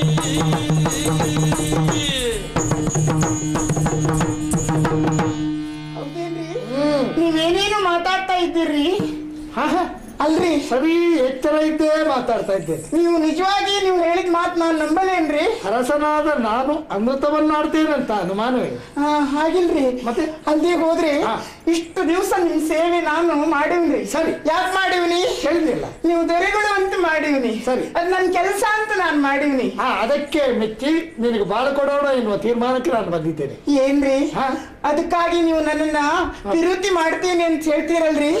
ನಿಜವಾಗಿ ನನ್ನನ್ನ ಮದ್ವೆ ಆಗ್ತೀರೇನ್ರಿ? ಹೌದೇ? ಅನುಮಾನ ಮದ್ವೆ ಆಗ್ತೀರೇನ್ರಿ? ಖಂಡಿತ ನಿನ್ನೆ ಮದುವೆ ಆಯ್ತ್ರಿ. ನಾನು ನಿಮ್ಮನ್ನ ಬ್ಯಾಡ್ರಿ ಬ್ಯಾಡ್ರಿ, ಈ ವಿರುದ್ಧಿ ಗಿರುತಿ ಎಲ್ಲ ಬ್ಯಾಡ್ರಿ. ಯಾರ ನಿನ್ನ ಒಂದು ಕ್ಷಣ ಒಪ್ಪಿದವಳು ಮತ್ತೊಮ್ಮೆ ಯಾಕೆ ಬದಲಾದೆ? ಹ್ಞೂನ್ರಿ, ನಾನೊಂದು ಕತೆ ಕೇಳಿವಿನಿ. ಏನ್ ಕತೆ? ಅಂದ್ರೆ ಈ ದೊಡ್ಡ ಮನುಷ್ಯರೆಲ್ಲ ಚಂದದ ಹೆಣ್ಮಕ್ಳ ಹತ್ರ ಬರ್ತಾರಂತ. ಬಂದು ನೀನ್ ಹಾಗಿದ್ಯಾ ಹೀಗಿದ್ಯಾ ಅಂತ ಹೊಗಳೋದಂತ್ರಿ. ಹೋಗ್ಲಿ. ಅಲ್ದೇ ನಿನ್ನನ್ ಪಿರುತಿ ಮಾಡ್ತೀನಿ, ನಿನ್ನನ್ ಮುಂದೆ ನಾನ್ ಮದ್ವೆ ಆಗ್ತೀನಿ ಅಂತ ಹೇಳೋದಂತ್ರಿ. ಹೇಳಿ ಆಮೇಲೆ ಸುಖ ಗಿಕ್ಕ ಎಲ್ಲ ಪಡೆದು ಆಮೇಲೆ ನೀನ್ ಹೊಂಟೋದ್ರೆ ಮತ್ತೆ ಆ ಹೆಣ್ಮಕ್ಳನ್ನ ಮದ್ವೆ ಆಗೋದಿಲ್ವಂತ್ರಿ. ಮೋಸ ಮಾಡ್ತಾರ, ಕೈ ಬಿಟ್ಬಿಡ್ತಾರಂತೆ. ಯಾರು ಹೇಳಿದ ಕತೆ ನಿನಗೆ? ನನ್ಗೆ ನಮ್ಮ ಅಜ್ಜಿ ಹೇಳವಳಿ. ಹಾಗಾದ್ರೆ ನಿನ್ನ ಅಜ್ಜಿಗೆ ಯಾರೋ ಮೋಸ ಮಾಡಿರ್ಬೇಕು. ಅಲ್ರಿ, ಅಜ್ಜಿಗೆ ಮೋಸ ಮಾಡಿದ್ದಲ್ರಿ, ಅಜ್ಜಿ ನನ್ಗೊಂದ್ ಕತೆ ಹೇಳಿದ್. ಗಂಡಸರಿಂದ ಮೋಸ ಹೋದ ಹೆಣ್ಣಿನ ಕಥೆಯನ್ನು ಅಜ್ಜಿ ಹೇಳಿದ್ರ? ಹ್ಞೂನ್ರಿ. ನೋಡೋಣ, ಕೇಳೋಣ. ಹಿಂದೆ ದುಷ್ಮಂತ ಅಂತ ಒಬ್ಬಿದ್ದಾನಂತಲ್ರಿ, ದುಷ್ಯಂತ ಚಕ್ರವರ್ತಿ. ಹ್ಞೂನ್ರಿ. ಒಮ್ಮೆ ಕಾಡ್ತಾವ ಬ್ಯಾಟಿ ಆಡಕಂತ ಹೋಗಂತ್ರಿ. ಕಣ್ಣು ಆಶ್ರಮದ ವರ್ಷ. ಹ್ಞೂನ್ರಿ. ಆಶ್ರಮದ ತಾವ ಒಂದ್ ಹುಡುಗಿನ ಶಕುಂತಲೆ. ಹ್ಞೂನ್ರಿ. ಅವಳೊಂದ್ ಕಂಡನಂತಲ್ರಿ. ಕಂಡು ನಿನ್ನನ್ ಮದ್ವೆ ಆಗ್ತೀನಿ, ನಿನ್ನನ್ ಪಿರುತಿ ಮಾಡ್ತೀನಿ ಅಂತ ಕೆಲವು ದಿವಸ ಅಲ್ಲೇ ಇದ್ದಾನಂತ್ರಿ. ಇದ್ದನಂತೆ. ಹ್ಞೂನ್ರಿ. ಹಾ, ಹಾ. ಆಮ್ಯಾಕ ಅವಳಿಗೆ ಹೊಟ್ಟೆ ಬಂದೈತಂತ್ರಿ. ಪರಸ್ಪರ ಪ್ರೇಮಿಗಳು ಗಾಂಧರ್ವ ವಿಧಿಯಿಂದ ವಿವಾಹವಾಗಿ ಅಲ್ಲಿ ಉಳಿದವರು. ಅದರ ಪರಿಣಾಮ ಗರ್ಭವತಿ ಆದ್ಲು. ಏನಾಯ್ತು? ಹ್ಞೂನ್ರಿ. ಹೋಗುತ್ತಾವ ಆಕಿನ್ ಕರ್ಕೊಂಡು ಹೋಗ್ಲಿಲ್ಲಂತೇನ್ರಿ. ಯಾಕೆಂದರೆ ಮಹಾರಾಣಿಯಾದ ನಿನ್ನನ್ನು ರಾಜವೈಭವದಿಂದ ಅರಮನೆಗೆ ಕರೆಸಿಕೊಳ್ತೇನೆ. ಹ್ಞೂನ್ರಿ. ಆಮ್ಯಾಕ ಇವಳು ಹೋಗಿ ಕೇಳಿದ್ರು ನೀನ್ ಯಾರೋ ಏನೋ ಗೊತ್ತಿಲ್ಲ ಅಂತ ತಿರಸ್ಕಾರ ಮಾಡಿ ಬಿಟ್ಟಾರಂತ್ರಿ. ಆದ್ದರಿಂದ ಗಂಡಸರನ್ನು ನಂಬಬಾರದು ಎಂದು ಅರ್ಥ ಬರುವಂತ ಈ ಕಥೆಯನ್ನು ನಿನ್ನ ಅಜ್ಜಿಗೆ ಅಜ್ಜಿ ಹೇಳಿದ್ದ. ಹ್ಞೂನ್ರಿ. ತಡಿ, ನಿನ್ನ ಅಜ್ಜಿ ಯಾವ ಪುಸ್ತಕದಲ್ಲಿ ಅದನ್ನು ಓದಿದ್ದು? ಅದೇನು ಗೊತ್ತಾಗಕ್ಕಿಲ್ರಿ ನನಗೆ. ಹಾಗಾದ್ರೆ ಓದಿದ್ದಿರ್ಲಿಕ್ಕಿಲ್ಲ, ಕೇಳಿದ್ದು ಅಲ್ವೇ? ಯಾಕಂದ್ರೆ ಹಳ್ಳಿಯವರು ನಿನ್ನ ಅಜ್ಜಿ ಅನಕ್ಷರಸ್ತೆ. ಹೇಳಿದ ಕಥೆಯನ್ನು ಹೀಗೆ ಹೇಳಿದ್ದು. ನಿನ್ನ ಅಜ್ಜಿ ಕತೆ ಕೇಳಿದ್ದು ಕಿವಿಯಲ್ಲೋ ಬಾಯಲ್ಲೋ? ಏನ್ರಿ ನೀವು ಬಾಯಲ್ಲಿ ಕತೆ ಕೇಳಕ್ ಆಗ್ತೇನ್ರಿ? ಆಗ್ತದೆ. ಯಾಕ್ರಿ? ನಿನಗೆ ಸಾಕ್ಷಿ ಸಮೇತ ತೋರಿಸ್ತೇವೆ. ಯಾವುದಾದ್ರೂ ಒಂದು ಕಥಾ ಕಾಲಕ್ಷೇಪ ನಡೆಯುವಂತಹ ಸ್ಥಳಕ್ಕೆ ಹೋಗಿ ನೋಡು. ಆಸಕ್ತಿಯಿಂದ ಕೇಳ್ತಾ ಇರ್ತಾರೆ. ಕಿವಿಗೊಟ್ಟು ಕಣ್ಬಿಟ್ಟು ಸ್ವಲ್ಪ ಹೊತ್ತು ಹೋಯ್ತು ಆಸಕ್ತಿ ಎಲ್ಲ ಹೊರಟೋಗ್ತದೆ ಅವರಿಗೆ. ಆಗ ಕಣ್ಣು ಮುಚ್ಚುತ್ತದೆ, ಬಾಯಿ ಕಳ್ತದೆ. ಅಂದ್ರೆ ನಿದ್ರೆ ಮಾಡೋದೇನ್ರಿ? ಹೌದು, ಹಾಗೆ ಎಚ್ಚರ ಕೇಳಿದ ಕಥೆ ಅಲ್ಲ. ಯಾಕೆ ಆಡಿದೆ ಅರ್ಥ ಆಯ್ತಾ? ಹಾಗೆ ಶಕುಂತಲೆಯನ್ನು ಅಲ್ಲೇ ಬಿಟ್ಟು ಹೋಗುವ ಸಂದರ್ಭದಲ್ಲಿ ಚಕ್ರವರ್ತಿ ದುಷ್ಯಂತ ನೆನಪಿಗಾಗಿ ಅಂಗುಲೀಯಕವನ್ನಿತ್ತ. ಅಭಿಜ್ಞಾನ ಶಾಕುಂತಲ ಅಂತ ಕತೆ ಮತ್ತೊಂದು ಹೆಸರುಂಟು. ನೆನಪಿನ ಕಾಣಿಕೆಯಾಗಿ. ಹಾಗೆ ಇವಳು ಹೊರಟು ಹೋಗುವಾಗ ನದಿಯೊಂದು ಅಡ್ಡ ಬಂತು. ಹಾಗೆ ನಾವೆಯಲ್ಲಿ ಹೋಗುವಾಗ ದುಷ್ಯಂತನನ್ನೇ ನೆನಪಿಸಿಕೊಳ್ಳುತ್ತಿರುವಂತಹ ಶಕುಂತಲೆ ನೀರಿನಲ್ಲಿ ಕೈಯಾಡಿಸ್ತಾ ಇದ್ಲು. ಗಂಡುಸಿನ ಬೆರಳಿನ ಉಂಗುರ ಹೆಣ್ಣಿನ ಬೆರಳಿಗೆ ತೊಡಿಸಿದ್ದು. ಸಣ್ಣ ಸಪೂರದ ಬೆರಳಿಗೆ ದೊಡ್ಡ ಉಂಗುರ ತೊಡಿಸಿದ್ರೆ ನಿಲ್ತದ? ನಿಂತು ಹೋಗ್ತಿದ್ದೆ. ಹಾಗೆ ನೀರಿನಲ್ಲಿ ಕೈಯಾಡಿಸ್ತಾ ಇದ್ದಾಗ ಅದೆಲ್ಲೋ ಬಿದ್ದೋಯ್ತು. ಹೌದೇನ್ರಿ? ಆ ಉಂಗುರ ಅವಳ ಕೈಯಲ್ಲಿ ಇರ್ಲಿಲ್ಲ. ಹಾಗೆ ನೀನ್ಯಾರು ನನಗೆ ಗೊತ್ತಿಲ್ಲ ಅಂತ ಸಭೆಯ ಮಧ್ಯೆ ಹೇಳಿದಾಗ ಕೈ ನೋಡ್ತಾಳೆ, ಉಂಗುರ ಇರ್ಲಿಲ್ಲ. ಆಮೇಲೆ ಮುಂದಿನ ಕತೆ ಕೇಳಿದ್ದೀಯ ನೀನು? ಇಲ್ರಿ. ಅವಳು ಹಾಗೆ ಕಾಡಿಗೆ ಹೊರಡೋದ್ಲು. ಮಗನೊಬ್ಬನಿಗೆ ಜನ್ಮ ಕೊಟ್ಲು. ಆಮೇಲೆ ಬೆಸ್ತನ ಕಾರಣದಿಂದ ಆ ಉಂಗುರವೂ ಅವಳ ಕೈಗೆ ಸಿಕ್ತು. ಆ ಉಂಗುರವನ್ನು ಹಿಡ್ಕೊಂಡು ಋಷಿಗಳ ಜೊತೆಗೆ ಬಂದಾಗ ಅದನ್ನು ನೋಡಿ ನೆನಪಿಸಿಕೊಳ್ಳಿಲ್ವಾ? ಅದಕ್ಕೆ ಕಾರಣ ಯಾಕೆ? ಏನು ಅವನಿಗೆ ಮರ್ತು ಹೋಗ್ಲಿಕ್ಕೆ ದೂರ್ವಾಸರು ಕೊಟ್ಟ ಶಾಪ. ಹೌದೇನ್ರಿ? ಅಲ್ಲ, ಇಷ್ಟೆಲ್ಲ ವಿಷಯ ಆಯ್ತಂತ ನನ್ನ ಅಜ್ಜಿ ಹೇಳಲೇ ಇಲ್ರಿ. ಸರಿ ಬಿಡು. ಹಾಗೆ ನನ್ನ ನಿನ್ನ ನಡುವೆ ಶಾಪ ಕೊಡುವುದಕ್ಕೆ ಯಾವ ದೂರ್ವಾಸನೂ ಬರುವುದಿಲ್ಲ. ನಾನು ನಿನ್ನನ್ನು ಮರೆತು ಬಿಡುವ ಇದಕ್ಕೆ ಯಾವತ್ತೋ ಕರ್ಕೊಂಡು ಹೋಗ್ತೇನೆ ಅಂತ ಹೇಳುವುದು ಅಲ್ಲ. ಅಲ್ರಿ, ಈಗಲೇ ಅಲ್ರಿ, ನೀವು ನನ್ನ ಮದುವೆ ಆಗ್ತೀನಿ ಅಂತ ಹೇಳ್ತಿದ್ದೀರಿ. ಹೌದು. ಆದ್ರ ಈ ವಿಷಯ ಊರ್ನವರೆಲ್ಲ ಕೇಳಿದ್ರ ಗುಸು ಗುಸು ಅಂತ ಮಾತಾಡಕ್ಕಿಲ್ಲ ಏನ್ರಿ? ಅರಸನಾದಂತಹ ಚಂದ್ರವರ್ಮ ಹಳ್ಳಿ ಹುಡುಗಿಯೊಬ್ಬಳನ್ನು ಮದುವೆಯಾಗಿ ಕರೆತಂದ. ಹ್ಞೂನ್ರಿ. ಆಗುವುದು ಯಾರಿಗಾಗಿ? ನನಗಾಗಿ ನಾನು ಮದುವೆ ಆಗುವುದು. ಕೇಳಿದವರಿಗೆ ಉತ್ತರ ಕೊಡುವು ನಾನು. ನಿಮ್ಗೆ ಯಾಕೆ ಸಂಕೋಚ? ಹಾಗಾದ್ರೆ ನನ್ನನ್ನ ಈ ಕ್ಷಣವೇ ನನ್ನ ಧರ್ಮಪತ್ನಿ ಅಂತ ಸ್ವೀಕರಿಸ್ತೇನೆ. ವಿವಾಹದ ವಿಧಿ ಅರಮನೆ. ಆದ್ರೆ ಒಂದು ನಮ್ಮವರಿಗೆಲ್ಲ ವಿಷಯ ನಾನು ತಿಳಿಸ್ಬೇಕಲ್ರಿ? ಕೆಂಚ ಬೀರ ಕಾಳ ಎಲ್ಲ ಕೇಳ್ರಿ. ಮಹಾರಾಜರು ನನ್ನನ್ನ ಅವ್ರ ಮನೆಗೆ ಕರ್ಕೊಂಡು ಹೋಗ್ತಾರೆ. ಇನ್ಮೇಲೆ ನಾನು ಇಲ್ಲಿ ಇರಾಕಿಲ್ರಿ. ಇಲ್ಲಿ ಎಲ್ಲಾ ನಾಯಕರಿ ನೀವ್ರಿ. ನಾನ್ ಬರ್ತೀನಿ.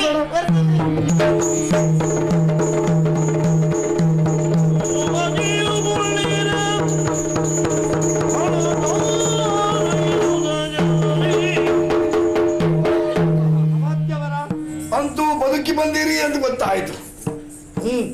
ನೀವೆಲ್ಲ ಮಾಡಿದ ಪುಣ್ಯದ ಫಲ, ನಾಡಿನ ಪುಣ್ಯ. ಹಾಗೆ ಹೇಳೋಣ ಸ್ವಾಮಿ. ನಿಮ್ಮ ಮಿತ್ರ ಜಗವರ್ಮ ಹೇಳಿದ. ಹೌದಾ? ಮಹಾರಾಜರು ಮನಸ್ಸನ್ನು ಬದಲಾಯಿಸಿದ್ದಾರೆ. ಖಂಡಿತ ಮದುವೆಯಾಗುವ ನಿರ್ಧಾರಕ್ಕೆ ಬಂದಿದ್ದಾರೆ ಅಂತ ಹೇಳಿದ. ಬರೇ ನಿರ್ಧಾರ ಮಾತ್ರ ಅಲ್ಲ, ನಾನು ಹೇಳಿ ಹೇಳಿ. ಯಾವುದು? ಈಗ ಹೊರಟೆ. ಎಲ್ಲಿಗೆ? ನಿಮಗೆ ಅನುರೂಪವಾದಂತ ವಧುವನ್ನು ಹುಡುಕ್ಲಿಕ್ಕೆ. ಅಲ್ಲ, ಮದುವೆ ಆಗುವ ನಾನು ನನ್ನ ಅನುರೂಪಳು ಯಾರು ಅಂತ ನಿರ್ಧಾರ ಮಾಡಿ ಅವಳನ್ನು ಕರ್ಕೊಂಡು ಬಂದಿದ್ದೇನೆ. ಮತ್ತೆ ಯಾರವಳು? ಓ, ಅಲ್ಲಿ ತಂದು ಆ ಒಂಟಿ ಕಾಲಲ್ಲಿ ನಿಂತವಳು. ಹೌದು, ಅವಳನ್ನೇ ನಾನು ಮದುವೆ ಆಗ್ತೀನಿ. ನೀವು? ಹೌದು. ಆ ಹಳ್ಳಿ ಹೆಣ್ಣನ್ನ ಗೋಡೆ ಯಾವುದು ಜಗಲಿ ಯಾವುದು ಅಂತ ಅರ್ಥ ಮಾಡಿಕೊಳ್ಳಿಕ್ಕೆ 10 ವರ್ಷ ಓದಿತ್ತು ಇಲ್ಲಿ ಅರಮನೆಯಲ್ಲಿ. ನೀನು ಹುಟ್ಟಿದಾಗ ನನಗೆ ಪ್ರಪಂಚ ಏನು ಅಂತ ಗೊತ್ತಿರಲಿಲ್ಲ. ಆದ್ರೂ ಒಂದು ಕಲಿಸಿಕೊಡ್ತೇನೆ. ಒಂದು ಕುಲದಲ್ಲಿ ನಾನು ಹುಟ್ಟಿದ್ದೇನೆ. ನಿಮ್ಮ ಕುಲ ಗೌರವ ಹಾಳಾಗ್ತದೆ ಇವಳನ್ನು ಕಟ್ಟಿಕೊಂಡ್ರೆ. ಅದು ನನ್ನ ಇಷ್ಟಕ್ಕೆ ಸಂಬಂಧಪಟ್ಟದ್ದು. ನಾನು ಅಲ್ಲಿರುವ ಮದುವೆಗೆ ಹಾಗೆ ಹೀಗೆ ಅಂತ ಹೇಳಲಿಕ್ಕೆ ನೀನು ಯಾರು? ಮದುವೆ ಸಿದ್ಧತೆ ಆಗಲಿ ಅಷ್ಟೇ ನನಗಿದ್ದ ಕೆಲಸ.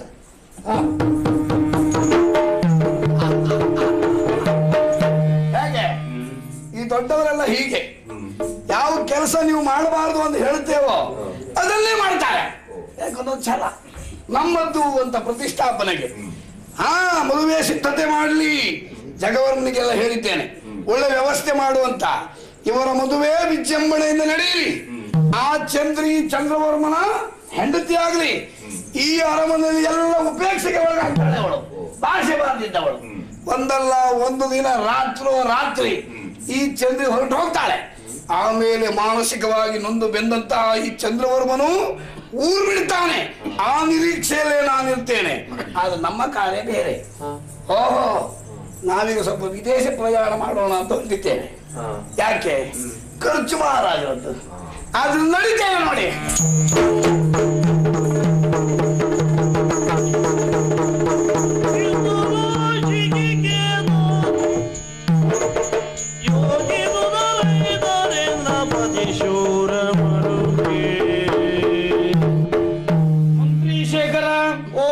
ಶೇಖರ ಮತ್ತದೇ ಹೇಳಿ ಸಾಯ್ಬೇಡುವ. ಶೇಖರ ಹೌದೇನೋ? ಆವತ್ತೊಂದ್ ದಿವಸ ನೀನ್ ಕೊಟ್ಟ ಸೂಚನೆ ಅಂತೆ ಮದುವೆ ಆದ್ರೆಲ್ಲ ಸರಿ ಹೋಗ್ತದೆ ಅಂತ ಲೆಕ್ಕ ಹಾಕಿ ಹಲವಾರು ನಾಡುಗಳನ್ನು ತಿರುಗಿ ಅಮರಾವತಿ ಹೋದದ್ದು ಹೌದೇನೋ? ಹೌದು. ಹೆಣ್ಣಾದಂತ ಚಂಪಕ ಸೇನೆಯಲ್ಲಿ ನಾವು ಪ್ರತಿಜ್ಞೆ ಮಾಡಿ ಬಂದದ್ದೇನೋ ಹೌದು. ನಾನು ನಿನ್ನನ್ನೇ ಮದುವೆ ಆಗ್ತೇನೆ. ಯಾರನ್ನ? ಅವಳಲ್ಲಿ ನಿನ್ನ ಕಾರ್ಮ ನಿನ್ನ ಹತ್ರ ಅಂತದ್ದು. ಅವಳಲ್ಲಿ ಮದುವೆ ಆಗ್ತೇನೆ. ಅದಿಲ್ಲ ಅಂತಾದ್ರೆ ಇದು ಮೀಸೆ ಅಲ್ಲ, ಅಪ್ಪನಿಗೆ ಹುಟ್ಟಿದ ಮಗಲ್ಲ ಅಂತ ನಾನು ಹೇಳ್ಕೊಂಡು ಬಂದೆ. ಎಂತ ಕಾಲ ಬಂದೋಯ್ತು. ಕೊನೆಗೂ ನಾನು ಅಪ್ಪನಿಗೆ ಹುಟ್ಟಿದವಲ್ಲ ಎನ್ನುವುದೇ ನಿರ್ಣಯ ಆಗುವ ಪರಿಸ್ಥಿತಿ ಬಂತೇನೋ. ಅಪ್ಪ ಏನೂ ಇಲ್ಲಲ್ಲ ಕೇಳುವ ಅಂತ ಹೇಳಿದ್ವಿ. ಏನು ಮಾಡಬೇಕು ಅಂತಲೇ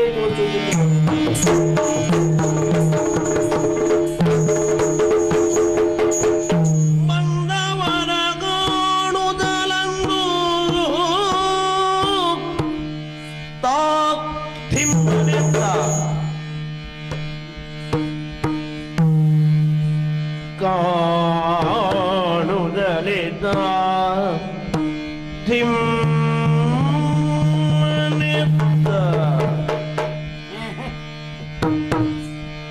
ಕಾಣುದಲಿದ ತಿಮ್ಮನಿಂದ ಎದ್ದು ನಡೆದಂದು ಹೋಗಿ ಕರಬಿಡಿದು ಕರೆದಂದು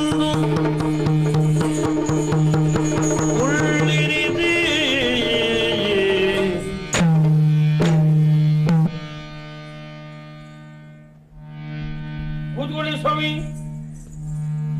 ಆಶ್ಚರ್ಯ. ದೂರದಿಂದ ಬರುವಾಗ ನಿಮ್ಮನ್ನು ನೋಡಿದೆ ಒಮ್ಮೆಲೆ ನಾನು ಜಿಮ್ಮನೆದ್ದೆ. ಹೌದು. ನಾನು ಎದ್ದಿದ್ದು ಹೇಳುವುದಕ್ಕಿಂತಲೂ ನಮ್ಮವರು ಎಬ್ಬಿಸಿದ್ದು ನನ್ನನ್ನು. ಯಾಕೆ ಸುಮ್ಮನೆ ಇವರು ಕೂತ್ಕೊಳ್ಳಿಕ್ಕೂ ಬಿಡುವುದಿಲ್ಲಪ್ಪ, ಉಪದ್ರ ಕೊಡ್ತಾರೆ ಎಬ್ಬಿಸ್ತಾರೆ ಅಂತ ಹೇಳಿ ಮತ್ತೆ ನಾನು ಕೂತದ್ದು. ಯಾಕೆ ಬಂದಂತ ನಿಮ್ಮನ್ನು ಉಪಚರಿಸಬೇಕಾದ್ದು ನನ್ನ ಧರ್ಮವ? ನಾವೇನು ವ್ಯವಸ್ಥೆ ಮಾಡ್ಲಿಲ್ವಾ?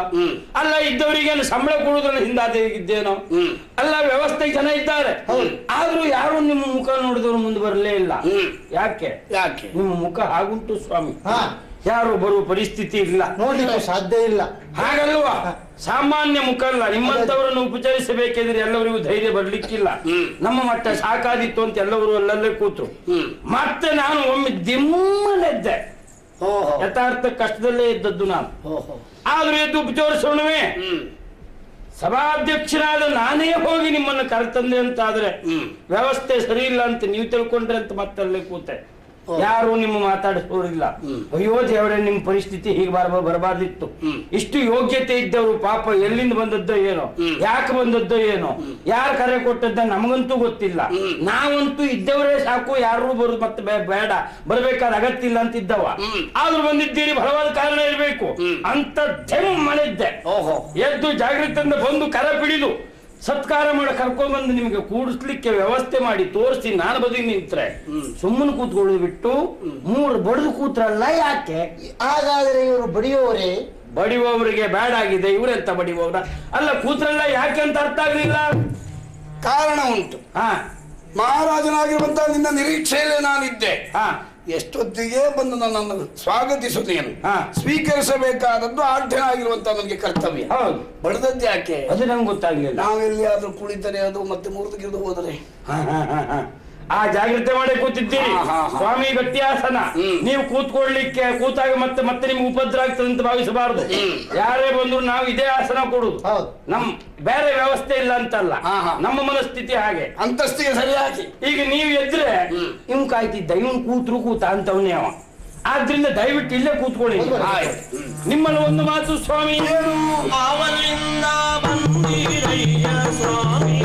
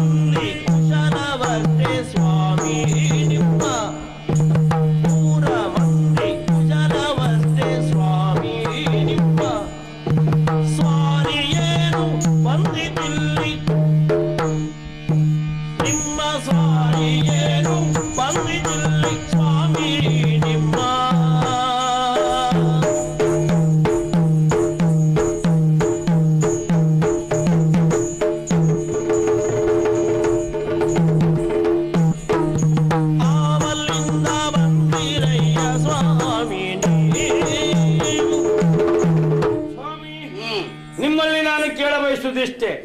ನೀವ್ಯಾರು? ನನ್ಗೆ ಗೊತ್ತಿಲ್ಲ. ನೀವ್ಯಾರು? ಎಲ್ಲಿಂದ ಬಂದದ್ದು? ನಿಮಗೂ ಊರುಂಟೆ? ಊರುಂಟೆ ಊರು ಉಂಟೆ. ಹಾಗಿದ್ರೆ ನಿಮ್ಗೆ ಹೆಂಡತಿ ಇದ್ದಾಳ? ನಿಮ್ಗೆ ಹೆಂಡತಿ ಇದ್ದಾಳ ಸ್ವಾಮಿ? ಬೇಸರದಿಂದ ಕೇಳ್ತೀಯನೋ? ಅಂದ್ರೆ ನಮ್ಗಿಲ್ಲ. ಹಾಗಾಗಿ ಅದೇ ವಿಚಾರ ಮಾಡಿ ಕೇಳ್ತಾ ಇದ್ದೇನೆ. ನಿಮ್ಗೂ ಹೆಂಡತಿ ಇದ್ದಾಳ? ಹೆಂಡತಿ ಇದ್ದಾರೆ, ಮಕ್ಕಳು ಇದ್ದಾರೆ. ಅಯ್ಯೋ ಹೌದಾ? ಹಾಗಿದ್ರೆ ಬರುವಾಗ ಒಬ್ಬರೇ ಬಂದ್ರಲ್ಲ ಸ್ವಾಮಿ. ಬರುವಾಗ ಸೊಕ್ಕು ಕುಟುಂಬ ನಿಮ್ಮ ಪಾರಿವಾಳ ಎಲ್ಲವನ್ನೂ ಹಿಡ್ಕೊಂಡು ಬಂದಿದ್ದಿದ್ರೆ ಸಾಕು ಅವರ ನಾವು. ಹಾಗಲ್ಲ ನಿಮ್ಮ ಅದೇ ಸಕುಟುಂಬ ಪರಿವಾರ ಗಣಗಳು ಎಲ್ಲ ನೀವು ಹಿಡ್ಕೊಂಡು ಬಂದಿದ್ದಿದ್ರೆ ನಾವು ಸಂತೋಷ ಪಡ್ತಾ ಇದ್ದು. ನೀವ್ಯಾರು? ಎಲ್ಲಿಂದ ಬಂದದ್ದು? ಮತ್ತೆ ಇಲ್ಲಿಂದ ಎಷ್ಟೊತ್ತಿಗೆ ಹೋಗುದು ನೀವು? ಎಲ್ಲ ಹೇಳ್ತೀರಾ? ಓ ಶೂರಸೇನ ಬಂದ ಕಾರಣ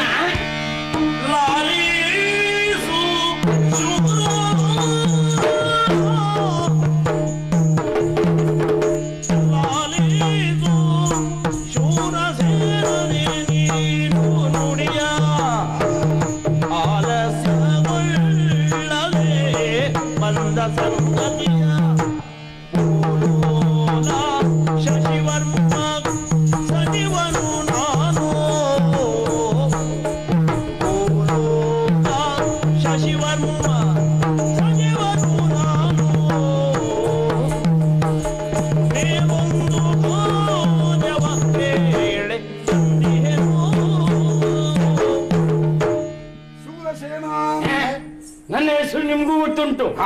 ಹಾಗಿದ್ರೆ ನಾನು ಪ್ರಚಾರದಲ್ಲಿದ್ದೇನೆ. ಖಂಡಿತ ಹೊರಗಡೆ ಎಲ್ಲ ನಮ್ ಸುದ್ದಿ ಉಂಟು. ಓಹೋ ಕೇಳ ನವೀನ ದೊರೆಯಾಗಿರುವಂತಹ ಶಿವರಸೇನ ಏನು, ಮಂತ್ರಿ ಆಗಿರುವಂತಹ ವೀರಸೇನ ಏನು, ಬ್ಯಾಲ್ ವಿದ್ಯೆ ಮಗನೇ, ನಿಮ್ಮ ಆಡಳಿತದ ವೈಖರಿ ಏನು, ಎಲ್ಲವೂ ನಮ್ಮೂರಿನಲ್ಲಿಯೂ ಪ್ರಚಾರ. ಹೌದಾ?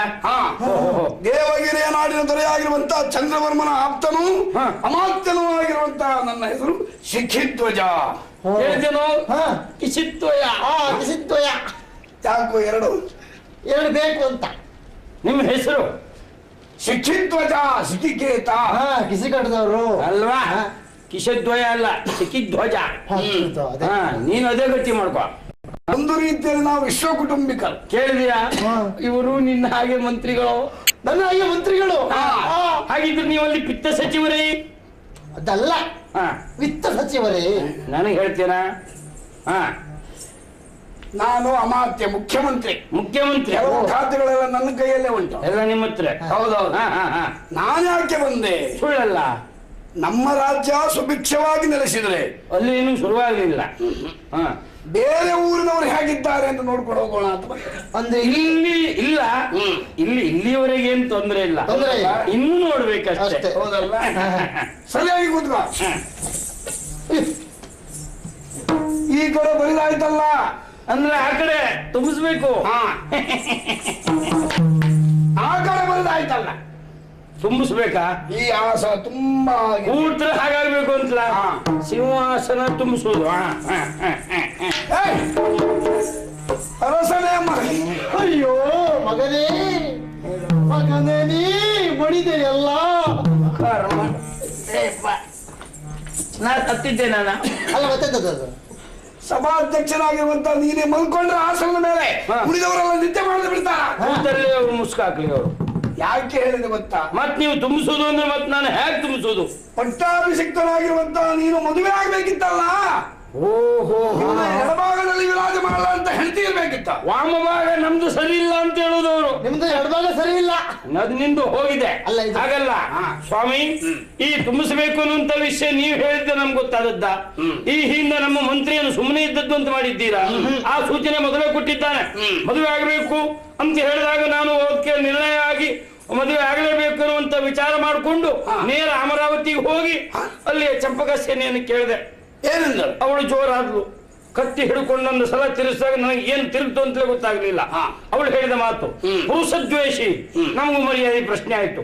ನಾನು ಹಾಗೆ ಒಂದು ಪ್ರತಿಜ್ಞೆ ಮಾಡೇ ಬಿಟ್ಟೆ, ನಾನು ಇನ್ನೊಂದೇ ಮದುವೆ ಆಗ್ತೇನೆ, ಇಲ್ಲ ಅಂತಂದ್ರೆ ಮೀಸೆ ಅಲ್ಲ, ಅಪ್ಪಣಿ ಹುಟ್ಟಿದ ಮಗ ಅಲ್ಲ ಅಂತ.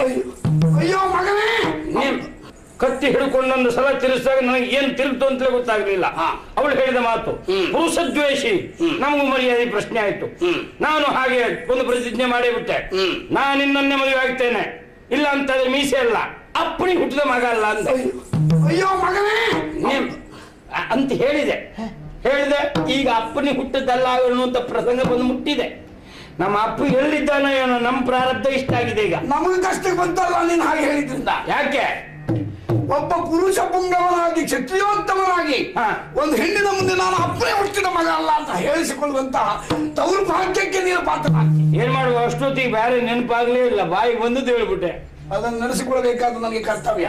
ಹೌದು. ಅಂದ್ರೆ ನಾನು ನಿನಗೆ ಮದುವೆ ಮಾಡಿಸ್ತೇನೆ. ಯಾರು? ಹಾಗಿದ್ರೆ ನೀವೇ ನನ್ನ ಅಪ್ಪ ಹಾಗೆ ತಿಳ್ಕೊ. ಅಲ್ಲಲ್ಲ, ಯಾಕೆಂದ್ರೆ ಈ ಮದುವೆ ವಿಚಾರದಲ್ಲಿ ಉಂಟಲ್ಲ, ಅದು ಒಂದು ಸಂಸ್ಕಾರ ಕೊಟ್ಟವನು ಅಪ್ಪನಂತೆ ಹಾಗೆ ತಿಳ್ಕೊಳ್ತಾನೆ. ಸ್ವಾಮಿ ದಮ್ಮಯ್ಯ ಅದೊಂದು ಮಾತು ಉಳಿಸಿ, ನನ್ನ ಮರ್ಯಾದೆ ಉಳಿಸಿ, ಒಂದು ಮದುವೆ ಮಾಡಿಸಿ, ಆಮೇಲೆ ಮತ್ತೆ ಬಿಡಿ ವಿಷಯ. ನಾನಿದ್ರೆ ಊರಿನ ಬೇರೆ ಯಾರು ನಿನಗೆ ಬೇಡ, ಅವಳೇ ಆಗಬೇಕು. ಊರಿನವ್ರ ಮದುವೆ ಆದ್ರೆ ನಮ್ಮ ಮಕ್ಕಳ ಮದುವೆ ಆದಾಗ ಆಗ್ತದೆ, ಅದಾಗಲಿಕ್ಕಿಲ್ಲ. ಪ್ರಜೆಗಳು ಅಂದ್ರೆ ಮಕ್ಕಳಲ್ವಾ, ಸಾಕಷ್ಟು ತಿಳ್ಕೊಂಡಿದ್ದೆ ನಾನು. ಹೌದಾ? ಆದ್ರಿಂದ ಅವಳೇ ಆಗ್ಬೇಕು. ಇಲ್ಲ ಹೋದ್ರೆ ಜೀವಮಾನದ ಮದುವೆ ಬೇರೆ ಬೇಡ ನನಗೆ. ಅವಳನ್ನೇ ಮದುವೆ ಮಾಡಿಸ್ತೇನೆ. ಶುಭ ಮುಹೂರ್ತ ಒದಗಿ ಬರ್ತಾ ಇದೆ. ನೀನು ಮದುವಣಿಗಾಗಿ ನನ್ನ ಜೊತೆ ಬರಬೇಕು ಅಮರಾವತಿಗೆ. ಬಂದ್ರೆ ನಾನು ಮದುವೆ ಮಾಡಿಸ್ತೇನೆ ಅಕ್ಷರಕ್ಕೆ. ಭಾಷಿಂಗ ಕಟ್ಕೊಂಡೇ ಬರುವುದು? ಖಂಡಿತ. ಆಗ್ಲಿಲ್ಲ ಅಂದ್ರೆ ಬರುವಾಗ ಮತ್ತೇನಾದ್ರೂ ಬೇಡವರ್ಗಾದ್ರೂ ಕಟ್ಟು ಮತ್ತೆ ಮದುವೆ ಹಾಕೊಂಡೇ ಬರುವವ ನಾನು ಬದುಕಿದ್ದು ಆ ಅವಸ್ಥೆ ನಿನಗೆ ಆಗ್ಬಾರ್ದಲ್ಲ. ಖಂಡಿತ ಸಿದ್ಧತೆ ಮಾಡ್ಕೊಳ್ತೇನೆ. ಹಾಗಿದ್ರೆ ಇಲ್ಲಿಯ ಪೂರ್ಣ ಹೊಣೆಗಾರಿಕೆ ನಿನ್ನದ್ದು. ನಾನು ಬರುವುದರೊಳಗೆ ನಾನು ನೋಡು ಹೋಗುವಾಗ ಹೇಗುಂಟು, ಇವರೆಲ್ಲ ಇದೇ ಪರಿಸ್ಥಿತಿ ಇರ್ಬೇಕು. ಹಾಗೆ ಮತ್ತೆ ಅವ್ರು ಮಲಗಿದ್ರೆ ನಿನ್ನನ್ನು ಬಿಡ್ಲಿಕ್ಕಿಲ್ಲ ನಾನು. ಜಾಗ್ರತೆ ಹೋಗಿ. ಮಂತ್ರಿಗಳು ಮದುವೆ ನನಗೆ ಸತ್ಯ ಬೇಡ. ಮೊದಲು ಮಹಾರಾಜರಿಗೆ ಆಗಲಿ, ಆಮೇಲೆ ಅಂತ ನೋಡುವ. ತೊಳಿರು ತೋರಣಗಳಿಂದ ಪುರಾಲಂಕೃತವಾಗಬೇಕು ವಧುವರನ್ನು ಕರೆಸಲಿಕ್ಕೆ. ಶೃಂಗಾರ ಹಾಗೆ ಇರ್ತದೆ. ಜಾಗ್ರತೆ. ಆಯ್ತು, ಹೋಗು. ನನಗೇನೂ ಆಗಲಿಲ್ಲ, ನಾನು ಸರಿ ಇದ್ದವನೇ. ಆದರೆ ಆವಾಗ ಮಾತ್ರ ಹೇಳಿದ್ದೆ, ಈಗಿದ್ದಾಗ ಇರ್ಲಿಲ್ಲ, ಈ ರೀತಿ ಮಾತಾಡ್ತಾನೂ ಇರ್ಲಿಲ್ಲ. ಕಾರಣ ಏನು? ನನ್ನ ಉದ್ದೇಶವೇ ಬೇರೆ ಉಂಟು ಸ್ವಾಮಿ. ಮಹಾರಾಜ ತಿಳ್ಕೊಂಡಿದ್ದೇನು ನಾನು ಹೆಡ್ಡ ಅಂತ, ಆದ್ರೆ ನೀವು ತಿಳ್ಕೊಂಡಿದ್ದು ಹಾಗೆ. ಅಂದ್ರೆ ನಾನು ಹೆಡ್ಡನ? ನನ್ನಷ್ಟು ಬುದ್ಧಿವಂತರೇ ಇಲ್ಲ. ಮಹಾರಾಜ ಹೋದ, ಹೋಗು ಮಹಾರಾಜ ಹೋಗು. ನೀನು ಹೋದ ಮೇಲೆ ತಿರುಗಿ ಬರ್ಲಿಕ್ಕಂತೂ ಆಗುವುದಿಲ್ಲ. ಅಷ್ಟು ವ್ಯವಸ್ಥೆ ನಾನು ಮಾಡಿದ್ದೇನೆ. ಹೌದಪ್ಪ, ಅಲ್ಲಿಯ ಮಂತ್ರಿಯನ್ನು ನಾನು ಬಯಸಿದವ. ನಾವಿಬ್ಬರು ಸೇರಿ ಇವ ಮತ್ತು ಅವಳನ್ನು ತೆಗೆದರೆ 2 ರಾಜ್ಯಕ್ಕೆ ನಾವು ಅಧಿಕಾರಿಗಳಾಗ್ತೇವೆ ಎನ್ನುವ ಅದೇ ಉಂಟು. ಆದ್ರಿಂದ ಹೇಗೆ ಹೋದಲ್ಲ, ಇಲ್ಲಿಗೆ ಅಧಿಕಾರಿ ನಾನು. ಹೇಗೆ ನೀವೇನ್ ತಲೆಬಿಸಿ ಮಾಡಬೇಡಿ. ನಮಗೇನ್ ತಲೆಬಿಸಿ ಇಲ್ಲ. ನಿಮ್ಗೆ ಎಷ್ಟು ಬೇಕು ಸಂಬಳ? ಅಲ್ಲ, ನಾವು ರಾಜ್ಯದಲ್ಲೇ ಇರುವುದಿಲ್ಲ. ಹಾಗಲ್ಲ ಸ್ವಾಮಿ, ಇರಲೇಬೇಕು. ನೀವು ಮತ್ತು ನಮಗ್ ಬೇಕು. ಏನ್ ತಲೆಬಿಸಿ ಮಾಡ್ಕೊಳ್ಬೇಡಿ. ಹೋದವ ಹೋಗಿ.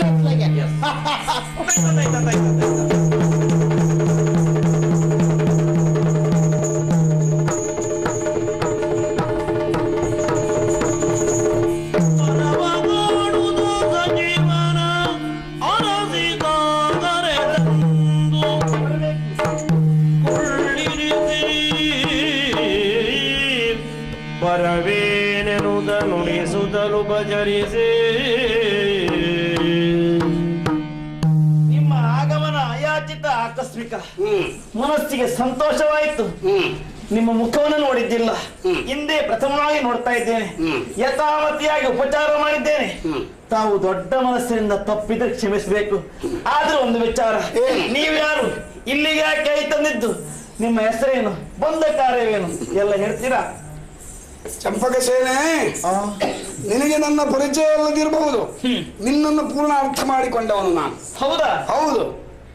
ಅಂದೊಂದು ದಿನ ನಮ್ಮ ಊರಾಗಿರುವಂತಹ ದೇವಗಿರಿಗೆ ನೀವು ಬಂದವಳಲ್ಲವೇ? ಅದೇ ಊರಿನ ವ್ಯಕ್ತಿಗಳು ತಾವು. ಚಂದ್ರಸೇನಲ್ಲಿ ಪಂಥ ಮಾಡಿದವಳಲ್ಲವೇ? ನನ್ನ ಮೈ ಕೈಯೆಲ್ಲ ಉರಿತಾ ಇದೆ ಈಗ. ಆ ಚಂದ್ರವರ್ಮ ನಿನ್ನನ್ನು ತಿರಸ್ಕರಿಸಿದಾಗ ಯುದ್ಧಕ್ಕೂ ಸಿದ್ಧಳಾದವಳಲ್ಲವೇ? ಮುಂದೇನಾಯಿತು ಅಂತ ಗೊತ್ತಾಗಲಿ. ಪ್ರತಿಜ್ಞೆ ಮಾಡಿ ಬಂದಿದ್ದೇನೆ. ಹಾಗಿದ್ರೆ ಈಗ ಮದುವೆ ಆಗುತ್ತೇವೆ. ಅದಲ್ಲ ಅಂತಾದ್ರೆ ಅಹಂಕಾರದ ಈ ತಲೆ ನನ್ನ ಪಾದಕ್ಕೆ ಸ್ಪರ್ಶ ಮಾಡ್ಕೊಳ್ಬೇಕು ಅಂತ ಆವತ್ತೇ ಆಡಿದ್ದೇನೆ. ಏನು ಮಾಡೋಣ, ಮಾತೊಂದು ಹಾಗೆ ಉಳಿದೋಯ್ತಲ್ಲ, ಪ್ರತಿಜ್ಞೆ ಈಡೇರಿಸಿಕೊಳ್ಬೇಕಿತ್ತಲ್ಲ. ಗಡಿಬಿಡಿ ಮಾಡ್ಕೊಳ್ಬೇಡ. ಅವನನ್ನ ಮದುವೆ ಆಗ್ಲಿಕ್ಕೆ ನಿನ್ಗೆ ಆಗುದಿಲ್ಲ. ಯಾಕೆ? ಸ್ತ್ರೀ ದ್ವೇಷಿ ಆಗಿರುವಂತ ಅವನ ಮನಸ್ಸನ್ನು ಬದಲಾಯಿಸಿಕೊಂಡು ಹಳ್ಳಿಗಾಡಿನ ಹೆಣ್ಣೊಬ್ಬಳನ್ನು ಕಟ್ಟಿಕೊಂಡಿದ್ದಾನೆ, ಮಹಾರಾಣಿಯಾಗಿ ಸ್ವೀಕರಿಸಿದ್ದಾನೆ. ದೇವರೇ, ಊರಿಗೂ ಮದುವೆ ಆಯ್ತಾ? ಆಗಿ ಹೋಯ್ತು. ಹಾಗಿದ್ರೆ ನನ್ನ ಮಾತು ಆಯ್ತಲ್ಲ. ನಿನ್ನ ಮಾತು ಹಾಳಾಗಬಾರದು. ಆ ಚಂದ್ರವರ್ಮನನ್ನು ಜವಗೆಡಿಸುವಂತಹ ತಂತ್ರವನ್ನ ನಾನು ಬರೆದಿದ್ದೇನೆ. ಹೌದಾ? ಹೌದು. ಏನದು? ನೀನು ಮದುವೆ ಆಗಬೇಕು. ನಾನು ಮದುವೆ ಆಗಬೇಕು. ಮನಸ್ಸಿದ್ದವರ ಆ ಕಡೆಗೆ ಮದುವೆ ಆದಂತಾಯ್ತು. ಮತ್ಯಾರನ್ನು ಮದುವೆ ಆಗುದು ನಾನು? ಪ್ರವೀಣರೇ ಆಗಿರುವಂತಹ ಶೂರಸೇನ. ಆ ಮಂಡೆ ಪಟ್ಟು ಅವನ ಮದುವೆ ಆಗುದು ನಾನು? ಏನ್ ಹೇಳ್ತಾ ಇದ್ದೆ? ಅವ ಎಂತವ ನಾನು ನೋಡಿದ್ದೇನೆ. ಅಯ್ಯಯ್ಯೋ, ಯಾಕೆ ಕೇಳು. ಯಾಕೆ? ಅವನು ಪ್ರತಿಜ್ಞೆಯನ್ನು ಮಾಡಿ ಹೋದವನು, ನೀನು ಪ್ರತಿಜ್ಞೆಯನ್ನು ಮಾಡಿದವಳು. ಏನೋ ಬಡಾಯಿಸಿ ಹೋಗಿದ್ದಾನೆ ಅವತ್ತು. ನೀನು ನಿನ್ನ ಪ್ರತಿಜ್ಞೆಯನ್ನು ಈಡೇರಿಸಿಕೊಳ್ಬೇಕು. ಅವನು ಗಂಡು ಹುಡುಗನಾಗಿ ಹುಟ್ಟಿ ಸಾಧಿಸಿಕೊಳ್ಬೇಕು ತನ್ನ ಪ್ರತಿಜ್ಞೆಯನ್ನು ಎಂಬಲ್ಲಿಗೆ. ಅಂದ್ರೆ ಅವನನ್ನೇ ನೀನು ಮದುವೆ ಆಗುವ ಕಾರಣ ಏನು ಗೊತ್ತಾ? ಉದ್ದೇಶ ಏನು? ಚಂದ್ರವರ್ಮನ ಜವಗೆಡಿಸಲು ಸಣ್ಣದ್ದಾಗಿರುವಂತಹ ಅಮರಾವತಿಯ ಸೇನೆ ಸಾಕಾಗುವುದಿಲ್ಲ, ಬಲ ಬೇಕು. ಬಲ ಬೇಕಾದ್ರೆ ಪ್ರವೀರನಲ್ಲಿ ದೊಡ್ಡ ಸೇನೆ ಉಂಟು. ಇವ ಹೀಗಾದ್ರೆ ಏನು, ಊರವರೆಲ್ಲ ನಪುಂಸಕರ, ವೀರಾದಿ ವೀರರು ಸೇನಾ ನಾಯಕರಲ್ಲಿದ್ದಾರೆ. ಸರಿ, ನೀವು ಅವರೆಲ್ಲ ಒಟ್ಟಾಗಿ ಹೋಗಿ ಚಂದ್ರವರ್ಮನನ್ನ ಇರಿಸಿದ್ರೆ ಗೆಲುವು ನಿಮ್ಮದೇ. ನನ್ನ ಮಾತನ್ನು ಈಡೇರಿಸಿಕೊಳ್ಳಿ ಸಾಧ್ಯ. ನನ್ನ ಮಾತನ್ನ ಪೂರೈಸಿಕೊಳ್ಳಬೇಕು ಅಂತ ಇವನನ್ನು ಮದುವೆ ಆಗಲೇಬೇಕು. ಸರಿ, ನನಗೆ ಹಠ ಮುಖ್ಯ. ಹೌದಾ? ಮದುವೆ ಆಗ್ತೇನೆ. ಆದ್ರೆ ಬೈದು ಕಳಿಸಿದ್ಯಲ್ಲ ಅವನನ್ನ. ಆದ್ರೆ ಅವ ಮತ್ತೆ ಬರುವುದೇ ಇಲ್ಲ. ಅವ ಬರುವುದೇ ಅವನು ನೆನೆದವರ ಮನದಲ್ಲಿ ಕಾಣಿಸಿಕೊಳ್ಳುವನು. ಹೌದಾ? ಹೌದಾ? ಎಲ್ಲಿ?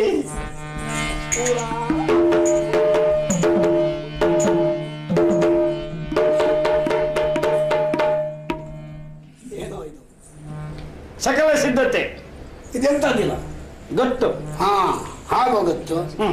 ಸರಿಯಾಗಿ ಹೀಗೆ ನಿಲ್ಬೇಕು.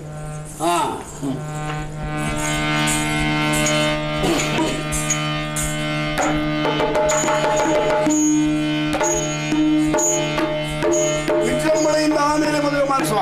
ಸರಿ, ಸಾಂಕೇತಿಕವಾಗಿ ಈಗಲೇ ಮುಗಿಸಿಬಿಡ್ತೇನೆ. ಇದನ್ನು ನಾನೇ ಹಾಕ್ಬೇಕಿ? ಮತ್ ನಾನಾ? ನನ್ನ ಸಂಪೂರ್ಣ ಹೊಣೆಗಾರಿಕೆ ನಿಮ್ಮದಲ್ವಾ? ಸಮೂರ್ತಿಯ ಸಾವಧಾನ.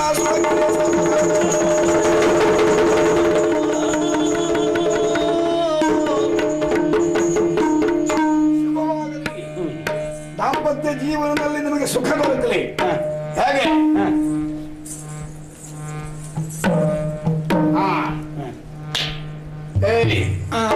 ಆಕೆ ಕೈ ಹಿಡಿದವ ನೀನು. ಆಕೆ ಇಚ್ಛೆಯನ್ನು ನೆರವೇರಿಸಬೇಕಾದಂತಹ ಪ್ರಭುತ್ವ, ಪೌರುಷ ನಿನ್ನಲ್ಲಿ ಜಾಗೃತವಾಗಬೇಕು. ಬಿಡಿ, ಆ ವಿಷಯದಲ್ಲಿ ನಾವೇನು ಹಿಂದಿಲ್ಲ ಬಿಡಿ. ಯಾವಾಗಲೂ ನಿನ್ನ ಮೇಲೆ ಒಂದು ಕಣ್ಣು. ಅಷ್ಟೇ ಅಲ್ಲ, ಇವಳ ಮೇಲೆ ಒಂದು, ಬರೀ ನನ್ನ ಒಬ್ಬನ ಮೇಲಲ್ಲ. ನಾವು ದಮ್ಮು ಮತ್ತೆ ಪತಿ ಅಲ್ವಾ? ಅದುಂಟ ನಿನಗೆ? ಇಬ್ಬರು, ಆದ್ರಿಂದ ಇಬ್ಬರ ಮೇಲೆ ಒಂದು ಕಣ್ಣಿರಿ. ನಿಮ್ಮ ದಂಪತಿಗಳನ್ನ ಸದಾ ಸಂರಕ್ಷಿಸುವ ಕಣ್ಣಿರ್ತೇನೆ.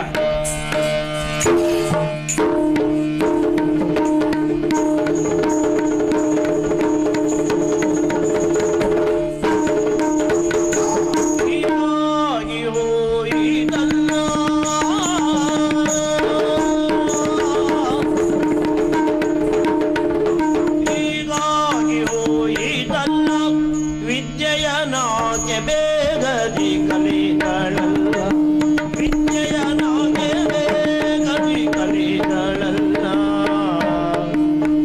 ನಾಗಮನೆಯ ಬಗೆಗೆ ಯೋಚಿದೆ ನಾನು ನಾಗಮನೆಯ ಬಗೆಗೆ ಯೋಚಿದೆ ನಾನು ಸಾಗಲಾಯಿತು ಎನ್ನ ಬಯಕೆಯು ಹೇಗೆ ಈರ್ವರ ನೀಡಿ ಹೋಗುವೆ ಮನಸ್ಸು ಮಾಡಿ ಇಬ್ಬರನ್ನ ಜೊತೆಗೂಡಿಸಿದೆ. ನಾನು ಹೇಳಿದ ಹಾಗೆ ನನ್ನ ಹಾದಿಗೆ ಇಬ್ಬರು ಬರುವವರೇ, ಅಲ್ಲಿ ಇಲ್ಲಿ ಎರಡು ಅಧಿಕಾರ ಸೂತ್ರವನ್ನು ಅಲುಗಾಡಿಸುವ ಕೈಗೆ ದಕ್ಕಿಸಿಕೊಳ್ಳುವಂತಹ ವಿಧಾನವನ್ನ ಸರಿಯಾಗಿ ಅಭ್ಯಾಸ ಮಾಡಿಕೊಂಡವನು. ಆದರೆ ನನ್ನ ಕನಸಿನ ಮನೆಗೆ ಬೆಂಕಿ ಬಿತ್ತು. ಹಳ್ಳಿಯ ಹೆಡ್ಡಿಯಾಗಿರುವಂತಹ ಚಂದ್ರಿಯನ್ನ ಈ ಊರಲ್ಲೆಲ್ಲ ಚಂದ್ರಪ್ರಭಾದೇವಿ ಅಂತ ಕರೀತಾರೆ. ಹಾಗೆ ಸ್ವೀಕರಿಸಿದ ಅವನು ಸುಮ್ಮನೆ ಇರಲಿಲ್ಲ. ತನ್ನ ಸಖನಾಗಿರುವಂತಹ ಜಗರವನ್ನು ಹೇಳಿ ವಿದ್ಯಾವಿನಯ ಸಂಪನ್ನೆಯಾಗಿ ಮಾಡಿಸಿಬಿಟ್ಟ. ಎಷ್ಟು ಚಂದ ಮಾತಾಡ್ತಾನೆ. ಎಲ್ಲರೂ ಮಹಾರಾಣಿ ಮಹಾರಾಣಿ ಅಂತ ಓಲೈಸ್ತಾರೆ. ನಾವು ತಿಳ್ಕೊಂಡದ್ದೇ ಒಂದಾಯ್ತು, ಇಲ್ಲಿ ಪರಿಭವವೇ ಬೇರಾಯಿತು. ಮಹಾರಾಣಿ ಚಂದ್ರಪ್ರಭಾ ದೇವಿಗೆ ಚಂದ್ರವರ್ಮ ಹೇಗೆ ಉಳ್ಕೊಂಡನು ಅಂತಾದರೆ ನನ್ನ ಕನಸಿನ ಗೋಪುರ ಕುಸಿದು ಹೋಗುವುದೇ ಸರಿ. ಏನು ಮಾಡೋಣ, ನಾವೆನಿಸಿದಾಗ ಆಗುದಿಲ್ಲಲ್ಲ.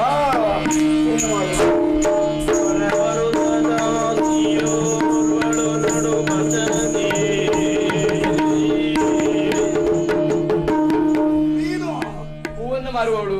ಹೌದು, ನಿನ್ನ ಪರಿಚಯ ನನಗುಂಟು. ಹೌದಾ?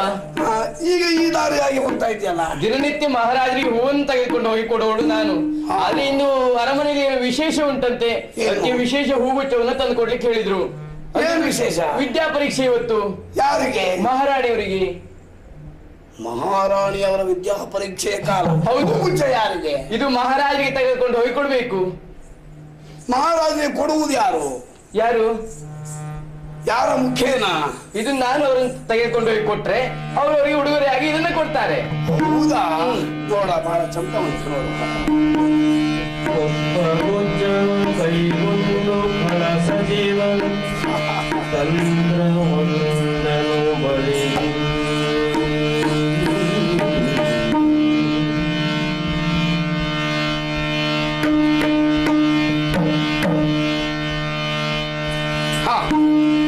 ನಾಳೆ ಇಂಥದ್ದೊಂದು 8 ಮಾಡಿಕೊಂಡು ಬಾ. ಒಂದು ನಿಮ್ಗೆ ಬೇಕಾ? ಅದಕ್ಕೆ ತಂದು ಕೊಡ್ತೇನೆ. ಇದು ಜಗವರ್ಮನ ಕೈಯಲ್ಲಿ ಕೊಡ್ತೀಯಲ್ಲ? ಹೌದು.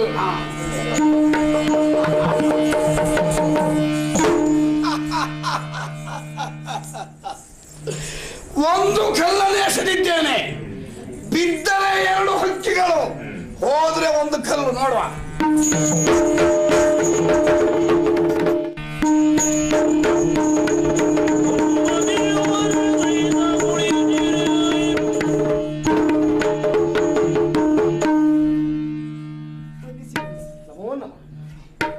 ದೊರೆಯೇ, ಇಂದು ನಿಮ್ಮ ಸತಿಯ ವಿದ್ಯಾ ಪರೀಕ್ಷೆದ ದಿನ. ಅದಕ್ಕಾಗಿ ವಿಶೇಷವಾದಂತಹ ಒಂದು ಕಾಣಿಕೆಯನ್ನು ತಂದಿದ್ದೇನೆ. ಇದು ಮಹಾರಾಣಿಯವರಿಗಾಗಿ. ನಾವಿನ್ನು ಪ್ರಾರಂಭಿಸಲೇ ಏನೋ ಹೇಳ್ತಾಳೆ ಪ್ರಭು. ಮಹಾರಾಣಿ ಹೇಳುವುದಕ್ಕೆ ಹೃದಯ ತುಂಬಿ ಬಂದಾಗ ಕಷ್ಟವಾಗ್ತಾ ಇದೆ. ಸರಿ ಬಿಡು. ಯಾಕೆಂದ್ರೆ ಕಾಡು ಕುಸುಮವಾದಂತಹ ನನಗೆ ಈ ಹೊತ್ತು ದೈವ ಸಾನ್ನಿಧ್ಯ ದೊರಕಿದೆ. ನಿಮ್ಮ ಕೈ ಹಿಡಿದು ಈ ಮನೆಯನ್ನ ಪ್ರವೇಶ ಮಾಡಿದೆ. ಹಳ್ಳಿಯ ಹುಡುಗಿಯಾಗಿ ಪೆದ್ದಾಗಿ ಮಾತಾಡುತ್ತಿರುವಂತಹ ನಾನು ಸಕಲ ಕ್ಷಾತ್ರೋಚಿತವಾದಂತಹ ವಿದ್ಯೆಯನ್ನೆಲ್ಲ ಕಲಿತೆ. ಅದಕ್ಕೆ ಕಾರಣ ನಿಮ್ಮ ಅನುಗ್ರಹ. ನನ್ನ ಅಣ್ಣನ ಸ್ಥಾನದಲ್ಲಿರುವಂತ ಇವರುವೇ ನನಗೆ ಗುರುಗಳಾಗಿದ್ದಾರೆ. ಇವತ್ತು ವಿದ್ಯೆ ಪರೀಕ್ಷೆ ಅಂತಾದ್ರೆ ಎಲ್ಲಿಯಾದ್ರೂ ತಪ್ಪಿದ್ರೆ ಕ್ಷಮಿಸಬೇಕು. ತಪ್ಪುವುದು ಸಹಜ ಅಲ್ವೇನೆ, ಭಯ ಪಡಬಾರದು.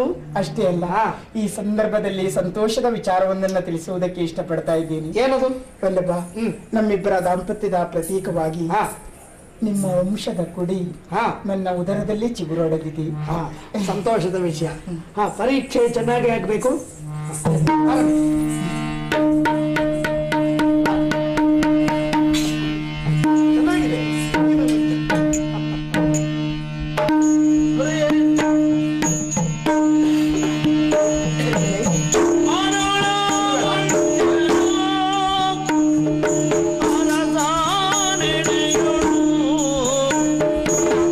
ಕತ್ತಿಯುತ್ತದಿ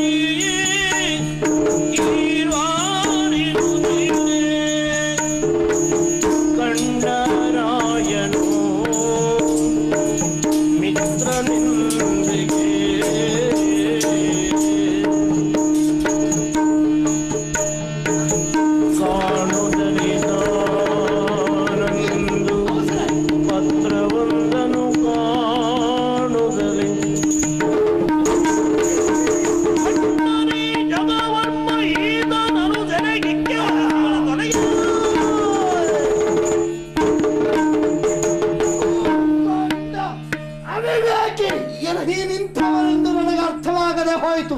ಯಾರಲ್ಲಿ ಇವರನ್ನು ಕೋಟೆಯಿಂದ ಕೆಳಕ್ಕೆ ತಳ್ಳಿ ಅವನನ್ನು ಕೊಲ್ಲಿ. ಪ್ರಭು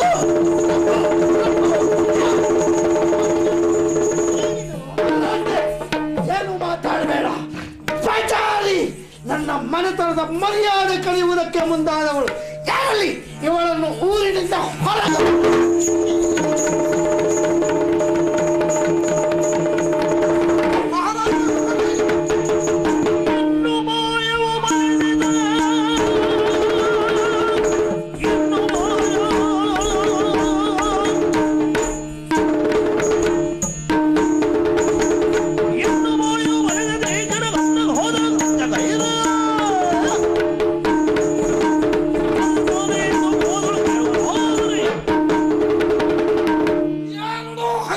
ಬಿದ್ದವು, ಮತ್ತೊಂದು ಹಕ್ಕಿ ವಿಲ ವಿಲನೆ ಒದ್ದಾಡಬೇಕು ಅಂತ ಪರಿಸ್ಥಿತಿ ನಿರ್ಮಾಣವಾಯಿತು.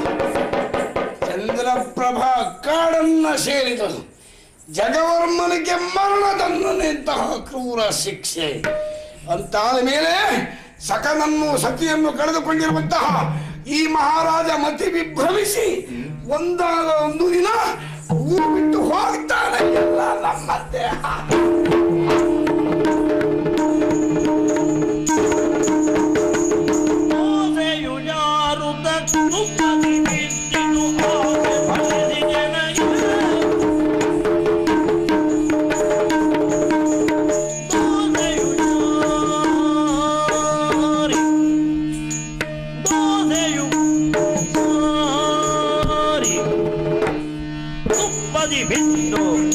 ಎಲ್ಲಿ ಬಿತ್ತು ತುಪ್ಪದಿ ಬಿತ್ತು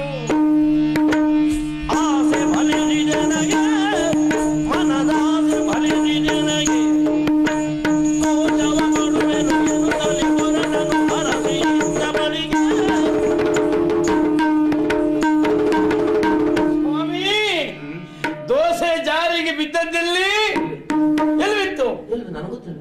ನಿಮ್ಗೆ ಗೊತ್ತಿರ್ಲಿಕ್ಕೆ, ನಿಮ್ಗೆ ಬೀಳ್ಲಿಕ್ಕೆ ನೀವು ನೋಡಿದ್ರಲ್ವಾ? ಬಿದ್ದದ್ದು ತುಪ್ಪಕ್ಕೆ, ತುಪ್ಪದ ಭಾಂಡಿಗೆ ಬಿದ್ದಿದೆ. ಇನ್ನು ಏನೂ ಕೆಲಸ ಇಲ್ಲ ನಮಗೆ. ಅದನ್ನು ಎತ್ಕೊಳ್ಳುವುದು, ತಿನ್ನುವುದು ಬಿಟ್ಟು ಬೇರೆ ಏನಿಲ್ಲ. ಎಂತ ಮಾತಾಡ್ತೀರಿ ನೀವು? ಬೇರೆ ಏನಾದ್ರೂ ಆದಿತ್ತು, ಇದೊಂದು ವಿಷಯದಲ್ಲಿ ನೀವು ಹಾಗೆ ಹೇಳ್ಬೇಡಿ. ಇದು ದೋಸೆ ಯಾರು ಬಿದ್ದದ್ದು ನಿಮ್ಗೆ ಅರ್ಥ ಆಗಲಿಲ್ವಾ? ಆಸೆ ಫಲಿಸಿತೆಂದೆ ಅಂದ್ರೆ ನಾನು ಆಸೆ ಇಟ್ಕೊಳ್ಳೋದೇನು? ದೋಸೆ ತಿನ್ಬೇಕಂತ. ಯಾರಿಗ್ ಬೇಕು ನಿಮ್ ದೋಸೆ? ನಾನು ಹೇಳಿದ್ದು ಅದ ಅಂದ್ರೆ ಈ ದೋಸೆ ತುಪ್ಪಕ್ಕೆ ಬಿಟ್ಟು ಆ ದೋಸೆ ಸುದ್ದಿ ಹೇಳಿದ್ದ ನಾನು. ಮಾತಾಡ್ತೀರಿ ನೀವು. ಅಂದ್ರೆ ನಾನು ಆಸೆ ಇಟ್ಕೊಂಡಿದ್ದೇನು? ಮದುವೆ ಆಗ್ಬೇಕು, ಹೆಂಡತಿಯಿಂದ ಸುಖ ಅನುಭವಿಸ್ಬೇಕು. ಪ್ರಥಮ ರಾತ್ರಿ ಇವತ್ತು ಯಾವ ದಿವಸ ಅಂತ ಮಾಡ್ಕೊಂಡ್ರಿ? ನಮ್ಮ ಪಾಲಿಗೆ ಇವತ್ತು ಪ್ರಥಮ ರಾತ್ರಿ. ಒಂದೇ ಒಂದು ದಿವಸದಲ್ಲೂ ನಾನು ಹಂಸ ತೂಲಿಕ ಮಂಚ ಇದ್ರು ನಾನು ಕೆಳಗೆ ಬಿದ್ದದ್ದೇ ಬಿಟ್ಟು ಅಲ್ಲಿ ಮಲ್ಕೊಂಡದ್ದಿಲ್ಲ. ಇಲ್ಲಪ್ಪ, ಇವತ್ತು ಇಟ್ಕೊಳ್ಳೋದಕ್ಕೊಂದು ಮುಹೂರ್ತ ಅಂತ ಉಂಟು. ಆ ಶುಭ ಮುಹೂರ್ತ ಬರದೆ ಬೇಕು ನಮ್ಗೆ ಉಪದ. ಭಟ್ರಿಗೆ ಬೊಯ್ದು ಅಂತ ಇವತ್ತು ದಿವಸ ಹೇಳಿದ್ರು ನನಗೆ. ಹಾಗಾಗಿ ಸಂತೋಷದಲ್ಲಿ ಹೊರಟದ್ದು. ಹಂಸ ತೂಲಿಕ ಮಂಚದಲ್ಲಿ ಉಂಟಲ್ಲ, ನನಗೆ ಮಲಗಿದ ನಿದ್ದೆ ಬರುವುದಿಲ್ಲ, ಸ್ವಪ್ನ ಬೀಳುದು. ನಾ ಮಲ್ಕೊಳ್ಳೋದು, ಸುಟ್ಕೊಂಡು ಮಲ್ಕೊಳ್ಳೋದು, ಮತ್ತೆ ಆ ಸ್ವಪ್ನ ವ್ಯಾಪಾರ ಆಡೋದು. ಯಾವತ್ತು ಹೇಳುವಾಗ ಕೆಳಗಿಂದಲೇ ಮೇಲೆ ಹೇಳುದು. ಈ ಗೋಳು ಬೇಡ ಅಂತ ಮಲ್ಕೊಂಡಾಗ ಕೈಗೆ ಕಾಲಿಗೆಲ್ಲ ನಾನು ಹಗ್ಗ ಹಾಕೊಂಡೆ. ಅಷ್ಟು ಮಾಡ್ಕೊಂಡೆ ಮಲಗ್ತಾ ಇದ್ದೆ. ಇವತ್ತು ಹಾಗಲ್ಲ. ಹೆಂಡತಿಯ ನಳಿದೋಳು ಆ ಬಂಧನದಲ್ಲಿ ನಾನು ಅಲ್ಲೇ ಇರ್ತೇನೆ ಬಿಟ್ಟರೆ ಕೆಳಗೆ ಬೀಳೋ ಪ್ರಶ್ನೆ ಇಲ್ಲ. ಯಾವುದಕ್ಕೂ ಆಸೆ ಬಲಿಸ್ತು ಮಾತಾಡ್ತಾ ನಿಲ್ಲುವುದಲ್ಲ. ಯಾಕೆಂದ್ರೆ ರಾತ್ರಿ ಕಳೆದು ಮತ್ತೆ ಬೆಳಗಿನ ಜಾವ ಬಂದ್ರೆ ಮತ್ತೆ ಕಷ್ಟ. ಆದ್ರಿಂದ ನೇರ ಅಂತಪುರಕ್ಕೆ ಹೋಗಿ ರಾತ್ರಿ ಮದನ ಕದನವೆನ್ನುದ ಚತುರ ಶೂರ ಬಂಧನಾದ ಅರಸಿ ಎಡೆಗೆ ಮಿದುವದನೆಯ ಸದನದೊಳಗೆ ಬಂದು ನಿಂತ ಮಿದುವದನೆಯ ಸದನದೊಳಗೆ ಬಂದು ನಿಂತ ಸುರದಿಯಾಗೆಯನ್ನು ಕಂಡು ಹನುಷಗೊಂಡನು. ಚಂಪೆ, ಓ ಚಂಪೆ, ಅದು ಬೇರೆ ಕಡೆಯಲ್ಲಿ ಉಂಟು. ಚಂಪಾ, ನಾನು ಬಂದದ್ದು ಹೌದು. ಯಾವ ರೀತಿ ಬಂದಿದ್ದೇನೆ, ಅಯ್ಯೋ ಹೇಗೆ ಬಂದಿದ್ದೇನೆ, ನಾನು ಬರ್ತೀನಿ ಎಷ್ಟೊತ್ತಿಂದ ಕಾಯ್ತಾ ಇದ್ದೇನೆ. ಹೌದೇನೆ? ಅಯ್ಯೋ ಹೊತ್ತಾಯ್ತು ಅಂತಂದ್ರೆ ನಾವೆಲ್ಲ ಸಿದ್ಧತೆಯಲ್ಲಿ ಬರ್ಬೇಕಾ ಬೇಡವಾ? ಅದೊಂದು ಏನು ಸಿದ್ಧತೆ ನಿಮ್ಗೆ? ಕೂತ್ಕೊಳ್ಳಿ, ಬನ್ನಿ ನೀವು. ಕೂತ್ಕೊಳ್ಬೇಡ, ನಮ್ಗೆ ಕೂತ್ಕೊಳ್ಳಿ ಪುರ್ಸೊತ್ತಿಲ್ಲ, ಸಮಯವೂ ಇಲ್ಲ. ಸುಮ್ಮನೆ ಸಮಯ ಹಾಳು ಮಾಡುದು ಬೇಡ. ಎಲ್ಲ ಸಿದ್ಧತೆ ಉಂಟಲ್ಲ, ಹೌದೇನೆ? ಆದ್ರೆ ಒಂದು ಯಾವತ್ತು ಹೆಂಡತಿ ಮನಸ್ಸನ್ನ ತಡಿಸ್ಬೇಕಂತೆ, ಹಾಗಾಗಿ ಕೇಳುವುದು ಏನು? ಹಾಯ್ ಹಾಯ್ ಎಂತದ ಬಾಯಾಕಿ ಎಷ್ಟೊತ್ತು ನಿಂತ್ಕೊಳ್ಳೋದು, ಕಾಲು ಹೋಯ್ತದೆ. ಬಾಯಾಕಿ ಬಾಯಾಕಿ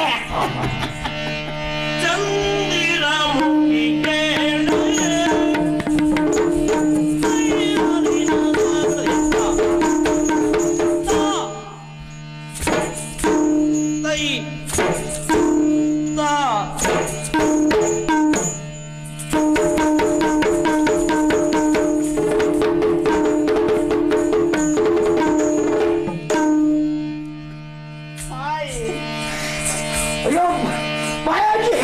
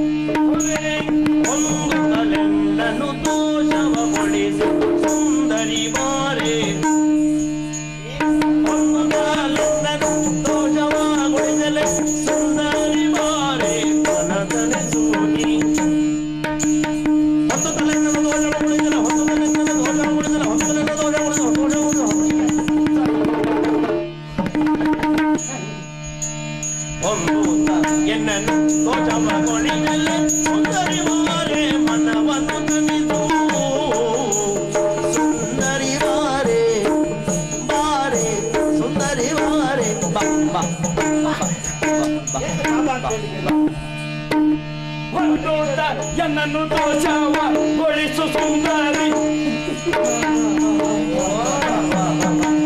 ಸುಂದರಿ ಮಾರಿ ಮನವನ್ನು ತಣಿಸು.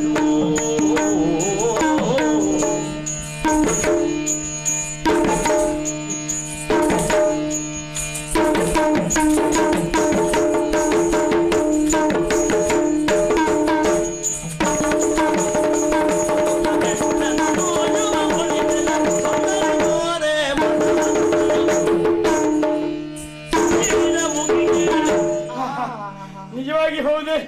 ಇವತ್ತು ಯಾವ ರಾತ್ರಿ? ಇವತ್ತು ಯಾವ ರಾತ್ರಿ? ಪ್ರಥಮ ರಾತ್ರಿ. ಅಷ್ಟೇ ಅಲ್ಲ, ಇದು ಹುಣ್ಣಿಮೆ ರಾತ್ರಿ. ಯಥಾರ್ಥಕ್ಕೆ ಹೊರಗಡೆ ನೋಡಿದ್ರೆ ಅಮಾವಾಸ್ಯೆ, ಒಳಗೆ ಒಂದು ಹುಣ್ಣಿಮೆ ಇರೋದು ಅಂದ್ರೆ ನಿನ್ನ ಮುಖ ನಿಜವಾಗಿ ಹೌದು. ಆಕಾಶದಲ್ಲಿ ಇರ್ಬೇಕನ್ನಂತ ಚಂದ್ರ ಅದು ರಾತ್ರಿ ಕಾಲದಲ್ಲಿ ಹುಣ್ಣಿಮೆ ದಿವಸ. ಇವತ್ತು ಹಾಗಲ್ಲ, ನಿನ್ನ ಮುಖದಲ್ಲಿ ಬಿಡಾರ ಬಿಟ್ಟಿದ್ದಾರೆ. ನಿಜವಾಗಿ ಏನ್ ಚಂದ್ವೆ, ಬರುವಾಗಲೇ ಬೇಗ ತಕ್ಕೊಂಡು ಬಂದ್ರು ಇಡೀ ಕೋಣೆ ಬೆಳಗಾಗಿದೆ. ಯಾಕೆಂದ್ರೆ ನಿನ್ನ ಮೈ ಬಣ್ಣ, ಆ ಮೈ ಬಣ್ಣದಲ್ಲಿ ಕಾಂತಿಯಲ್ಲಿ ನಾನು ಹುದುಗಿ ಹೋಗ್ತಾ ಇದ್ದೇನೆ. ಓ ಚಂದ್ರಮುಖಿ, ನೀನ್ ಹೆಚ್ಚಾಗ್ಲಿ ಬೇಡಿ. ಅಷ್ಟೇ ಅಲ್ಲ, ನಿನ್ನ ನಾಚಿಕೆ ಅದು ನನಗೀಗ ನಾಚಿಕೆ ಇಲ್ಲ, ಇಟ್ಕೊಂಡ್ರೆ ಆಗುದಿಲ್ಲ. ನನ್ನ ಪ್ರಾಣ ಸಖಿ ಆಗಬೇಕು, ನನ್ನ ಮಂಚದಲ್ಲೇ ಆಗಬೇಕು. ಹೌದೇನೆ? ಬಹಳ ಸಮಯ ಮಾಡಬೇಡ. ಯಾಕೆಂದ್ರೆ ನಮಗಿದು ಪ್ರಥಮ ರಾತ್ರಿ. ಈ ರಾತ್ರಿ ಉಂಟಲ್ಲ, ನನ್ನ ಸುಖದಲ್ಲಿ ಇದೇ ಪ್ರಥಮ ಕೊನೆ ಎರಡೂ ಆಗ್ಬೇಕು. ಕೊನೆಯಾಗುದ? ಹಾಗಲ್ವೇ? ಸುಖದಲ್ಲಿ ಹೇಳಿದ್ದು ನಾನು, ಸುಖದಲ್ಲಿ. ಆದ್ರಿಂದ ಬೇಗ ಬಾ, ಬೇಗ ಬಾ. ಬೇಗ ಮಾತಾಡುದು. ಹಾಲು ಹೊಣ್ಣು ಯಾವ್ದು ಇಟ್ಕೊಳ್ಳೇ ಇಲ್ವೇ? ಎಲ್ಲ ಉಂಟು, ಇಲ್ಲಿ ಉಂಟು, ಸೆಕ್ಯೂರಿಟಿ ಇದ್ದಾರೆ. ಹೌದಾ? ನೀವು ಎಷ್ಟು ಮಾತಾಡುದು ನೀವು? ನಾನು ಎಷ್ಟು ಮಾತಾಡಿದ್ರು ಇವತ್ತು ಕಡಿಮೆ ಅನ್ಸುದು. ಹೌದಾ? ಅಪ್ಪ ಸ್ವಾಮಿ, ನುಡಿವೆ ಮಾತನು ಹೇಳೆ. ಹೌದು, ಬರಿದೆ ಮಾತಿಗೋ ಸುಗ ವರಿಸಿದೆ ನಿಮ್ಮನು, ಬರಿದೆ ಮಾತು ಮಾತಿಗೆ ವರಿಸಿದೆ ನಿನ್ನನು. ಪ್ರೀತ ಮನದ ವಿಲಾಸೆಯೊಂದಿದೆ ಈತದು ಕ್ಷಣ ಸಲಿಸೆನನು.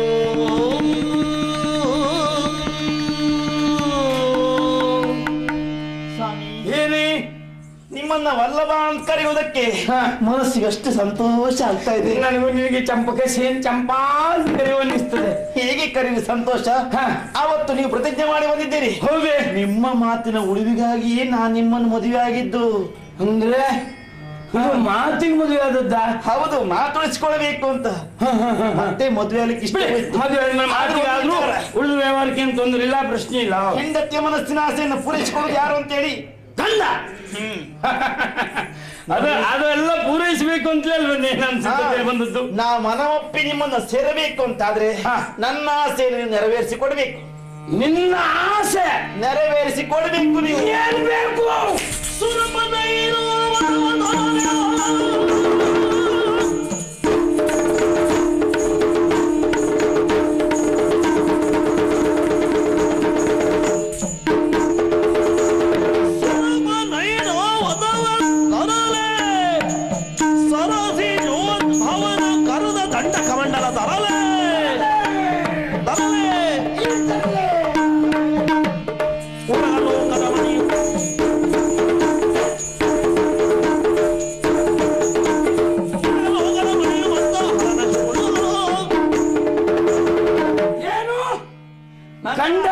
ಗಂಡನಾದವನು ಹೆಂಡತಿ ಆಸೆ ಪೂರೈಸಿ ಕೊಡ್ಬೇಕು ತಾನೆ. ಆ ವಿಷಯದಲ್ಲಿ ನಾನು ಹಿಂದುಳಿತೇನೆ ಅಂತ ಲೆಕ್ಕ ಹಾಕಿದ್ದೀಯಾ? ಏನ್ ಬೇಕು ನಿನಗೆ? ನಿನಗೆ ಸುಲಭನ ಐರಾವತ ಬೇಕಾ? ಈಗ ಹೋಗಲ್ಲ ಸುರಲೋಕಕ್ಕೆ. ಏನು ಐರಾವತ? ಹೋಗಿ ದೇವೇಂದ್ರನಲ್ಲಿ ಎಲ್ಲೇ ಮಾತಾಡ್ತೇನೆ, ಮತ್ತೆ ರಗಳೆ ಬೇಡ ಅಂತ ಕೊಟ್ಟು ಕಳಿಸ್ತಾನೆ ಅವ. ಆ ವಿಶ್ವಾಸ ನನ್ಗುಂಟು. ಆ ಐರಾವತದ ಬಾಲವನ್ನು ಹಿಡ್ಕೊಂಡು ಹೇಳ್ಕೊಂಡು ಬರಲ್ಲ. ಬಾಲವ? ಹೌದು, ಬಾಲ ಅಲ್ಲ, ಸೊಂಡಿಲು. ಬಾಲು ಇರಬೇಕು ಇದೆ. ಸೊಂಡಿಲು ಮುಂದಿನಿಂದ ಸೊಂಡಲು ಅಂತ ಹೇಳಿದ್ರೆ ದೊಡ್ಡದಲ್ವೇನೆ? ದೊಡ್ಡದು. ಮತ್ತೆ ಅದರಲ್ಲೇ ನನ್ನ ಸುತ್ತಿ ಎತ್ತಿ ಬಿಸಾಡಿದ್ರೆ ಅದು. ಆದ್ರೆ ಅದಕ್ಕೆ ಹಿಂಬದಿಂದ ಹೋಗಿ ಕೆಲಸ ಮಾಡ್ರೆ ಏನ್ ಮಾಡ್ಲಿಕ್ಕೆ ಹೋಗುದಿಲ್ಲ. ಹಾಗಾಗಿ ಬಾಲ ಅಂತ ಹೇಳಿದ್ದು. ಅದು ಬೇಡ, ಈಗ ಹೋಗೋಣ ನರಕಕ್ಕೆ. ನಿಮ್ಗೆ ಇಷ್ಟು ಬೇಗ ಅಂತ ಆಲೋಚನೆ ಬಂತು?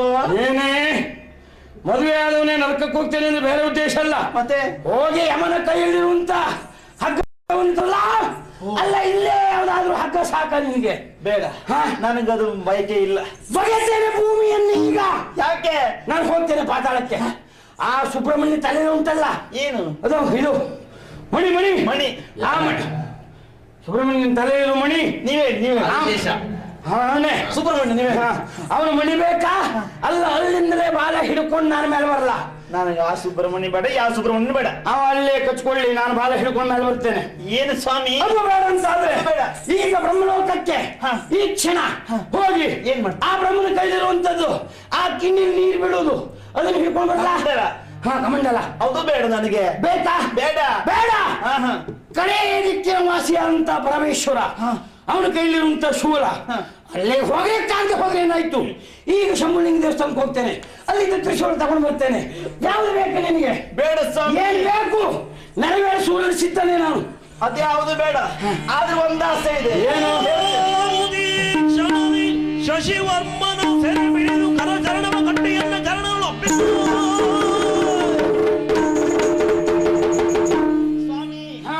ನೀವಿಲ್ಲ ಸೇನೆಯನ್ನು ಕೂಡಿಕೊಂಡು ನೇರವಾಗಿ ಯುದ್ಧಕ್ಕೆ ಹೋಗ್ಬೇಕು. ಎಲ್ಲಿ ಯುದ್ಧಕ್ಕೆ? ಎಲ್ಲಿ? ಹೌದು, ಆ ಚಂದ್ರವರ್ಮ ಇದ್ದಾರಲ್ಲ, ಅವನ ರಾಜ್ಯಕ್ಕೆ ಮುಗಿ ಬೀಳಬೇಕು. ನೀವು ಕಾಡಾಗಿ ಹೋರಾಟ ಮಾಡಬೇಕು.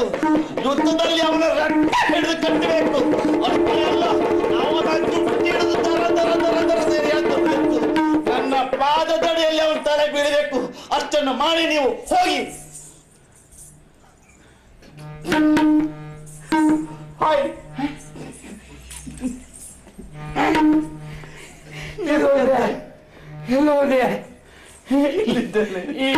ಏನಂದ್ರೆ ನೀನು? ನಿಮಗೆ ಎಂತ ಆಯ್ತು? ನನಗೆ ಆನಂದದಲ್ಲಿ ತಲೆ ಸುತ್ತುವಂತೆ. ಎಲ್ಲಿ ಹೋಗ್ಬೇಕು ಅಂದೆ? ಅದು ಚಂದ್ರವರ್ಮ ರಾಜ್ಯಕ್ಕೆ ಹೋಗಬೇಕು. ಯಾರು? ಚಂದ್ರವರ್ಮನಲ್ಲಿ? ನಾನು ಹೋಗಬೇಕು. ನಿಮಗೆ ಮುಂದೆ ಹೋಗಿ ಹೋಗಿ ಹೋಗಿ ನಾನು ಆ ಚಂದ್ರವರ್ಮನಲ್ಲಿ ನಾನು ಯುದ್ಧ ಮಾಡಬೇಕು. ಕಾಡೆ ಹೋರಾಟ ಮಾಡಬೇಕು. ಹೋಗಿ ತೊಂದ್ರೆ ಅವನನ್ನು ಎಳ್ಕೊಂಡು ಬಂದ್ರೆ ಬೇಕು. ರಟ್ಟಿ ಹಿಡಿದು ಕಟ್ಕೊಬೇಕು. ನಿನ್ನ ಕಾಲ ಬುಡದಲ್ಲಿ ಹಾಕಬೇಕು. ಅವನನ್ನೇ ಹಾಕ್ಬೇಕಾ? ಒಂದ್ಸಲ ನಾನೇ. ನೀವಲ್ಲ, ಅವನು ತಾರೆ ನನ್ನ ಕಾಲು ಬುಡಗ ಬೀಳ್ಬೇಕು. ಹಾಕಿದ್ರೆ ನಾನು ನಿಮಗೆ ಸಿಗ್ತೇನೆ.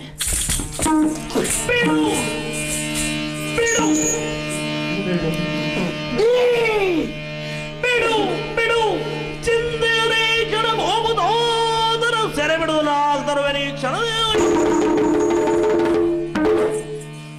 ಹೋಗಿ ಬೇಗ. ಆ ವಿಷಯ ಬಿಡು ಬಿಡು. ಹೌದಾ? ಆ ವಿಷಯ ಬಿಡು. ಆದ್ರೆ ಯಾವಕ್ಕೂ ನಮ್ಮ ಪ್ರಥಮ ರಾತ್ರಿ ಆಗ್ಲಿ ಬಾ.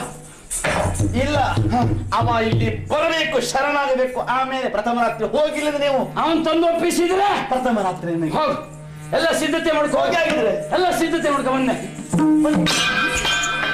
ರಮಣಿ ಎನ್ನುತ್ತ ಬಂದೆನು, ರಮಣಿ ಎನ್ನುತ್ತ ಬಂದೆನು, ಮೊದಲ ರಾತ್ರಿ ನನಗೆ ಮೊದಲ ಈ ತರುಣಿ ಅಮ್ಮ ಹೆಮ್ಮಾರಿಯವಳು, ಅಮ್ಮ ಹೆಮ್ಮಾರಿಯವಳು, ರಮಿಸಲೆಂದಿವಳ ನಾನು. ಬೇಡ ಬಿಡಿ, ಅಲ್ಲೇ ಬಿಡಿ. ಎಲಲೆಂದು ಬಹುದ ಪ್ರಿಯಮನ್ಮನನ್ನು ರಮಣಿಯನ್ನು ಬಂದೆನು. ಜೀವ ಸಂಗತ ನಿಮ್ಗೆ ಏನಾಯ್ತು? ನನ್ನ ಜೀವ ಹೋಗ್ತಾ ಉಂಟು ಈಗ. ಸ್ವಾಮಿ, ನಾನು ಎಣಿಸ್ಕೊಂಡು ಬಂದದ್ದಾದ್ರೆ ಏನು, ರಮಣಿಯಾದಂತೆ ಇವಳು ನನ್ನನ್ನು ರಮಿಸ್ತಾಳೆ ಅಂತ ಲೆಕ್ಕ ಹಾಕಿ ಸಂಪೂರ್ಣ ಆ ಕ್ರಿಯೆಯಲ್ಲಿ ನಾನು ತೊಡಕೊಳ್ಬೇಕು ಅಂತ ಏನೆಲ್ಲ ಕಲ್ಪನೆ ಮಾಡ್ಕೊಂಡು ಎಷ್ಟೆಲ್ಲ ಪಾಠ ಮಾಡಿಕೊಂಡು ಯಾರೆಲ್ಲ ನಾನು ಆ ಕುರಿತಾಗಿ ಸಾಕಷ್ಟು ತಿಳ್ಕೊಂಡು ಅವಳಿದ್ದಂತ ಈ ಅಂತಪುರಕ್ಕೆ ಬಂದ್ರೆ ನಿಜವಾಗಿ ಇವಳು ಹೆಣ್ಣಲ್ಲ, ಹೆಮ್ಮಾರಿ. ಇಲ್ಲೇ ಹೋದ್ರೆ ಚಂದ್ರಸೇನಲ್ಲಿ ನಾನು ಯುದ್ಧಕ್ಕೆ, ಅವನಿದ್ದಲ್ಲಿ ಹೋದ್ರೆ ಮೃತ್ಯುವಿನ ಬಾಯಿ ಹೋದಾಗೆ ಅವನ ಯೋಗ್ಯತೆ ಪರಾಕ್ರಮ ಬಗ್ಗೆ ನಾನು ಕೇಳ್ತಿದ್ದೇನೆ.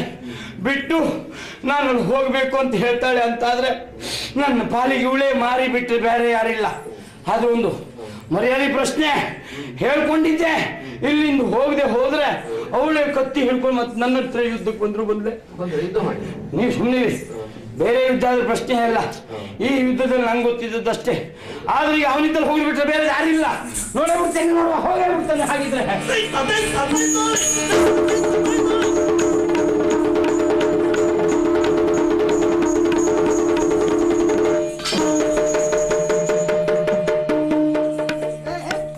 ಯಾವ ಜಾತಿ ಪ್ರಾಣಿ ಇದೆ?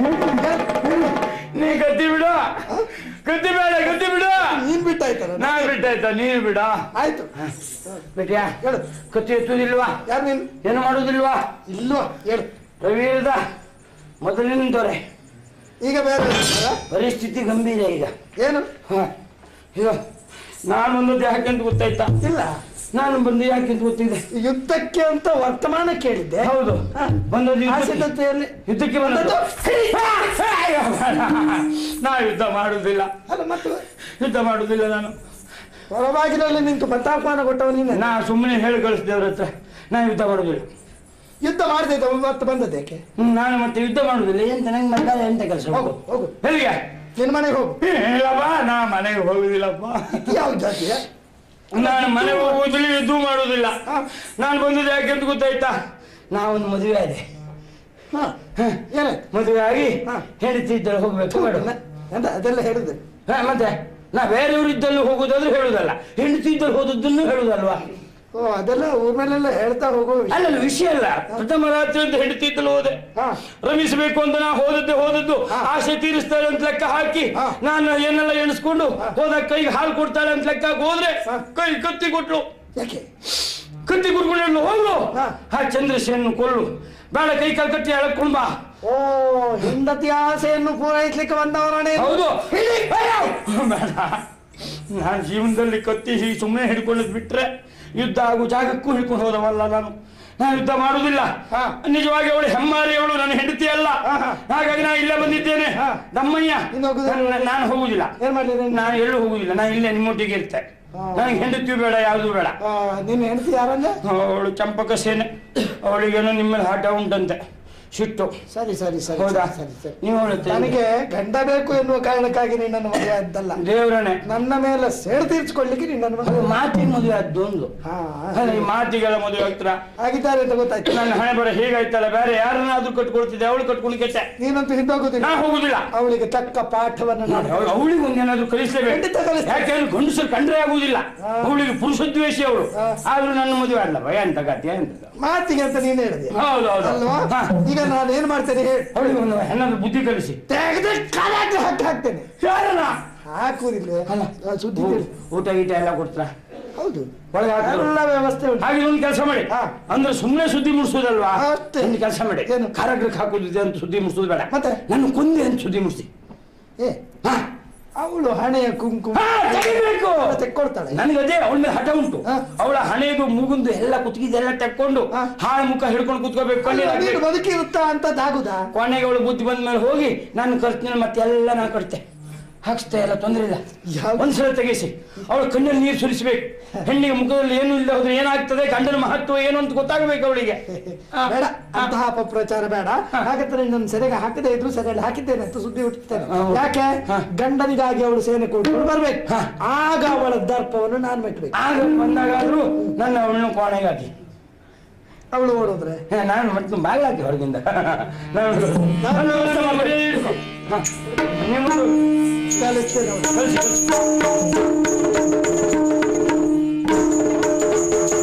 ಒಡೆದರೊಳಗೋ ಗುಹೆಯ ಒಡೆಯ ಬಿಂಗಳ ತಾನದಿ ಜವಲಿ ಅರವೈದರೆ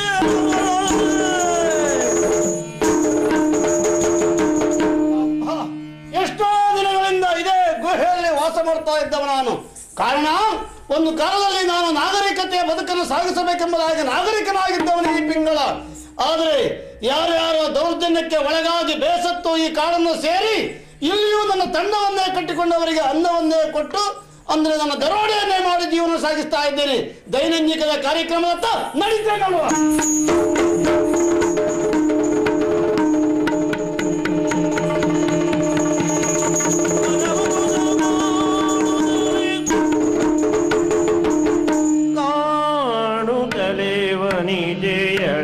ಎಳದಾನಂದು ಕರುಣ ಮಾನಸಜಿ ಯಾರಮ್ಮ ತಾಯೇ ಯಾರಮ್ಮ ಯಾರಮ್ಮ ಇರುದಿಯೇನು ಯಾರಮ್ಮ ಓರಳೆ ಇರುದಿಯೇನು ಘೋರದಾನವ ಸೇರಿದ ಮರಿಯೇನು ಘೋರದಾನವ ಸೇರಿದ ಮರಿಯೇನು ಇದರಲ್ಲಿ ವರನ್ಯಾರು ನೆಲೆಯಾದುದಲ್ಲಿ ಮತಿವಂದೇ ವಿವರವ ಬೇಳ್ಮುಖದಲ್ಲಿ ಯಾರಮ್ಮ ತಾಯಿ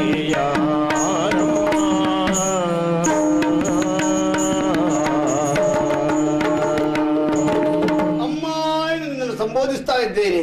ತಾಯಿ, ಬಿಟ್ಟ ಮಂಡೆ ಭೀಕರಾಕೃತಿಯ ಕಪ್ಪು ವಸನವನ್ನು ಕಂಡಾಗ ಹೆದರಿ ದೂರ ಸರಿಯುತ್ತಾ ಇದ್ದೀಯ. ಹಾಗಂತ ನೀನು ತಿಳಿದುಕೊಂಡಾಗ ನಾನು ಕ್ರೂರಿ ಅಲ್ಲಮ್ಮ.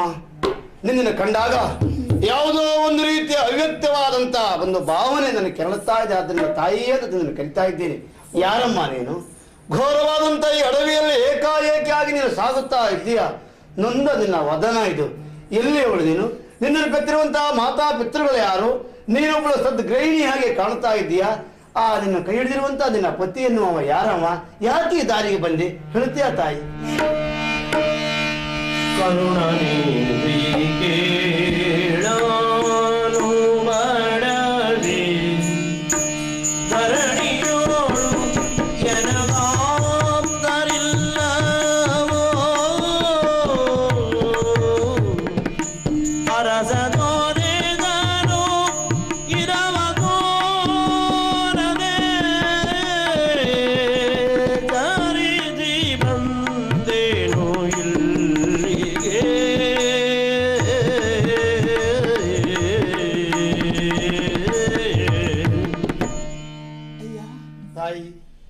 ನನ್ನ ವಿಷಯಕವಾಗಿ ಏನು ಹೇಳಬೇಕು ಅಂತ ನನಗೆ ಅರ್ಥವಾಗುವುದಿಲ್ಲಪ್ಪ. ಯಾಕಮ್ಮ?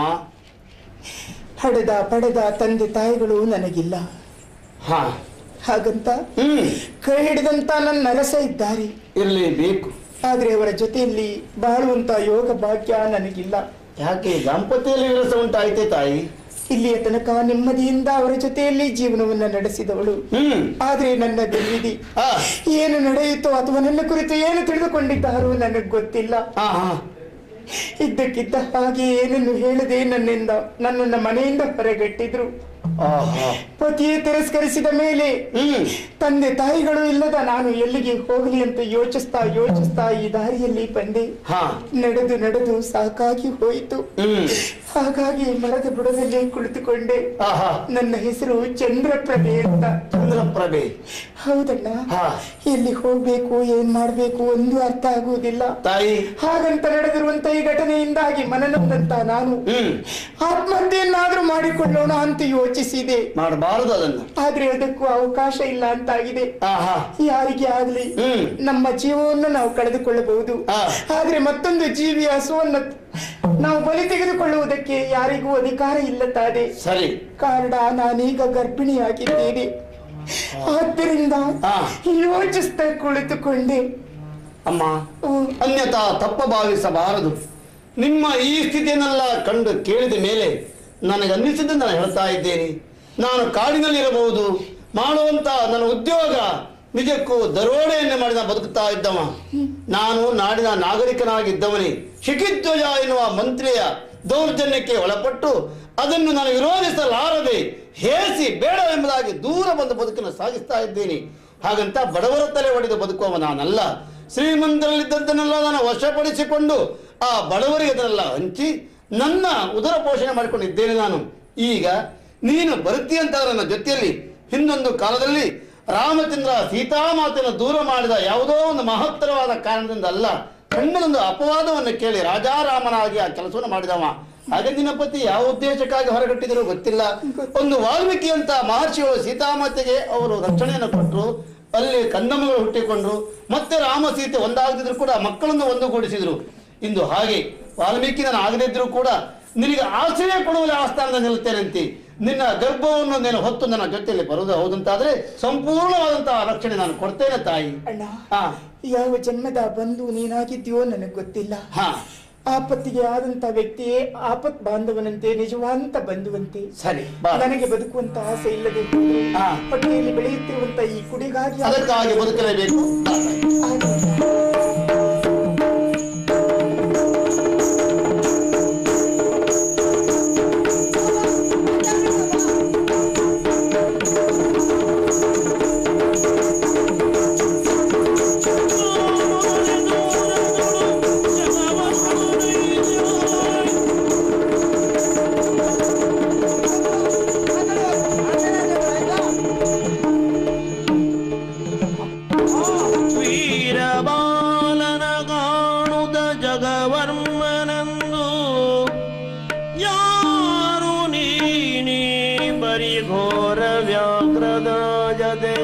ಸರಸವಾಡುವ ತರಳ ಇರುವುದೆಲ್ಲಿ ಮಾತೆಯದಾರು ಬಿದನೆಲ್ಲಿ ಬೇಳೆನಲು. ಕುಮಾರ, ಏನು ಆಶ್ಚರ್ಯವಾಯಿತು ನನಗೆ. ಯಾಕೆ?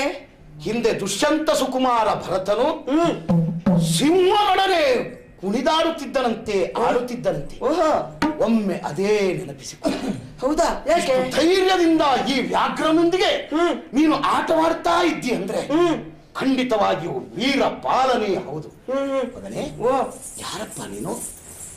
ನಿನ್ನನ್ನು ಪಡೆದಂತ ತಾಯಿ ಇದ್ದಾರಾ, ತಂದೆ ಇದ್ದಾರಾ, ಎಲ್ಲಿದ್ದಾರೆ, ಹೇಗಿದ್ದಾರೆ ಹೇಳ್ತೀಯ ಕಂದ? ನನ್ನಲ್ಲಿ ಪರಿಚಯ ತಾನೆ? ಹೌದು. ನನ್ನ ಹೆಸರು ಅರಿಯದೇನು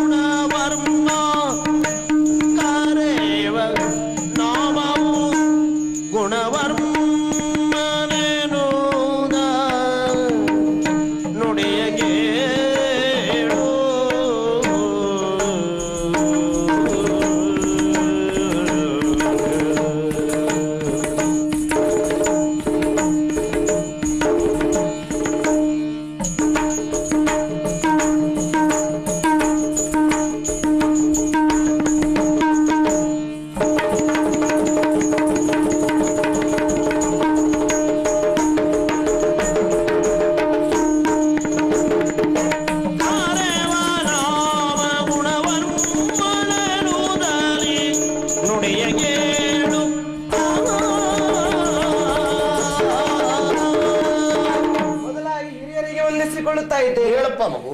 ನನ್ನನ್ನು ಕಂಡಾಗ ಸಂತೋಷದಲ್ಲಿ ಕುಣಿದಾಡುತ್ತಾ ಇದ್ದೀರಿ ತಾವು. ಸರಿ. ನನ್ನ ಧೈರ್ಯ ಸ್ಥೈರ್ಯವನ್ನ ಕಂಡತ್ತ ನೀವು ನನ್ನ ಪರಿಚಯವನ್ನ ಕೇಳಿದ್ರಿ. ಒಂದು ವಿಭಾಗದಲ್ಲಿ ಯೋಚನೆ ಮಾಡಿದ್ರೆ ನಾನೊಬ್ಬ ಹತಭಾಗ್ಯನ ಸರಿ. ಯಾಕೆ ಕೇಳಿದ್ರೆ ಹುಟ್ಟಿ ಇಷ್ಟು ಎತ್ತರಕ್ಕೆ ಬೆಳೆದ್ರು ಸಹ ತಂದೆ ಯಾರು ಅಂತ ನಾನು ಕಾಣಲಿಲ್ಲ. ಆದ್ರೂ ಆ ಭಾಗ್ಯವನ್ನು ನನ್ನ ತಾಯಿ ಚಂದ್ರಪ್ರಭೆಯಲ್ಲೇ ಕಂಡೆ. ತಂದೆಯೂ ಆಗಿ ತಾಯಿಯೂ ಆಗಿ ನಾನು ಈ ರೀತಿಯಾಗಿ ಬೆಳೆಯುವುದಕ್ಕೆ ಸಂಸ್ಕಾರವನ್ನು ಕೊಡಿಸ್ತೇವೆ ನನ್ನ ಅಮ್ಮ.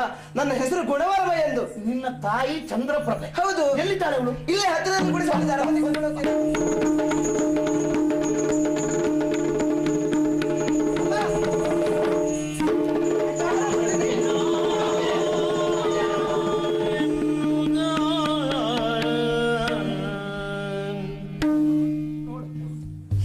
ಈ ಹೊತ್ತಿನಲ್ಲಿ ನಿನ್ನನ್ನು ಕಾಣುತ್ತೇನೆ ಅಂತ ಭಾವಿಸಿರ್ಲಿಲ್ಲ ಅಣ್ಣ. ಏನಣ್ಣ ನಿನ್ನ ಸ್ಥಿತಿ? ಏನನ್ನಲ್ಲಿ ಅಂದು ಏನು ನಡೆಯಿತು ಎನ್ನುವುದು ಸಂಪೂರ್ಣವಾಗಿ ನಿನಗೂ ಗೊತ್ತಿದೆಯಲ್ಲ. ನಿರಪರಾಧಿಯಾದಂತಹ ನನ್ನನ್ನು ನಮ್ಮೊಡೆಯ ಎತ್ತರದ ಪ್ರದೇಶದಿಂದ ಕೆಳಗೆ ದೂಡಿಸಿದ. ಬಿದ್ದಿದ್ದೆ. ಎದ್ದು ನೋಡುವಾಗ ಒಬ್ಬ ಬಡವನ ಮನೆಯಲ್ಲಿದ್ದೆ. ಆಮೇಲೆ ಅರಮನೆಗೆ ನಾನು ಹೋದವನಲ್ಲ, ಅರಮನೆಗೆ ಹೋಗುವಂತೂ ಇಲ್ಲ. ನಿನಗೇನಾಯ್ತು? ಯಾಕೆ ಬಂದಿಲ್ಲಿಗೆ? ಆ ಬಳಿಕ ನನ್ನನ್ನು ಮನೆಯಿಂದ ಹೊರಗಟ್ಟಿದ್ರು. ಸಾಯಬೇಕಾದಂತ ನನ್ನನ್ನ ಆ ದೇವರು ಉಳಿಸಿದ. ಗರ್ಭಿಣಿಯಾದಂತ ನಾನು ಒಬ್ಬ ಮಗನಿಗೆ ತಾಯಿಯಾದೆ. ಈಗ ತಾಯಿ ಮಗ ಈ ಪ್ರದೇಶದಲ್ಲಿಯೇ ವಾಸವಾಗಿದ್ದೇವೆ. ಸಂತೋಷವಾಯಿತು. ಭಗವಂತನು ನಮ್ಮನ್ನು ಇಲ್ಲಿ ಒಂದುಗೂಡಿಸಿದ. ಆದ್ರೆ ಈ ಮಗ ಇನ್ನು ಮುಂದೆ ಆ ನಾಡಿನ ದೊರೆಯಾಗುವ. ಅವನಿಗೆ ಎಲ್ಲಾ ವಿದ್ಯೆಯನ್ನು ಹೇಳಿಕೊಟ್ಟು ಉತ್ತೀರ್ಣನಾಗಿ ನಾನು ಮಾಡ್ತೇನೆ.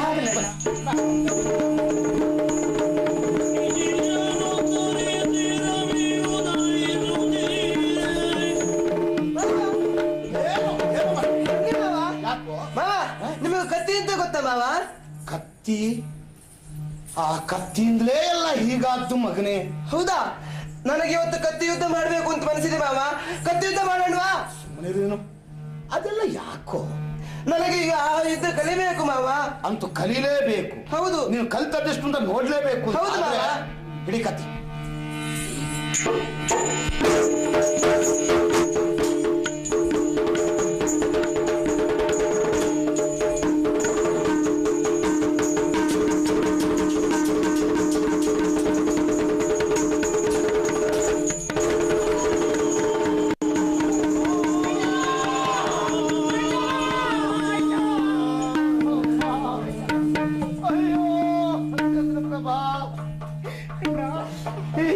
ಏನಣ್ಣ ಇದು? ಎಂತ ಕೆಲಸ ಮಾಡಿದೆ? ಅನಾಥೆಯಾಗಿರುವಂತ ನನಗೆ ಆಶ್ರಯವನ್ನ ನೀಡಿ ನನ್ನನ್ನ ಸಾಕಿ ಸಲಹಿದಂತ ಈ ದೇವತೆಯನ್ನ ಕೊಂದು ಬಿಟ್ಟಿಯಲ್ಲ ಅಣ್ಣ.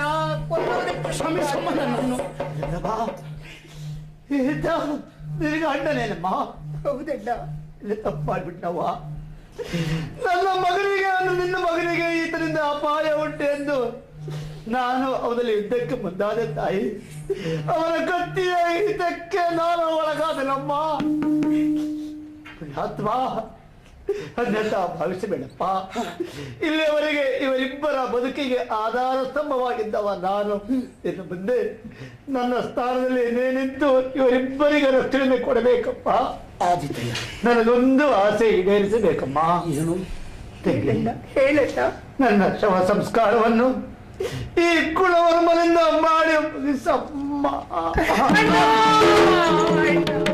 ತಂಗಿ, ಅಂತೂ ನಿನಗೆ ಆಧಾರವಾಗಿದ್ದಂತ ಆ ನಿನ್ನ ಅಣ್ಣ ಅಸುರೀಗಿದ. ಅವರಿಗೆ ಅಂತ್ಯ ಸಂಸ್ಕಾರವು ನಡೆಯಿತು. ನಾವಿನ್ನು ಈ ಪ್ರದೇಶದಲ್ಲಿ ಇರುವುದಲ್ಲ, ರಾಜ್ಯದ ಹೊರಬಾಹಲಿಯಲ್ಲಿದ್ದು ಏನೆಲ್ಲ ಅಲ್ಲಿ ನಡೀತದೆ ಎನ್ನುವುದನ್ನು ಕೂಲಂಕುಷವಾಗಿ ತಿಳಿಯೋಣ. ಮುಂದೆ ಅದಕ್ಕೆ ದಾರಿಯನ್ನು ಸೂಚಿಸ್ತೇನೆ. ಬನ್ನಿ ನನ್ನ ಜೊತೆ.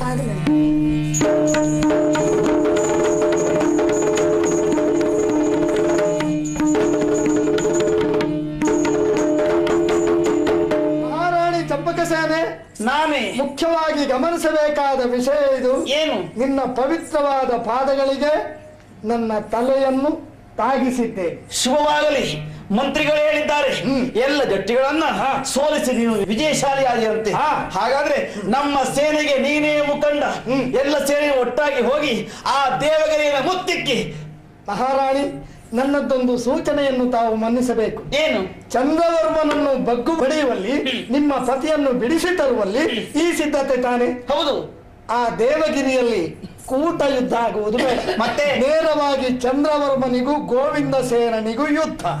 ಅವನನ್ನು ನಾನು ಮಣಿಸುತ್ತೇನೆ. ಹೀಗೆ ಡಂಗುರು ಹೊಡಿಸು. ಯೋಗ್ಯತೆ ಇದ್ದರೆ ಗೋವಿಂದ ಸೇನನನ್ನು ತುಡುಕಲಿ, ಇಲ್ಲವಾದ್ರೆ ಕಪ್ಪ ಕಾಣಿಕೆ ತಂದು ಒಪ್ಪಿಸಲಿ ತಮ್ಮ ಪಾದಕ್ಕೆ. ಅದೇ ರೀತಿಯಾಗಿ ಡೊಂಗುರವನ್ನು ಸಾರಿ ಬಿಡ್ತೇನೆ.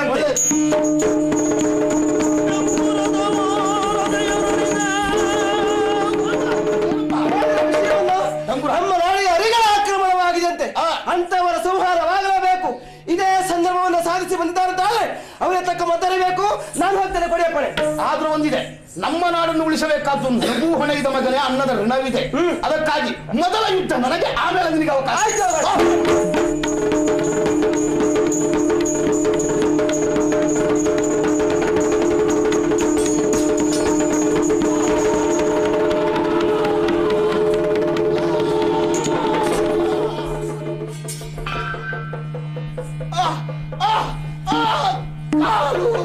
ನನ್ನ ನಾಡಿನ ಮಾನವನ್ನು ಉಳಿಸುವುದಕ್ಕಾಗಿ ಬಂದವೋ ನನ್ನ ಬಂಧುವೇ, ನನ್ನಿಂದಾದ ಅಪರಾಧವನ್ನು ಮನ್ನಿಸು.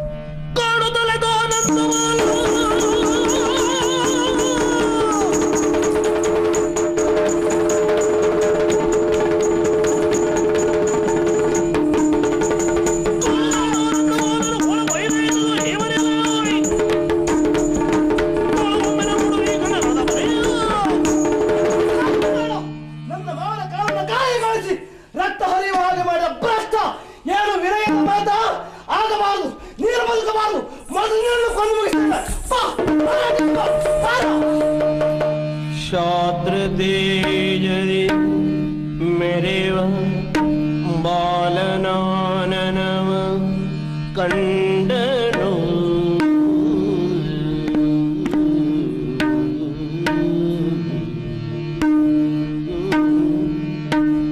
ಕಂಡು ಮನದಿ ಮೂಡಿ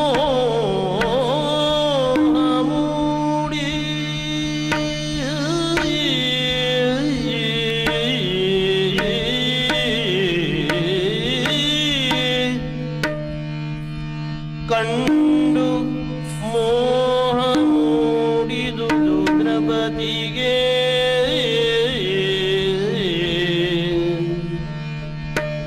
ದುಡುಗದಿರು ಬಾಲನೆ ದುಡುಗದಿರು ಬಾಲನೆ ಎನ್ನುವುದನ್ನುಡಿಯೋಳ್ ಸಂತೈಸಿ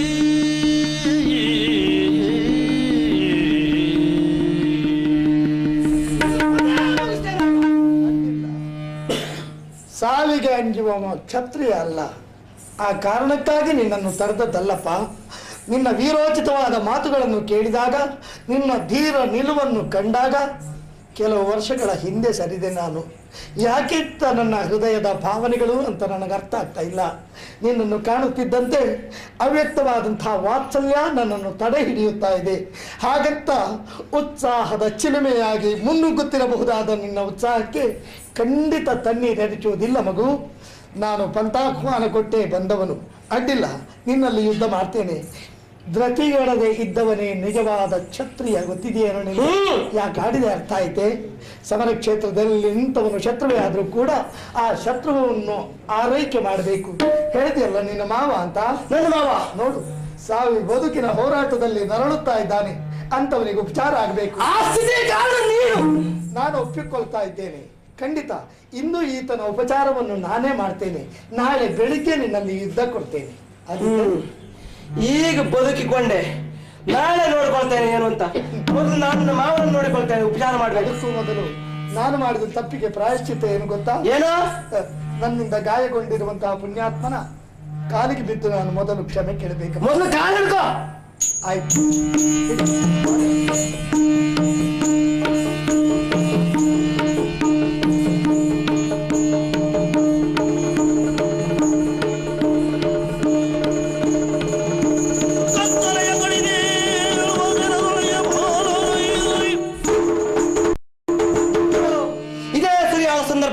ನನ್ನ ಮಾವನನ್ನು ಆರೈಕೆ ಮಾಡಿದೆ ಸತ್ಯ, ಆದರೆ ನನ್ನ ಶತ್ರು ಯಾರಿಲ್ಲ.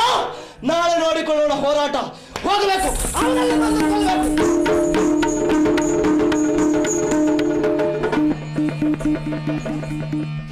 ಏನಣ್ಣ? ಹುಡುಗರು ಯೋಧ ಅದೇ ಕಾಣಿಸುವುದಿಲ್ಲ. ಏನೋ ಒಂದು ಅನಾಹುತ ಆಗ್ತದೆ. ಅಂದ್ರೆ ಬಂದವ ಗೋವಿಂದ ಸೇನ ಖಂಡಿತ ಅಲ್ಲ. ಅವ ಆಡಿದ ಮಾತು ನನಗೀಗಲೂ ಮಾರ್ದನಿಸುತ್ತಲಿದೆ. ಏನ್ ಹೇಳಿದ್ರು? ಆತನೇ ಚಂದ್ರಸೇನ. ಚಂದ್ರಸೇನ ನನ್ನ ನಾಡಿನ ಮಾನವನ್ನು ಉಳಿಸಲು ಬಂದಿರುವಂತಹ ಓ ನನ್ನ ಬಂಧುವೇ ಕ್ಷಮಿಸು ಎಂದವ ಮತ್ತಾರೂ ಅಲ್ಲ. ಇದು ಖಂಡಿತವಾಗಿಯೂ ಚಂದ್ರಸೇನನೇ, ನಿನ್ನ ಗಂಡನೇ. ಆದ್ರಿಂದ ಹುಡುಗ ಎಲ್ಲಿ ಹೋಗಿದ್ದಾನೆ? ಮೊದಲು ಅಲ್ಲಿ ಹೋಗೋಣ ಬಾ.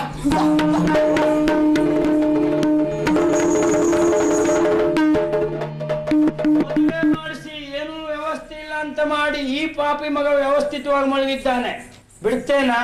ಮೊದಲು ಇವನಿಗೆ ವ್ಯವಸ್ಥೆ ಮಾಡುವ.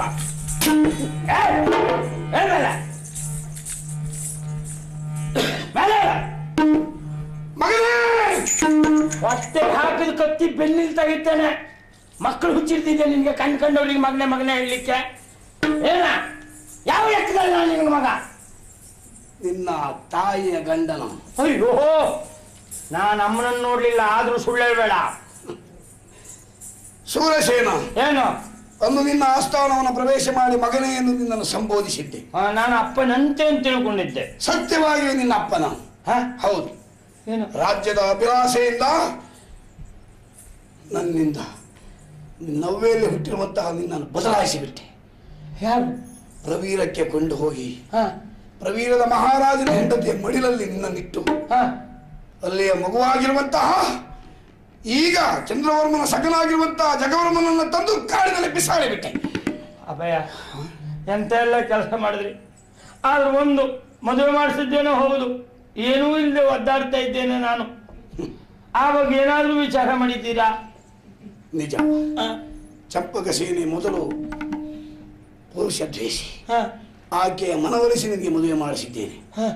ಇದರ ಅರ್ಥ ನೀನೊಬ್ಬ ಪುರುಷನಾಗಬೇಕು, ಎಂತ ಈ ಲೋಕದಲ್ಲಿ ಕಾಣಿಸಿಕೊಳ್ಳಬೇಕು. ಎಂತ ಕರ್ಮ ಪುರುಷ. ನನ್ನ ಮಗ ಅಮರಾವತಿಗೂ ಪ್ರವೀರಕ್ಕೂ ಮಹಾರಾಜನಾಗಿ ಮೆರೆದಾಡ. ನಾನು ಗಂಡಸು ಹೇಳುವುದು ನನಗೇ ಮರ್ತೋಗು ಪ್ರಸಂಗ ಬಂದಿದೆ. ಹೌದಾ? ಎಷ್ಟು ಸಮಯ ಆಯ್ತು? ಹೆದರಬೇಡ, ಈಗ ಅನಾಹುತವಾಗ್ತದೆ. ನಿನ್ನ ಹೆಂಡತಿಯನ್ನು ಕಾಪಾಡಬೇಕಾದ ನಿನಗೆ ನ್ಯಾಯ. ಎಲ್ಲಿಯಾದರೂ ಹೆಚ್ಚು ಕಡಿಮೆ ಆದ್ರೆ ಅವಳು ನಮ್ಮ ಊರಿಗೆ ಮುತ್ತಿಗೆ ಹಾಕಿದ್ದಾಳೆ, ಯುದ್ಧದಲ್ಲಿ ಸೋತಾಳು.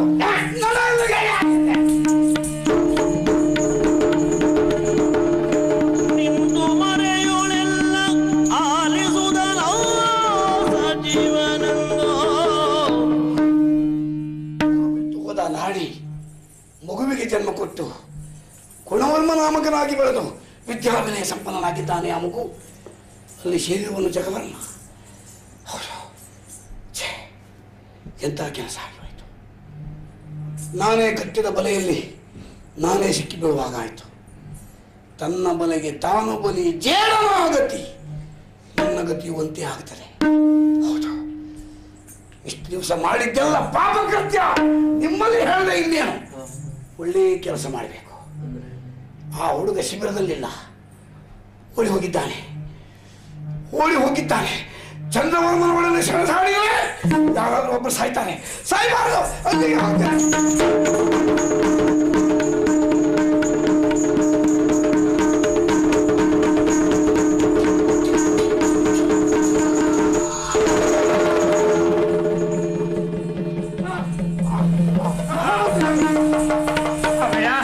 ಎಂತ ಕೆಲಸ ಮಾಡ್ಕೊಳ್ಬಿಟ್ಟು ಯುದ್ಧ ಕಣದ ಮಧ್ಯೆ ಅಭಯ ನಿನ್ನನ್ನು ಕಳುಹಿಸಿದೆ. ಹೌದಭಯ, ಹೆಂಡತಿಯನ್ನು ಸಂರಕ್ಷಿಸುವ ಎಂದು. ಹೌದಭಯ, ನಾನೇ ಧುಮುಕಿದೆಯಾಗಿ. ಯಾಕಭಯ? ನಡೆದ ಸತ್ಯ ಘಟನೆಯನ್ನು ಇವರಲ್ಲಿ ಕ್ಷಮೆಯನ್ನು ಯಾಚಿಸಬೇಕು ಅಂತ. ಹೊಟ್ಟೆ ಕೊಟ್ರಿ ಬೆನ್ನಾದ್ರೂ ಕೊಡ್ಬೋದಿತ್ತ ಅಭಯ. ಎಲ್ಲಿ ಬಿದ್ರು ನಾನು ಬದುಕುವ ಇಚ್ಛೆಯನ್ನು ಹೊಂದಿಲ್ಲ. ಯಾಕಭಯ? ಪಾಪಿಯಾಗಿರುವಂತಹ ನನಗೆ ಕಡು ಶಿಕ್ಷೆ ದೇವರೇ ಒದಗಿಸಿಕೊಟ್ಟ. ನೀವು ಒಂದು ಬದಲು ಮಾಡಿದ್ ಬಿಟ್ರೆ ಮತ್ತೆ ಎಂತ ಮಾಡಿದ್ರಿ ಅಭಯ? ಎಲ್ಲ ಮಾಡಿದ್ದೇನೆ. ಚಂದ್ರವರ್ಮ ತನ್ನ ಹೆಂಡತಿಯನ್ನು ದೂರೀಕರಿಸಲಿಕ್ಕೆ ಕಾರಣ ನಾನು. ಏನಭಯ? ಜಗವರ್ಮನ ಮೇಲೆ ಅವನಿಗೆ ದ್ವೇಷ ಹುಟ್ಟಬೇಕು ಎಂಬ ಕಾರಣಕ್ಕಾಗಿ ವಿದ್ಯಾ ಪರೀಕ್ಷೆಯ ಕಾಲ ಆ ಹೂಗೊಂಚಲಲ್ಲಿ ಒಂದು ಪತ್ರ ಇಟ್ಟೆ, ಪ್ರೇಮ ಪತ್ರ. ಅಭಯ, ಈ ಪ್ರಾಯದಲ್ಲೂ ಪ್ರೇಮ ಪತ್ರ ಬರಲ್ಲ ಅಭಯ. ಅದು ಜಗವರ್ಮ ರಾಣಿಗೆ ಕೊಟ್ಟ ಪತ್ರ ಆಗಬೇಕು ಅಂತ ಎಣಿಸಿದ್ದೆ. ಮಹಾರಾಜ ಮುನಿದು ಇಬ್ಬರನ್ನು ಅಗಲಿದ. ತಲೆ ಕೆಟ್ಟು ಹೋಗಿ ಊರು ಬಿಡ್ತಾನೆ ಅಂತ ತಿಳ್ಕೊಂಡಿದ್ದೆ.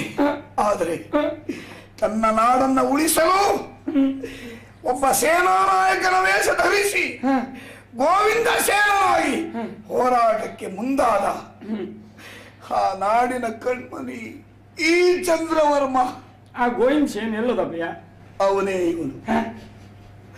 ನಮಗೂ ನಮ ನನ್ನ ಅಪರಾಧವನ್ನು ಕ್ಷಮಿಸಿ ಅಪ್ಪಯ್ಯ. ಜಗವರ್ಮ ಕತ್ತಿನ ಹಿಡ್ಕೊಳ್ತೆ ಎರಡು ಕೈ ಮುಗಿರಿ ಅಪ್ಪಯ್ಯ. ನಿಜ ಮಗನೇ. ಅಪ್ಪಯ್ಯ ಜಗವರ್ಮ, ನಿಮ್ಮ ಮಂತ್ರಿಗಳೇ, ಪ್ರವೀಣದ ರಾಜಕುಮಾರನಾಗಿರುವಂತಹ ನಿನ್ನನ್ನು ಅನಾಥ ಸ್ಥಿತಿಯಲ್ಲಿಟ್ಟು ನಿನ್ನಿಂದ ಎಲ್ಲ ಮಾಡಿಸಬೇಕು ಅಂತ ಹೊರಟವ ನಾನು. ನೀನು ಅನಾಥನಲ್ಲ ಮಗನೇ. ಅಪ್ಪಯ್ಯ, ಪ್ರವೀಣ ರಾಜ್ಯವನ್ನ ಇವನಿಗೆ ಒಪ್ಪಿಸು. ನಾನೆಂತ ಸಾಯುದಪ್ಪಯ್ಯ? ನಿನಗೆ ನೀನು ಮದುವೆಯಾದ ಅಮರಾವತಿಯ ರಾಣಿ, ಅವಳ ರಾಜ್ಯ ಇದೆ. ಅಪ್ಪಯ್ಯ, ನನ್ನ ಹಣೆ ಬರದೆ ನಿನ್ನ ಯಾವ ರಾತ್ರಿಯೂ ಆಗದೆ ಹೋಯ್ತಲ್ಲ ಅಪ್ಪಯ್ಯ. ನನಗಿನ್ನ ರಾಜ್ಯ ಯಾಕೆ, ಯಾವ್ದಾಕೆ ಊರ್ ಮೇಲೆ ಹೋಗ್ತೇನೆ ಅಪ್ಪಯ್ಯ. ಬೇಡ, ಗೃಹಸ್ಥಾಶ್ರಮವನ್ನು ಸ್ವೀಕರಿಸಿದ ನೀನು ಆಶ್ರಮದಲ್ಲಿಯೇ ಈ ಲೋಕವನ್ನ ಗಡ್ಡೆ ಬಿಟ್ಕೊಂಡು ಉದ್ಧರಿಸಬೇಕು. ಹೇಗಪ್ಪಯ್ಯ? ನೀನು ಪುರುಷನಾಗಬೇಕು ಮಗನೇ. ಅಪ್ಪಯ್ಯ, ನಾನು ಎನಿಸಿಕೊಂಡಿದ್ದೆ ದೇವಗಿರಿ, ಪ್ರವೀರ, ಅಮರಾವತಿ ಎಲ್ಲ ನನ್ನ ಕೈವಶವಾಗಬೇಕು. 3 ಗಿರಿ ಆಗ್ತದಂತ ಒಂದು ಇಲ್ಲೇ ಹೋಯ್ತಲ್ಲ ಅಪ್ಪಯ್ಯ. ಹೌದು, ಅದರ ಅಧಿಕಾರ ನನ್ನ ಮಗನಾಗಿರುವಂತಹ ಶೂರನೇ ನನಗೆ ಕೊಡಿಸ್ಬೇಕು. 3 ಸಾಮ್ರಾಜ್ಯಕ್ಕೆ ದೊರೆ ನನ್ನ ಮಗನಾದ ಶೂರಸೇನ ಆಗಬೇಕು. 3 ಊರಿಗೆ ಅಂತ ತಿಳ್ಕೊಂಡೆ, ಸ್ವಪ್ನ ಕಂಡೆ. ಹೌದಪ್ಪಯ್ಯ. ನನ್ನದ್ದು ಸ್ವಪ್ನ ಸಾಮ್ರಾಜ್ಯ. ಅಯ್ಯೋ, ಎಂತ ಪರಿಸ್ಥಿತಿ ಆಯ್ತು ನೋಡಿದ್ರ. ಈಗ ನಮ್ಮ ಅಪ್ಪ ಏನು ಇದ್ದೇ ಹೋಯ್ತು, ನನ್ನ ಹಣೆ ಬರ ಹೀಗಾಯ್ತು. ಸ್ವಾಮಿ, ನಾನು ಏನ್ ಮಾಡುದು ಮುಂದೆ ನೀವೇ ದಾರಿ ತೋರಿಸಿ ನಾನು ತಗೊಂಡು ಎಲ್ಲಾದ್ರೂ ಹಾಕಿ ಸೆರೆಮನೆಗೆ. ನಾನು ಎಲ್ಲೂ ಹೋಗುದಿಲ್ಲ. ಮತ್ತೆ ಮಗನಾಗಿ ನಿನಗೀಗ ಇದ್ದ ಕರ್ತವ್ಯ ಏನು ಅಂತ ವಿಚಾರ ಮಾಡಿದ್ದೇನೆ.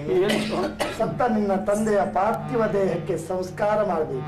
ಅವರು ಬೆಂಕಿ ಕೊಳ್ಳಿ ನೀನು ಹೇಳ್ಬೇಕು. ಬೆಂಕಿ ಕೊಳ್ಳಿ ನಾನೇ ಹೇಳ್ತೇನೆ, ಆದ್ರೂ ಹೊರಲಿಕ್ಕೆ ನೀವೆಲ್ಲ ಸಹಾಯ ಮಾಡಬೇಕು. ಇಷ್ಟೆಲ್ಲ ಆಯ್ತು ಸತ್ಯ, ಆದ್ರೆ ನನ್ನ ಮಾತೊಂದು ಹಾಗೆ ಉಳಿದೋಯ್ತಲ್ಲ ಅವತ್ತು. ಇಲ್ಲ ಮಹಾರಾಣಿ ಚಂಪಕಸೇನೆ, ಏನು? ನಿನ್ನ ಮಾತು ಪೂರೈಸಿದೆ. ಈಗ ಈ ದೇವಗಿರಿಗೆ ಅಭಿಗಮನವನ್ನು ನಡೆಸುವ ಸಿದ್ಧತೆಯಲ್ಲಿ ನಾನು ಬಂದು ಚೆನ್ನಾಗಿ ಗಮನಿಸಬೇಕು ಅಂತ ಒಂದು ಮಾತಾಡಿದ್ದೆ.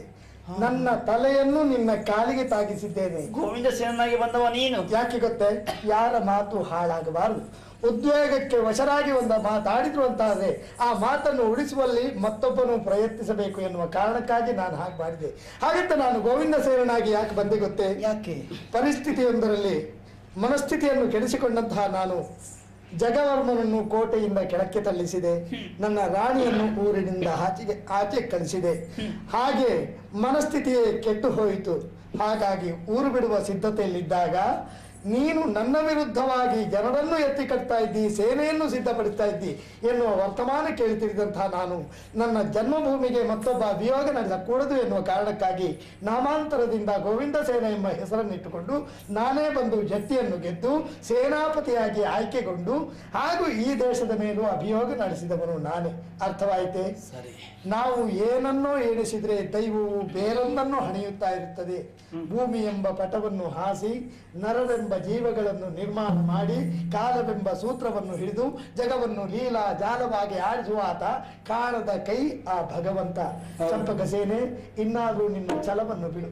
ಎಲ್ಲ ನಿಮ್ಮೊಳಗಾಯ್ತಲ್ಲ, ನಮ್ಮ ಹಣೆ ಬರಂತೂ ಕೊನೆಗೂ ಹೀಗಾಯ್ತು. ಏನು ಆಗಲಿಲ್ಲ. ನಮ್ಮ ಅಪ್ಪಯ್ಯ ಪುತ್ರ ಬರೆದ್ರು, ಎಲ್ಲ ಬರೆದು ಸ್ವಪ್ನ ಸಾಮ್ರಾಜ್ಯ ಎಲ್ಲ ಮಾಡ್ಕೊಂಡು ಕೊನೆಗೂ ಹೆಸರಿದ್ದು ಹೋದ್ರು ಅವರು. ನಮ್ಮ ಹಣೆ ಬರ ಹೀಗಾಯ್ತು. ಹೆಸರು ಮಾಡಬೇಕು ಅಂತ ಪ್ರಯತ್ನಿಸಿದವನಿಗೆ ಕಡೆಗೆ ಹೆಸರಿಲ್ಲದೆ ಹೋಗ್ತದೆ ಎನ್ನುವ ತತ್ವ ಸಿದ್ಧಾಂತವನ್ನು ನಾವಿಲ್ಲಿ ತಿಳ್ಕೊಳ್ಬೇಕು.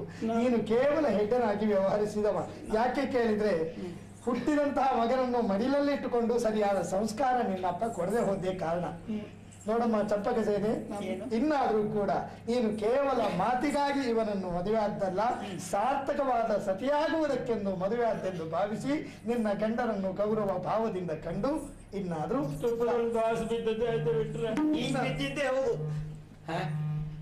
ನಾನು ಇವಳಿಗೆ ಮಾತಾಡ್ತಾಳೆ ಅಂದ್ರೆ ನನಗೆ ವಿಶ್ವಾಸ ಇರಲಿಲ್ಲ ಎಷ್ಟು ಸುಧಾರಿಸ್ತಾಳೆ ಅಂತ. ಏನಾದ್ರೂ ಇವಾಗ ನಿಮ್ಮನ್ನ ಧನ್ಯ. ನಮ್ಗೆ ಮಾತಾಡ್ತಾ ಹೊತ್ತು ಕೈ ಹೊಡಿ. ಹೌದು, ನಮ್ಮ ಊರಿಗೆ ಹೋಗೋಣ ಬನ್ನಿ. ಹೌದು, ಹೋಗಿ ಮತ್ತೆ ಕಳಿಸಿಕೊಡ್ತೇನೆ. ನಾನು ಇನ್ನೊಬ್ಬರಲ್ಲಿ ಕ್ಷಮೆ ಕೇಳಲಿಕ್ಕೆ. ಅಲ್ಲ, ನೀವು ಯಾರ ಹತ್ರ ಬೇಕಿಲ್ಲ ಕೇಳಿ, ಏನು ಸಮಸ್ಯೆ ಇಲ್ಲ ನಮಗೆ. ಬನ್ನಿ. ಆಗುವುದಕ್ಕೆ ನೀನು ನನ್ನ ಹೆಂಡತಿ. ಆದ್ರೆ ಏನ್ ಮಾಡೋಣ ಹೇಳು? ತಪ್ಪು ಮಾಡುವುದು ಸಹಜ. ತಪ್ಪನ್ನು ತಿದ್ದಿಕೊಳ್ಳುವವನೇ ದೊಡ್ಡವನು ತಾನೆ. ನಾನು ಮಾಡಿದ ತಪ್ಪೇನು ಅಂತ ಅರ್ಥವಾಯಿತು. ಪುಷ್ಪಗುಚ್ಛದಲ್ಲಿ ಕಂಡ ಪತ್ರವೊಂದನ್ನೇ ಕಂಡು ಭ್ರಮೆಗೊಂಡವನು ನಾನು. ನನ್ನ ತಪ್ಪು ಕಲ್ಪನೆಗಾಗಿ ವಿಷಾದಿಸ್ತಾ ಇದ್ದೇನೆ. ಮಗನನ್ನು ಮಗನೆಂದು ಆಲಂಗಿಸಿಕೊಂಡು ಅಪ್ಪ ನಿಷ್ಕಲ್ಮಶ ಹೃದಯದ ನಿನ್ನ ಕುರಿತಾಗಿ ನಾನು ತಪ್ಪನ್ನು ತಿಳಿದದ್ದಕ್ಕೆ ಈಗ ಪಶ್ಚಾತ್ತಾಪ ಪಡ್ತಾ ಇದ್ದೇನೆ. ಇನ್ನು ಮುಂದೆ ನಾವು ಮೊದಲು ಹೇಗೆ ಬದುಕಿದ್ದೆವು ಹಾಗೆ ಸಹೋದರರಾಗಿ ಬದುಕುವುದರ ಜೊತೆಗೆ ಈ ಜಗದ ಈ ನಾಡಿನ ಉತ್ತರೋತ್ತರ ಅಭಿವೃದ್ಧಿಯನ್ನು ಆಶಿಸುತ್ತಾ ಭಗವಂತನನ್ನು ಪ್ರಾರ್ಥಿಸೋಣ. ಮಂಗಲ ಜಯ ಜಯ ಮಂಗಲ